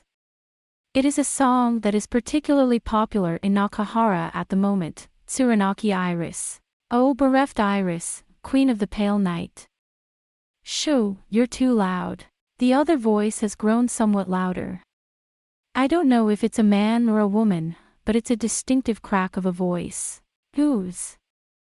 The loyal Marquis of Langobard, in an effort to find out who the master of this terrible plot is coming closer and closer. I need to see your face, one way or another. Stay calm. Guin rushed to stop the hasty gesture of the Marquis, grabbing his arm. It's a wrinkle in the game, but it's a win-win. His voice was low again and he was whispering, but then it suddenly stopped. Who's in there? A sharp voice called out. And then there was a rush of whispers, a flurry of attempts to leave, the sound of dampness. Guin. Jesus jumped up. I'm going to find out who they are. You can't tell anyone about this yet. I know. But I was going to tell him it was best not to get involved, but as far as the Marquis of Langobard is concerned, my lord is in danger. Don't worry, I've got a few tricks up my sleeve too. The Marquis of Langobard looked back at Guin, a smile flickering across his neat face, and darted around the shadow of Lenoria to the other side. On the other side of the cloak was a large, well-kept garden. Statues of mythical heroes and monsters, carved in black marble, towered here and there like silent guardians. Leaving it, Guin did a strange thing. Instead of getting up and walking back toward the palace, he let his huge body slip noiselessly into the shadows of the Lenoria, as supple as a black leopard creeping in the dark. The Lenoria is a shrub with tightly packed leaves. It enveloped Guin's huge body in it. There was silence for a while. It was a beautiful moonlit night. As they celebrated, in the hall, the feast finally reached its climax. Oh lonesome Iris, hidden in the clouds, lover who laughs at me, the clinking of toasting glasses, the laughter, the murmur, the whispers of women. Then, one of the sculptures moved with a jerk. No. What I saw was a human figure creeping out from behind a sculpture. The pale moon shone down on his profile. The shadow, completely wrapped in a black hooded cloak, raises its hand and, seeing that no one is around, removes the hood. A waterfall of glittering, pale light. I saw that she had long, beautiful hair that reached her waist. His face, illuminated by the moon, was pale, cold, and hauntingly beautiful. A profile with perfect lines, blue glowing eyes reminiscent of an ominous angel of death, and a squat chin. It was Iris. It makes one wonder if the cold goddess of that name, shining in the sky, has fallen to the earth as a fickle transient, her figure surrounded by a mysterious cold air and a spectral atmosphere that makes it hard to believe that she is the child of a living person in this world. Her pale lips twitched faintly. That was Jesus, Marquis of Langobard. You fool, you've been seen. Now that you've been seen, must you be dealt with. And Iris, too, with a gleam of murder in her eyes, and her moonlight hair fluttering softly, ran into the path between the garden and the inner hall, where Jesus had followed a suspicious figure. The shade of the Lenoria does not move a single leaf.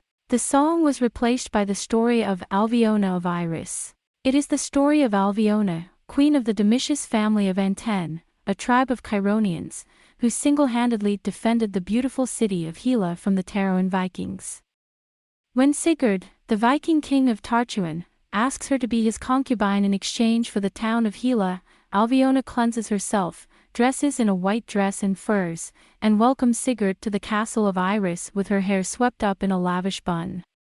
Then, on her wedding night, Alviona stabbed Sigurd to death with the dagger she carried in her fur. However, after killing him, Alviona embraced the corpse of the man who had taken her from her and sobbed, and the child conceived by Alviona that night became Sigurd, the hero who would later unite Taroan. "I hate you." A piercing, pounding voice suddenly made Lenoria's frown waver. "Ha! I hate Alviona. It's a conspiracy of men to make you fall in love with a woman like her, a miserable barbarian like Sigurd, just because she lets herself go. I didn't want Albona's picture at all. I just wanted to embarrass that cunning Hazos and make him give up. I wanted to make him say, 'Please don't do that in front of me.' But you, Eitsu, still with that smug look on your face, you always think he's a disgusting, selfish little girl who thinks I'm stupid. And just like that, he'll always make me feel like I'm the one who's being wronged by everyone else by giving me a hard time. Oh, I've always betrayed everyone's expectations of me. Sure, I'll do exactly what you accuse me of. Come on, Paris. Your eyes, are you blaming me, too?" It was Sylvia. She must have withdrawn from the banquet because she was not feeling well, but she is dressed in the ordinary clothes of a courtesan, with a fur cloak over her head, and her lips and eyes are smeared with a richness that does not match her age, rank, or dignity. "You're late." She stomped her tiny bare feet in frustration. "I hope you've sent her a proper letter, Paris." At moonrise, in the garden of Lenoria, at the statue of Saria. "Yes, princess. If she doesn't show, it's your fault. I'm gonna give you a good whipping." "Okay. This is the only time I'll ever see her. There's no other woman in the world as unhappy as I am.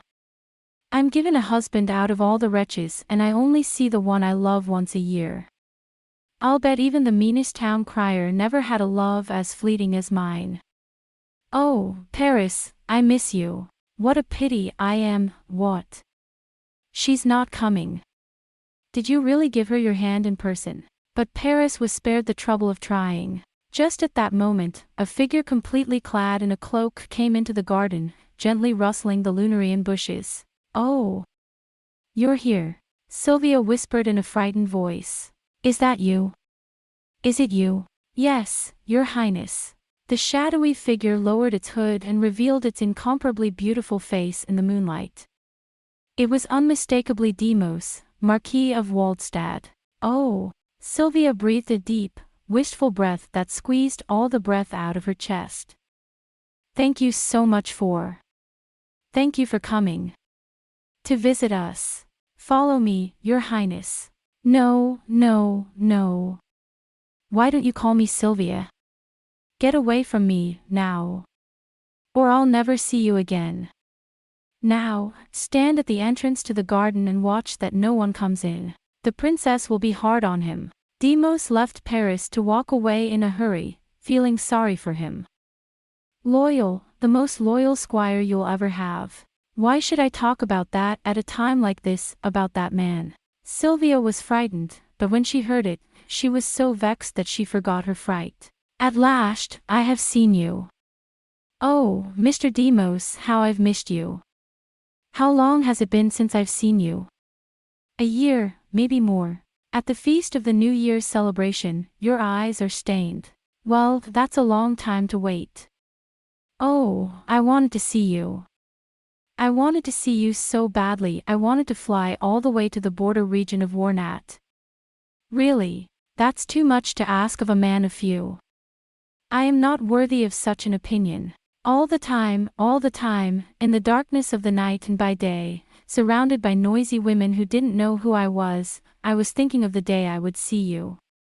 Did you know that I secretly hide your portrait in my closet and always tell you what happened that day before I go to sleep?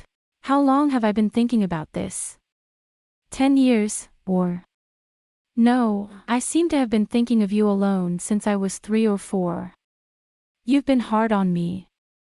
But I can't help falling in love with you all the more the harder you are to love. Ah! Deimos sighed eloquently. How could you think that I, the daughter of the great Achilles, the great of mighty Chironia, am anything more than the dust before Janus? Don't you talk to me like that, Sylvia said as she slammed him. You're always giving me away with your polite way of saying things. Cruel, terrible man. I don't understand. How many young noblemen would feel heavenly if I chose them, if I only looked at them fondly? Because I'm worth it. I'm the only princess of the most powerful empire in the world. I can choose anyone, and I know what a great privilege it would be for you to choose me. So why, of all people, have I given so much thought to a terrible man with a heart of ice who deserves nothing but my love? I don't know. Why does Saria do this to me? When have I ever wronged her? Your Imperial Highness, what wilt thou have me to do with this thought which hath been so long in my mind, and for which I feel so sorry for myself, and which hath been nourished with so little and poor food, and which hath been so poorly provided for, and yet hath not known how to endure death, or even to grow thin?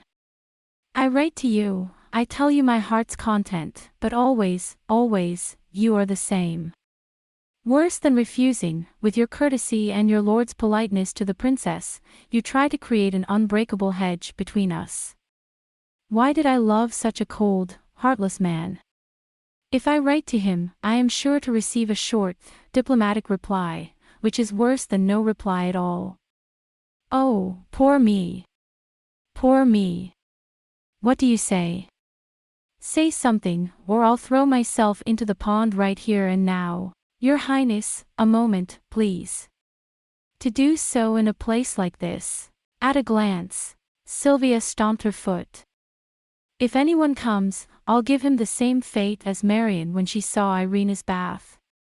Yes, Lord Deimos always manages to bamboozle me like that, and then he'll go home to faraway Waldat and leave me to my own devices. You should know that. But not tonight, not so fast. Because, you're cold, you know that. Tonight is my very, very last chance. I'm sure you know that. And I'm sure you're relieved. In 10 days, my husband will choose between that wretched Baldur and that wretched Laius. Why must I alone suffer this fate, to be told to choose between Garm and Aigrek? Any woman from the meanest town would fall in love and bear her lover's child and be called his wife. Why must I be the only one to suffer such a fate? Because I'm the only princess of Chironia. I'll throw that away now. I don't want Chironia. I want you. It's you, Lord Deimos, it's only you. Sylvia cried out in a loud voice. The benevolent Iris, who for a moment seemed to be hiding behind the clouds and sheltering us from this strange secret meeting, once again revealed her pale form from the shadows of the blown-off clouds. The wet light revealed the crumpled and twisted face of a young princess of Chironia, somewhat like a young child. Her heavy makeup had drifted away, leaving dark blotches under her eyes. Sylvia doesn't even notice it. As if she had finally exploded after enduring for a long time, she continued to weep, covering her face like a child, glancing at the mere calculation that if she wept, she might be able to move her lover's heart a little and put a comforting hand on her shoulder. But Deimos did not move as if he were a fossil. He nodded deeply, slumped his shoulders, and endured the princess's squeaking voice forever. At last, as if she had given up, Sylvia's voice became lower and lower, until it became a rasping breath. Again, as if to drown it out, the song of the Kithara, which had ceased for a while, now came on more rapidly and buoyantly, as if someone had begun to dance. The wind rustled through the lunaria bushes, and a fragrant blue scent drifted into the air. Deimos looked up helplessly, lost in the crazy tempo of the round dance. His face in the moonlight was as beautiful as a painting, but pale with sincere anguish. Forgive me, Your Highness, he said with a determined look on his face. I love my wife, Act. I also love with all my heart my 3 children whom Act has given me. I know, I know. Sylvia was so furious that she stopped crying and stood still. Gasping for breath, she screamed. I know. When did I ask you to marry me instead of Act? Say it, Demos, Marquis of Worstadt. Have I ever even hinted at such a thing? No, the Marquis of Waldstadt said, turning as pale as Sylvia, and squeezed his hands. No, never, Your Highness. Look. I never intended you to be my husband. I'm the Princess of Chironia and my husband is the future Emperor of Chironia. As a princess, it is her duty to choose a husband worthy of the Emperor, even at the cost of her own heart. How can a man like you be fit to be king of mighty Chironia? He is no match for Zeno in valor and no match for Hazos in wisdom. He is not half as popular as Aulus, and though he is sincere, kind-hearted and a good man and father, he is not fit to rule the 12 electors and the 12 divine generals. What is it about you that makes you worthy of being my great father's guardian? A good man, a good father, a good lord. A man with no ambition, no vanity, no lust to take advantage of my love, only honesty, and a pretty face. Why do I love such a man? Why is my soul bound to such a trifling man who has neither the grace to remove my hand, nor the courage to sacrifice his wife and children for his ambition, nor the generosity to enjoy flowers in both hands? Why is that? The manly face of the Marquis of Waldstadt twisted painfully as he heard this horrible remark, but he still stood there nodding his head, without a word of defense. Do not be conceited that I would choose you for a husband. For the sake of Chironia, I would marry Garm even if I had to. I would not give you the honor of being king of Chironia and the next emperor of Chironia even if I were alone. My fate has already been decided. 10 more days, my life will be over. And yet you don't know how to pity me when I offer myself at the altar for my country at just 19 years old. Is that how frozen your heart is? Are you so conceited as to think your love is worthy? Hey, you rude bastard. What do you say? Don't just stand there like a stick. Say something, you idiot. Sylvia stomped her foot again and clenched her small fist. What do you want me to do, sir? At a loss, Demos wrung his hands. I'll do whatever you say. I've known the princess since she was a mere babe in her cradle. I am the loyal and unchanging vassal of the princess and her father. If you command me to die now, I will do so by the vow of my sacred sword dedicated to you. What can I say? What can I do to appease you? Forgive me. I will not appear before you again if I do not please you. I'll accept any punishment if I'm wrong in my speech. What do you want me to do? What do you want me to do? You naive bastard. The slightly indecent insults were probably made in the drunken alley. Sylvia was shaking her little shoulders and biting her lip in anger and uncontrollable resentment. On your knees, Lord Demos of Worstadt, I screamed explosively. Get down on your knees. I command you in the name of my father, the Emperor Achilles, sole and unchallenged ruler of Chironia. Now kneel down and kiss my feet. And tell me you love me. Demos, Marquis of Waldstadt. Without saying a word, the Marquis of Waldstadt did as he was told. Without hesitation, he knelt down and pressed his lips to the girl's slender, sandal-clad feet. With a face as white as paper, he said clearly, I love you, Your Highness, from the heart. No falsehoods, no inaccuracies, just wholeheartedly, with all my heart. I love you with all my heart, that you would die for me. Even if I'm not the Princess of Chironia. Yes, Your Highness. I'll die for you any day. Oh, Demos, are you mine? I'm all yours, Lady Sylvia. This. Sylvia closed her eyes, then opened them fiercely and stared at the neat, kneeling man at her side. You liar. Shameless. Enough. Let act and the child go to the hell of Dole. Enough, enough, enough. Go away and don't ever show your face to me again. Fool. Liar. Bitch. The girl raised her foot and swiftly kicked the man in the forehead, even with this extremely unfair final abuse. The Marquis of Waldstad gritted his teeth and held on. Are we done, Your Highness? He said in a sad, muffled voice. Go away, go away. I don't want to see you again. Rude, rude, rude, rude.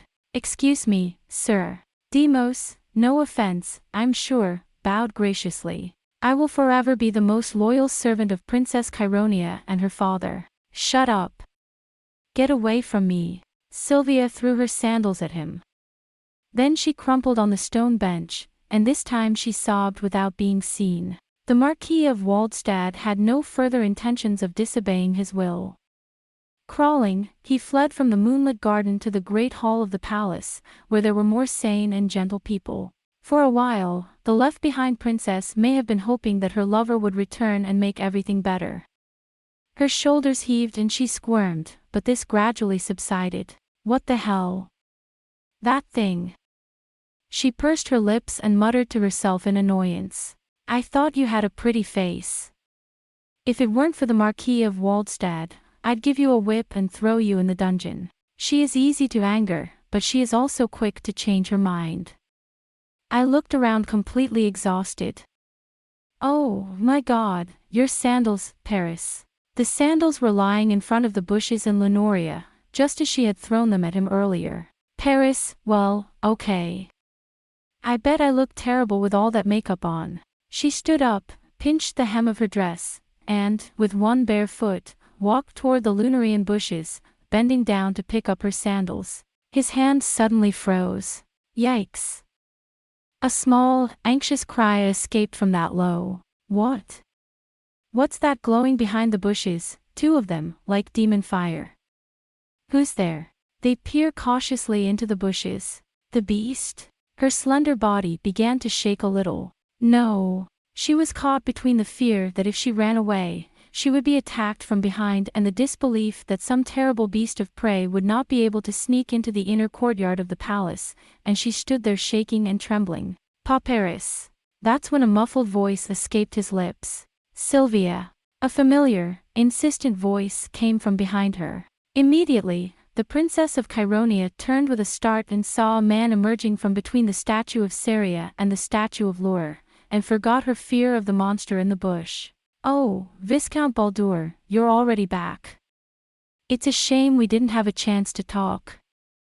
I'll see you soon. The distraught look he had just given her was gone, and he smiled slyly and proudly as he picked up his sandals and turned to walk away.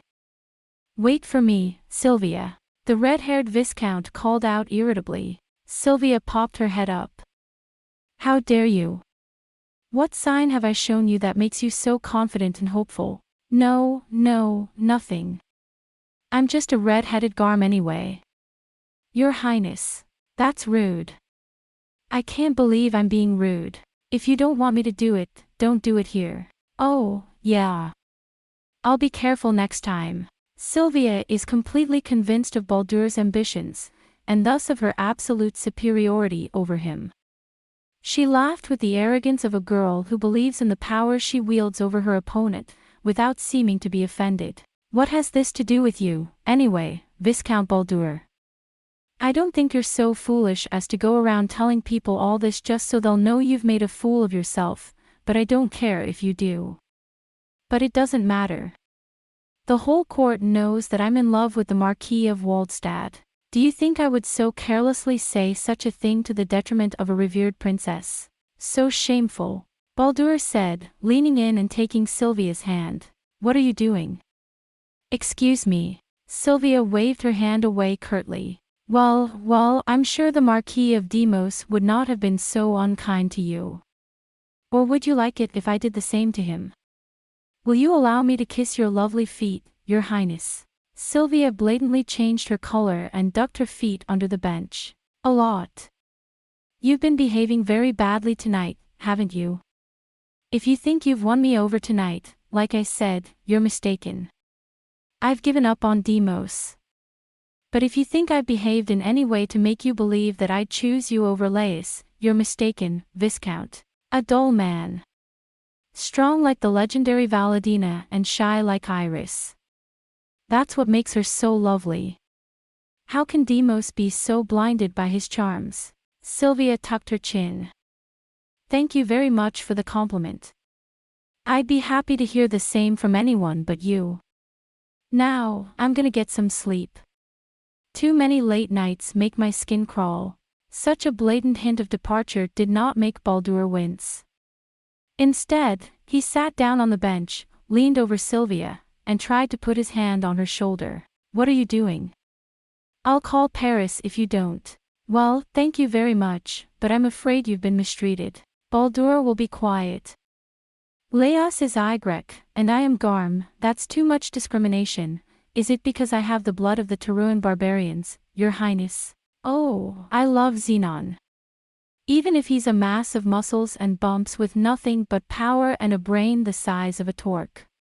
And I've never thought of Taluan blood as lowly. Then why, again, do you hate Baldur like a caterpillar? Put your hand on your heart and think about it. I hate men like Sigurd, the one who forced Alviona's hand. This I do. So you like a simple-minded man who won't even kiss your daughter on the mouth. Kissing her feet won't give you an heir, princess. You're such a prick. Sylvia held up her hand to slap him. Baldur grinned and grabbed her hand. What are you doing? Viscount Vir en Bardol, in the name of the Emperor of Chironia alone do you command it. I can only be as gentle as poor Paris or beautiful Demos. You crazy, rude man. I'll call someone. Then I'll make sure you can't call me that. Baldur laughed, revealing his true nature. He hugged Sylvia and covered her lips with a kiss. But... oh, no. You jerky horse, you bit me. I'm going to jump out of my skin and swear at you. I hate such a man to death who thinks that if he wins a woman by force she'll do what he says. I'd rather have that leopard-headed monster for a husband than call you my husband. Now get lost. From my presence and from Chironia. The whole court is sick and tired of your poisonous Teruan face. You said it. You pushy little bitch. You pissy little bitch. Baldur muttered. The hatred that flared madly in his eyes for a moment, so fierce and poisonous, made Sylvia flinch a little, but it made her even more angry. What's with your eyes? You've been pandering to me, the princess of Chironia, trying to get me to like you. If you're going to be angry, why not be angry? Did you ever have the integrity to bid farewell to the throne of Chironia? Of course not, you lowlife. You kidnapped me and tried to make me do your bidding. A little girl like you would be cowering at my feet right now if only it had worked. Baldur muttered venomously. But he managed to contain himself. I'm sorry for what I said back then. Again, he said, reverting to his deliberately cheerful familiarity. But you must forgive me for being a man in love with you. If anything, it's because you're so pretty that it's a sin to provoke a man's blood. Come on, you're giving me the chills. The feast is almost over. Baldur paid no heed to Sylvia's words. Since we are not the only lovers who come here to sneak around, let's just talk about our business. What do you want? I don't have any business with you. By the way, that's what I call a misunderstanding. Listen to me, your highness. I'm sure you'll realize you're mistaken. What's wrong with you? Her curiosity gave way to disgust and anger. Sylvia was about to leave again and again, but finally stopped. It's not the first time you've been unpleasant and disgusting, but tonight, you're very strange. What's the matter with you? What the hell are you hinting at? Say it. Say it. So, shall I tell you? You're a proud princess. Baldur licked his lips with his tongue. You're going to marry me. No matter how much you hate me. No, I'm not that naive. Once I have you as my wife and the title of King of Chironia, then I'll give you all the freedom you want. You can take me into your bed and make love to me as much as you like, whether I'm the virtuous Marquis of Wallstad or some horse-brained minstrel. I don't want to be at the mercy of a girl's whims and fancies. And you're not even a pretty girl and you think you're the most beautiful woman in Chironia. I'll do as I please and you do as you please and we'll appear together in public as king and queen of Chironia. Don't you think that's a nice story? Well, Sylvia screamed with rage. But her temper did not give her time to burst into a torrent, and Baldur continued. You may not look it on the outside, but I know you're not a fool on the inside. After all, you're the daughter of the great Empress Maria. So you must be well aware that the only reason you can be pampered, feel good and be selfish is because you are the only princess of Chironia. That you are able to abuse me, a man, at will, and kick a nobleman of your rank, such as the Marquis of Wallstad, only if we all remember that the throne of Chironia rests on your whim. If it weren't for that, if you weren't the daughter of Achilles, if you weren't even his only child, no one would take a chance on a little girl like you, no one would put up with your selfishness and your whims. So you and I are in agreement on one thing. That is, I want the throne of Chironia and you want to be the only child of the Emperor of Chironia. That's a weird thing to say. Sylvia's lips quirked up in a smile. What the hell are you trying to imply with that strange gesture? Everyone knows I'm not your father's son. Now you're saying someone's carrying your father's child? That would be. You are indeed quick to understand. Baldur's just trying to crack you up. No, even if the Emperor's child is born now, who knows whether the Emperor will be able to maintain his current wisdom and valor for another 20 years until the baby comes of age. Especially if it's a boy. An old hero, his only daughter, a crown prince who is only 2 or 3 years old. It's a common occurrence, but I'm not talking about the far future. Oh, I'm tired of talking to you. You twist and turn like a path in the city of Paro. Just tell me what you want to say. If you don't, I'm sleepy. I'm going away, you presumptuous little girl. Now you're barking at me, Baldur murmured. Louder. So, Your Highness. I need to ask you a question. You're not going to do something nasty like that again, are you? You say the most absurd things.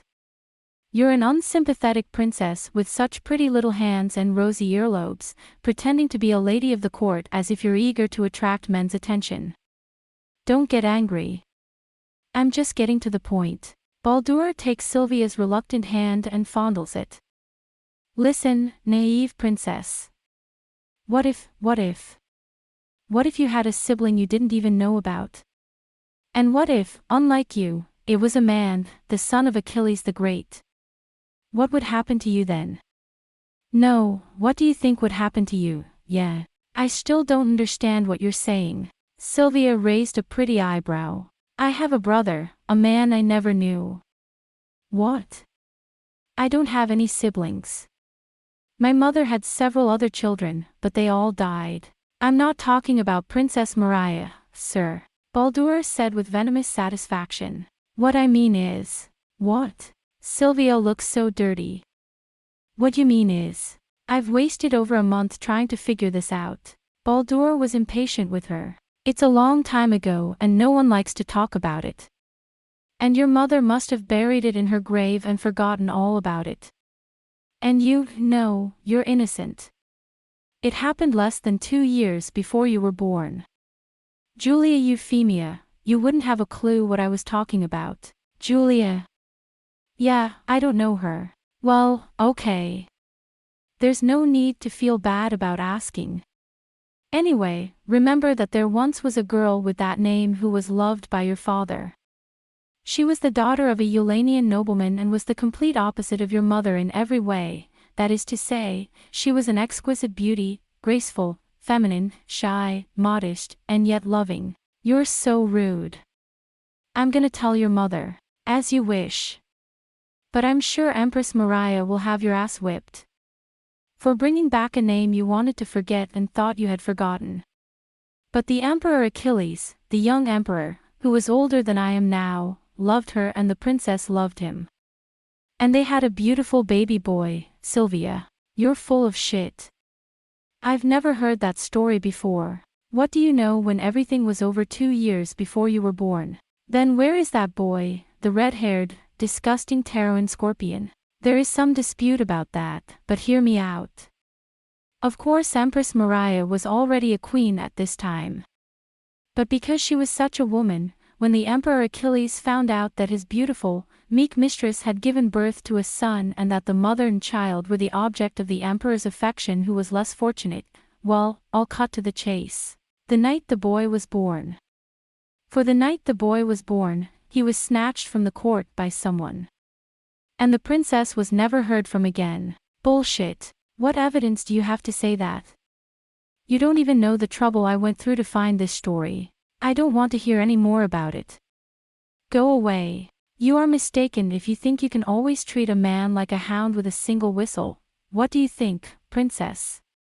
Do you know what would happen to you if a grown man, the forgotten brother of the Emperor Achilles and his mistress Julia, a brother of a different mother, came to you and announced himself as the rightful prince of Cheironia? Yes, but why should that mean I have to marry you? That's because I'm the only one who knows about this story at the moment, and also because that idiot Laos, whatever his idiotic hobbies are, is quite serious about you, and even if he doesn't become the king of Cheironia, he'll still be happy to be the next emperor of Cheironia's brother-in-law and sister, the good Laos. Even if I don't become king of Cheironia, I'll be satisfied with being the next emperor of Cheironia's brother-in-law and sister, the good Grand Duke Laius. I, on the other hand, am prepared to cross a few dangerous bridges in order to let you remain the heiress of Cheironia, the only child of the emperor. And... okay, that's enough. I already know what you're gonna say, Sylvia said disdainfully. The haughty look on her face, however, was one of unquenchable noble pride, and any observer in the thickets of Lenoria, other than Baldur, to whom the scorn was directed, might have found it quite admirable. So that's what this is all about. Oh, so I had a brother who wasn't my mother. Really? Well, you know the trouble you'd get into if you tricked me like that. Your brother, the prince of the Emperor of Cheironia. Well, isn't that sweet?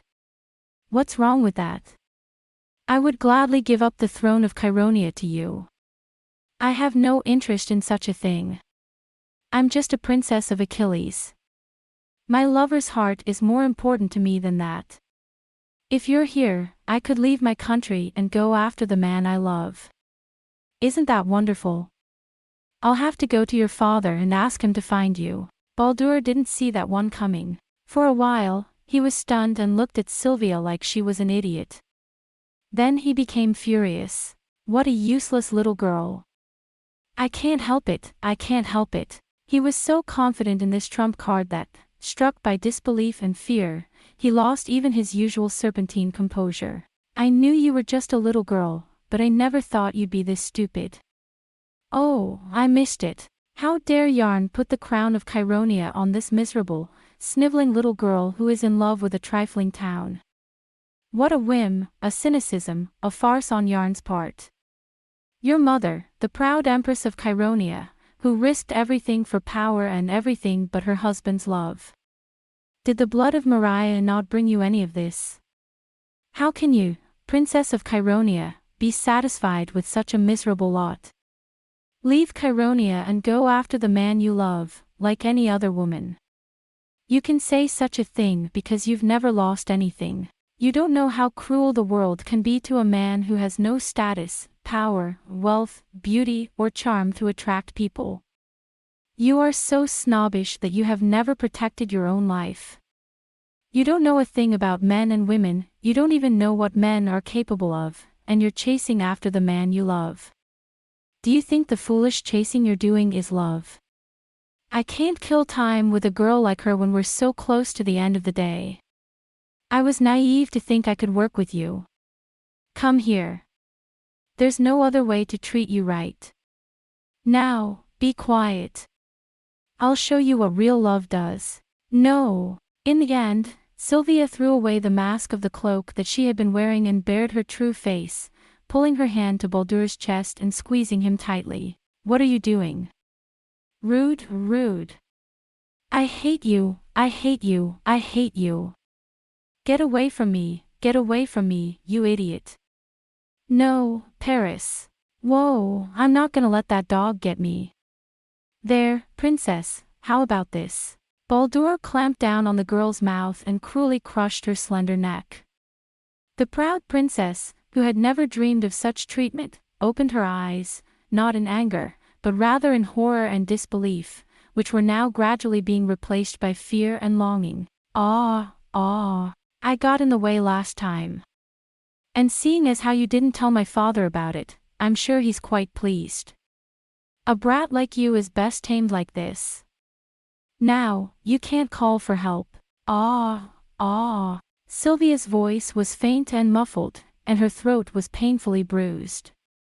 Now, with frightened eyes that showed not a trace of pride, her struggling body was forcibly pulled into the shade of the bushes, and Baldur's hands were all over her body. No.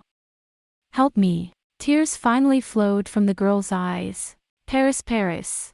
He's got my guys to keep him in line. Baldur whispered as he was tickled into submission. How dare you pose as the mighty princess of Chironia, when you are nothing more than a drunken whore? There's no one to help you. Give up. I'm just going to take care of my bride a little early. No, yo. Sylvia sobbed. Your father, Paris. See, I'm running out of steam. The bad guys are trying to pull down her clothes as if they are comfortable. Oh my God. Stop it. Why don't you at least give him that? A quiet voice said. Suddenly, Baldur stabbed Sylvia and drew his fine sword. Who is it? With a voice like a scream, Baldur screams. It's me. Lenoria's bushes rustled. The round head, the round ears attached to the sides of the head, and the two eyes shining faintly in the darkness appeared through the blue, shimmering leaves. You. Guin, how long are you going to stand in my way? Baldur gasped. What the hell are you? Are you the devil sent from heaven to disturb me? I didn't mean to ask you, but circumstances have brought me to this point. I don't like to stick my beak in things I don't know. Stop your foolishness and go away. Remember that. Baldur said somewhat weakly, as if he no longer had the energy to string together words of curse. One day, I'll get my revenge. You are an unhappy man. If you live your life spreading a curse like that, it will surely come back to you. Baldur made no further answer. Barely able to keep his sword in its sheath, he gathered up his cloak and clothes, gathered up what little self-respect he had left, and fled from the scene without looking back. He would probably leave the palace without a second thought, run straight back to his own house, and then finally come to himself, spreading his curse, resentment, and concern all around. He was already that afraid of Guin. Guin, without following, turned back to the Princess Sylvia. She clutched her throat and sat there, unable to stand up, her hair and clothes mangled and torn, her face stained with tears and dirt, in a miserable state. I'm sorry. I didn't mean to stand there and listen at all, Guin said gravely. The strange mythical figure of the beast-headed man, black and clear against the background of the waning moonlight, reminded me of Silenus standing in the Garden of the Gods. The party seemed to have already ended. Before long, the sound of the kithara, the murmurs of the people, the clinking of dishes, and the lights in the windows were all extinguished, one by one, and the obsidian palace was finally about to fall asleep. On top of that, the figure of Aurra, the god of beasts, was clearly depicted on the pillar, and the shadow of Lenoria was cast on the cobblestone pavement, and only the moon was bright and blue. Can you stand? I'll get someone to help you. Would you like me to fetch a squire named Paris? Is there anything I can do? Lure. Sylvia clutched her throat, her voice faint. Lenoria. What? Lenoria's bushes. We're in the Lenoria's bushes. Oh, you weren't you? Ah. For some reason, I was trying to find out who the scoundrel really was, and then this happened, so I couldn't leave and couldn't move. But it turned out to be a blessing in disguise. The squire. Yo, how dare you? Sylvia's trembling voice roughly interrupted Gwyn's soothing voice. How dare you tell a man his secret? Rude. So I'm saying it wasn't intentional. And I'm not worried at all that I'm going to tell anyone else. Shut up. Shut up. Sylvia screamed in rage. Foul beast. Foul beast. How dare you disgrace Sylvia, Princess of Chironia, with your filthy, unborn trash. I'll have your leopard's head ripped off. How dare you, you brute. Peeping Tom. Die, you insolent leopard. It was you who frightened me. How dare you make a fool of my life-threatening love, look at me in such a foolish way, and then humiliate me by exposing everything. Devil. Paris is gone. Yes, princess. Panting, Paris rushes in with an unsheathed sword. I'm sorry. What's the matter with you? That horrible, unborn beast man tried to humiliate me, Sylvia shouted in a hoarse voice. Paris's expression changed. Kill him. Kill him. Gouge out his filthy, self-satisfied eyes and rip out his mouth. Kill me. Kill me. I never want to see him like this again. Ha! Yo! Guin raised her hand to Paris in pity, but did not try to expose Sylvia's sinful lie. You're not gonna make it. Calm down. I'll kill anyone who disrespects the princess, even if it's Dole. The young man, reminiscent of a dull ox, let out a painful voice between his clenched teeth and bravely rushed towards the super warrior who had defeated the best warrior in the court with his bare hands. I'll kill you. Stop, Paris. Guin did not even make a move to draw his sword. He only twisted his upper body to the left and right to dodge the young man's frenzied thrusts, but when he saw that the young man would not give up, as if he had no choice but to do so, he gently pulled away and grabbed Paris' sword by the wrist. It is as if you were grabbed by a vice. Ugh! Paris moaned and turned pale and tried with all her might to pull it off, but she could not loosen a finger. Guin was holding Paris, who was struggling madly, by her side, as if trying to bring her back to composure, but seeing that Paris would continue to struggle no matter what, he put his hand on her wrist firmly. Wah! A beastly voice broke out, and a sword fell from Paris's purple, swollen hand, knocking him away and sending him sprawling on the cobblestones. I'm sure the bones aren't broken, Guin said. Kia! Paris. Sylvia stood dumbfounded. In her walnut eyes, in the next moment, a fierce fear emerged. No, what are you, a monster? I'm not gonna do anything. You're gonna kill Paris. I'll call the guards. You can call on me if you want. Guin looks tired. Do you not believe me when I tell you that I meant no harm and that I would never speak of it? Do you think because I'm not a man, but a monster, I can't understand human feelings? Oh. Sylvia glared at Guin as she clung to Paris. Her face flushed with blood, and suddenly she pushed Paris away. Yes. I lied to you, Paris. This man didn't do anything. It was another man, she said, stomping her feet and holding her tantrum. She looked up at the princess, holding her flabby hands. Whose? That's enough, idiot. Idiot. You'll get away with it if you play dumb. Yes. He was sent here by the doll to humiliate me and make me look bad. It's not enough for him to spy on my pretend courtship, to mock me for my disguise, he makes me a liar.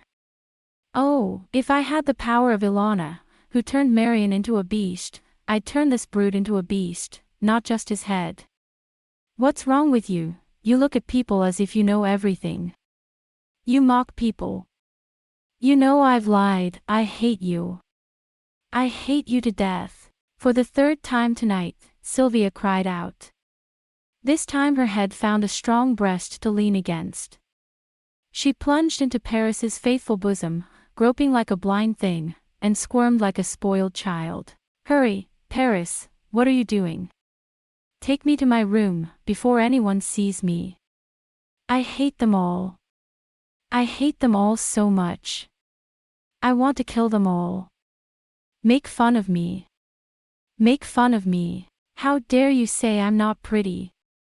I'll kill you, I'll kill you. Oh, Paris, come on, what are you doing?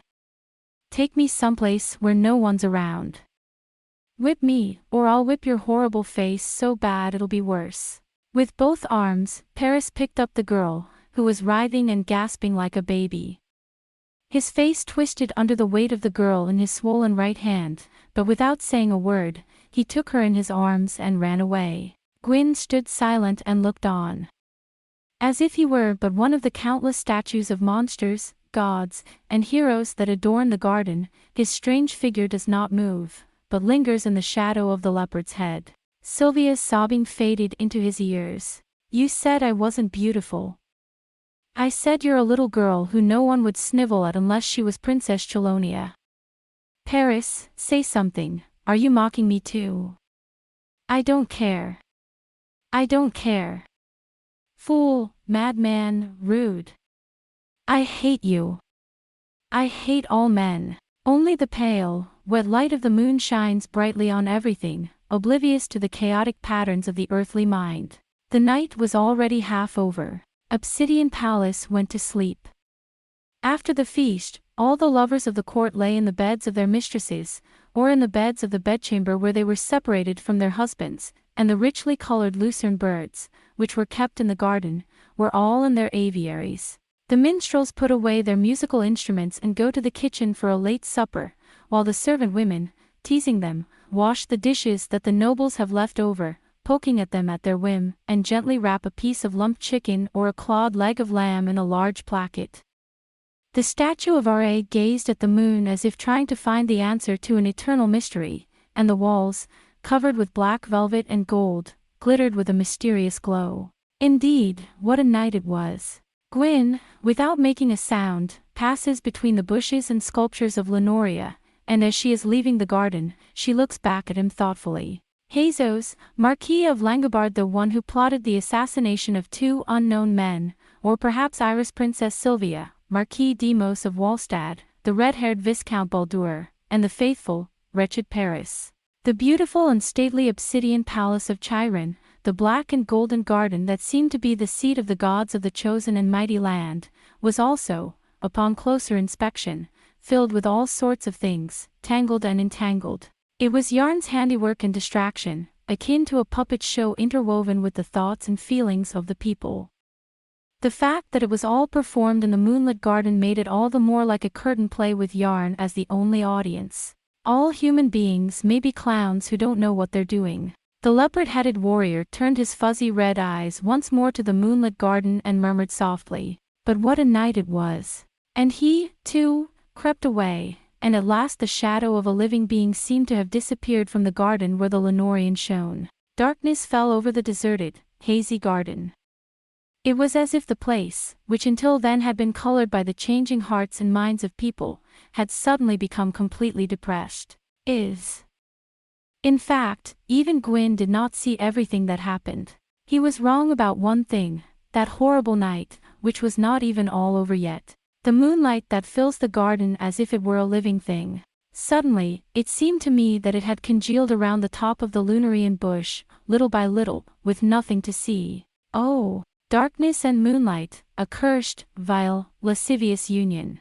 The air around us was no longer the same as before. The moonlight lost its coolness little by little, and the night darkness was gradually becoming depressing. Oh, look at that. Now the garden was not uninhabited again.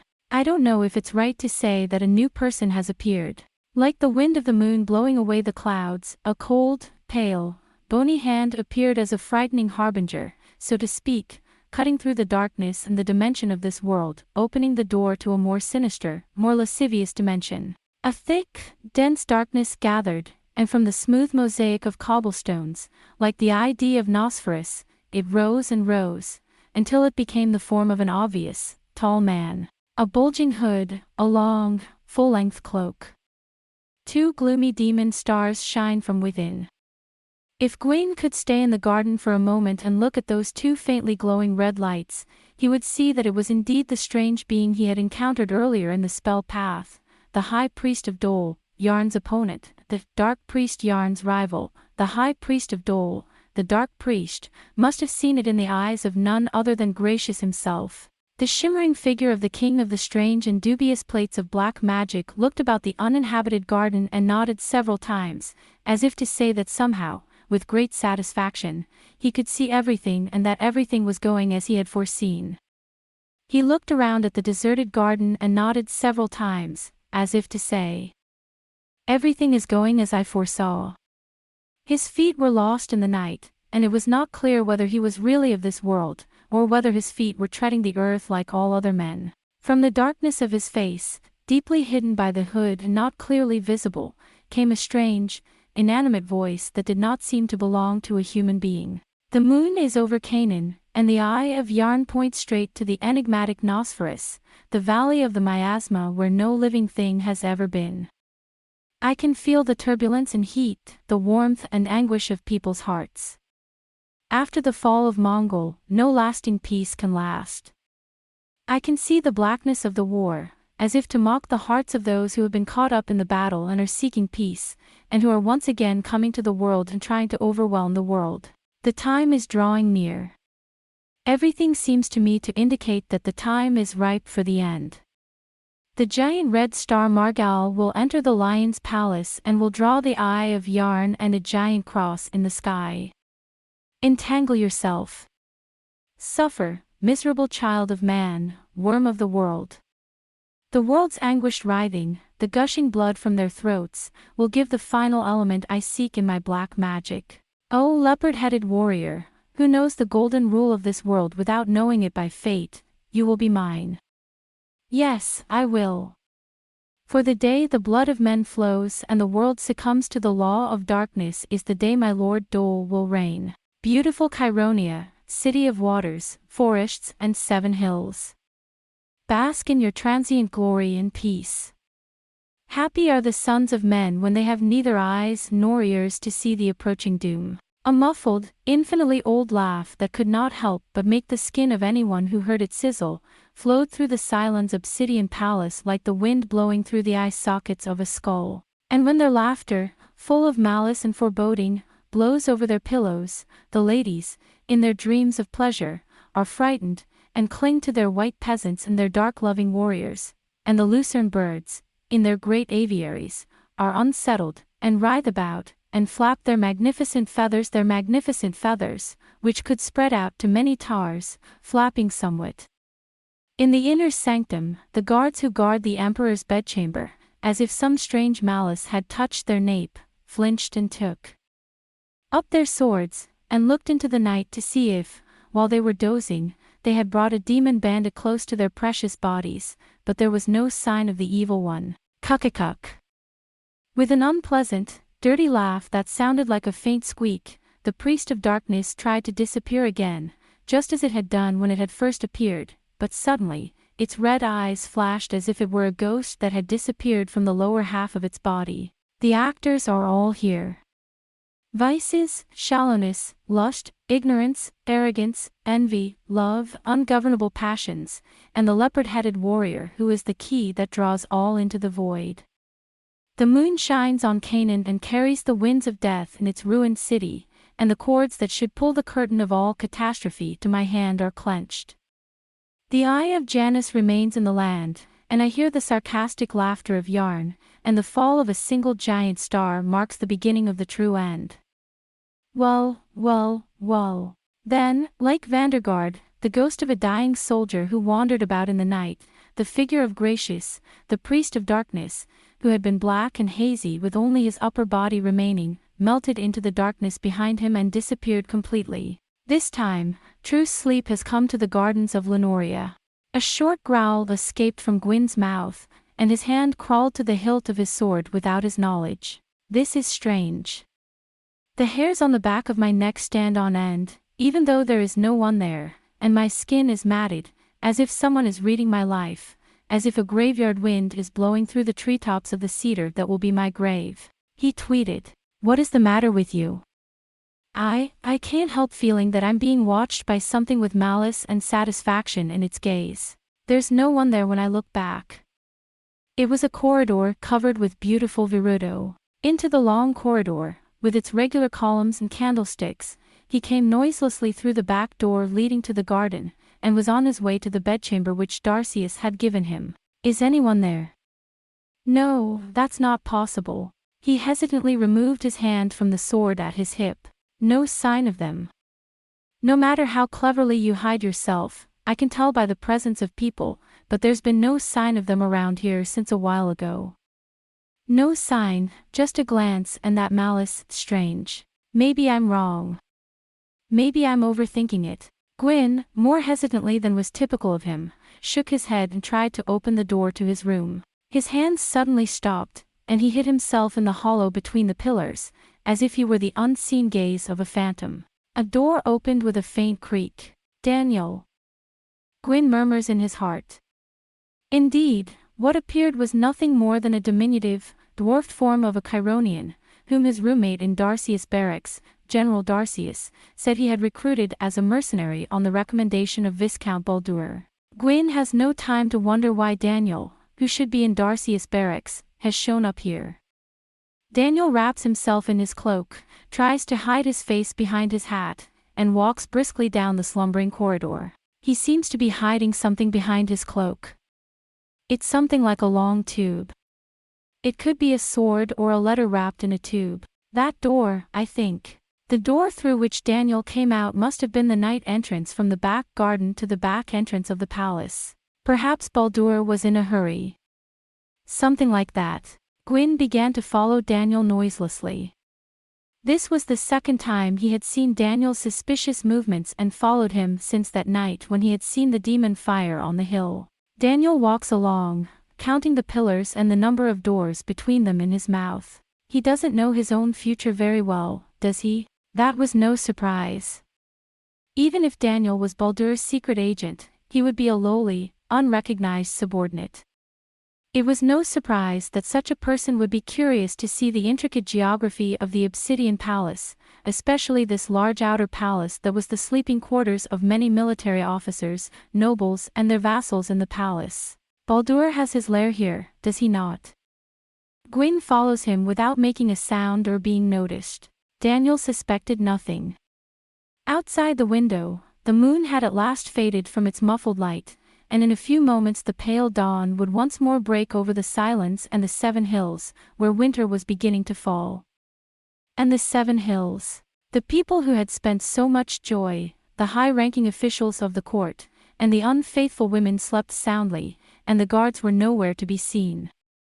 The only 2 people alive and moving around here were Daniel and Guin, who followed him. Of the many doors on either side of the endlessly winding corridor, half had black and white curtains drawn over them as a sign that they had a certain owner, and the name of the master of the room was written on a small carved plaque beside the door.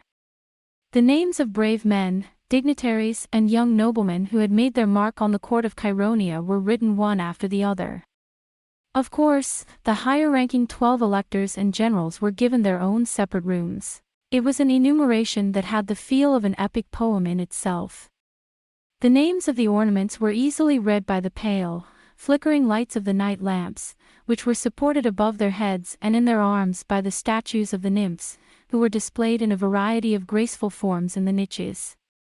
The son of the Marquis of Atkia, the boy Viscount Malone, the young Thousand-Dragon Chief Curlin, the imperial court attendant Viscount Paulin, Sir Alvin, Sir Dine, the knight Reuben, Danon, Germanus, Viscount Athos, Sir Knight Burbange, and Viscount Baldur. Gwyn's keen eyes read the name tag, probably before Daniel did. What is the red-haired half-breed doing behind that door, which, like all the other doors, is covered with black velvet curtains? Are they spending the night of the night? But Gwyn's eyes narrowed slightly. Daniel counted the doors, one by one, and read the nameplates as he walked along. His eyes landed on the name of Baldur, but Daniel passed by without looking at it. Baldur's chamber was located near the end of the long line of middle-class noblemen and warlords' quarters. All that's left is the door that separates us from the building next door. Not knowing that Guin was suspicious, Daniel didn't hesitate at all. His small body looked around for a moment without noticing Gwyn's quick retreat, and then he slipped easily between the black curtains. After waiting for 2 breaths, Guin also slides herself between the curtains. The clear blue darkness before dawn flooded in, and the cold air brushed my skin. Next door is the quarters of the obsidian palace of the 12 electors. It was not a series of buildings, but 12 beautiful small pavilions, each with several rooms, arranged in a row across the garden. Of course, in addition to these, they had their own vast and splendid residences in Cylon, on the 7 hills and around Cylon, which were merely places for lodging and resting when there were feasts and events in the palace. However, even so, each of the small pavilions would have looked like a magnificent mansion of a wealthy man in the city. That is why this palace boasted an enormous scale and luxurious magnificence. Daniel, who had walked straight past the quarters of the younger, middle-ranking nobles, was again strangely undeterred.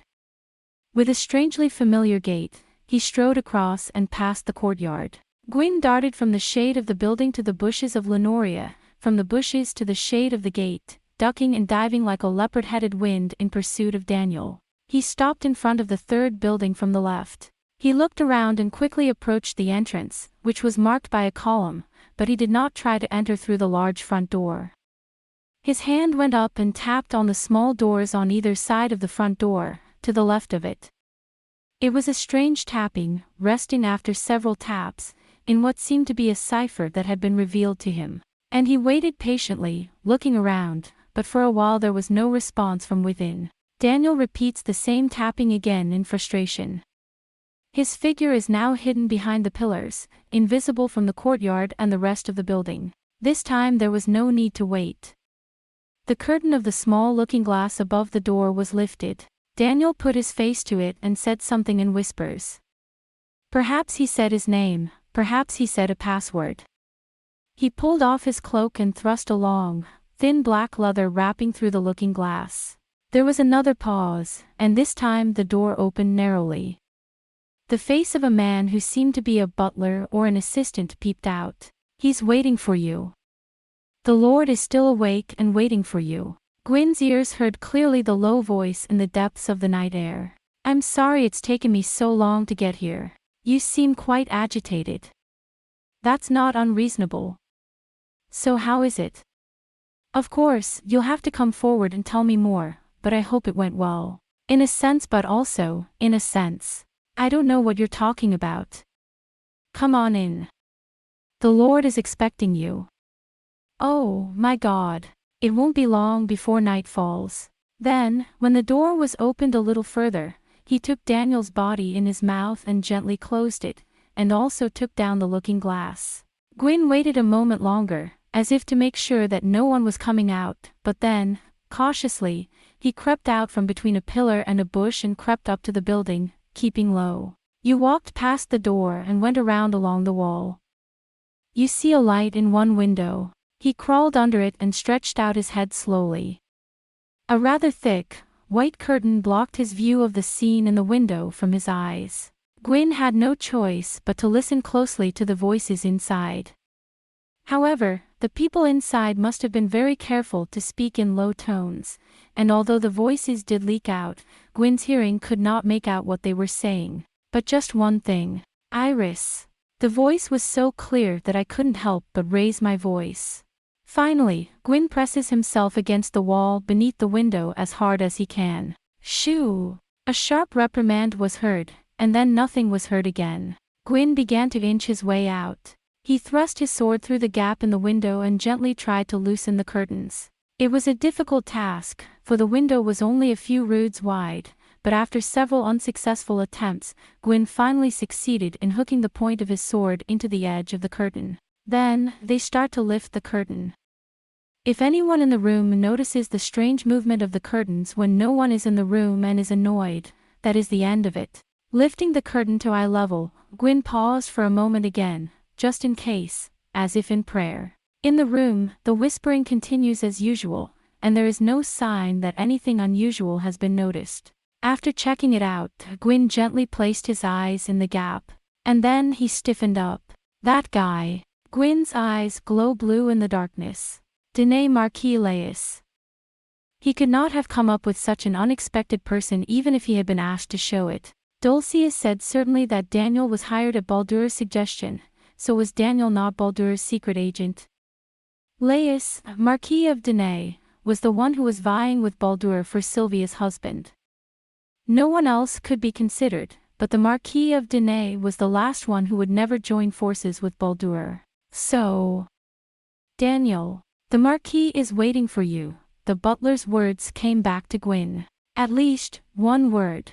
The edge of his armor touched the stone wall slightly and made a faint sound. It was a moment. Who are you? Before he could hear the piercing voice, Guin ducked down and ran behind the building. There's someone out there. You son of a bitch. No, you're not. Kill him. A low voice commanded in a rush, and a group of black-robed swordsmen came rushing out of the door, blocking the way. Where is it? You got away. Find it. A piercing voice is heard. Guin didn't linger there forever. The assassins scattered to the four winds. Beep. Guin left the building and ducked into the trees behind it, hiding. Why did Marquis Denay and Daniel? Its eyes glow blue with a piercing suspicion, as if a true leopard were lurking among the thickets of trees. Then, no. I heard the low voices of the assassins' heads. Something's going on. The building's lit up over there. Pull them up for now. Now. The men in black rushed to disappear, even with the whistling signal. The unexpected saving grace was an untimely disturbance in the building to the right of the Marquis of Denay. Oh, my God. The windows were lighted one after another. Armed retainers came rushing out. This was no ordinary thing. Somebody get the doctor. Quickly. It's terrible, sir. The Marquis of Langobard. Jesus was stabbed. Assassination. How dare you? My lord. The Marquis of Langobard, assassinated. Guin's body suddenly sprang up like a spring. His eyes were on fire. Now that he's seen me, I'll have to deal with him. A faint whisper. Iris. Guin barked. If this is your doing, I will not forgive you. Whatever the reason, I'll be your enemy. With a fierce grunt, Guin jumped up and ran into the inner garden. Now at last, a pale dawn is breaking over the windy hills.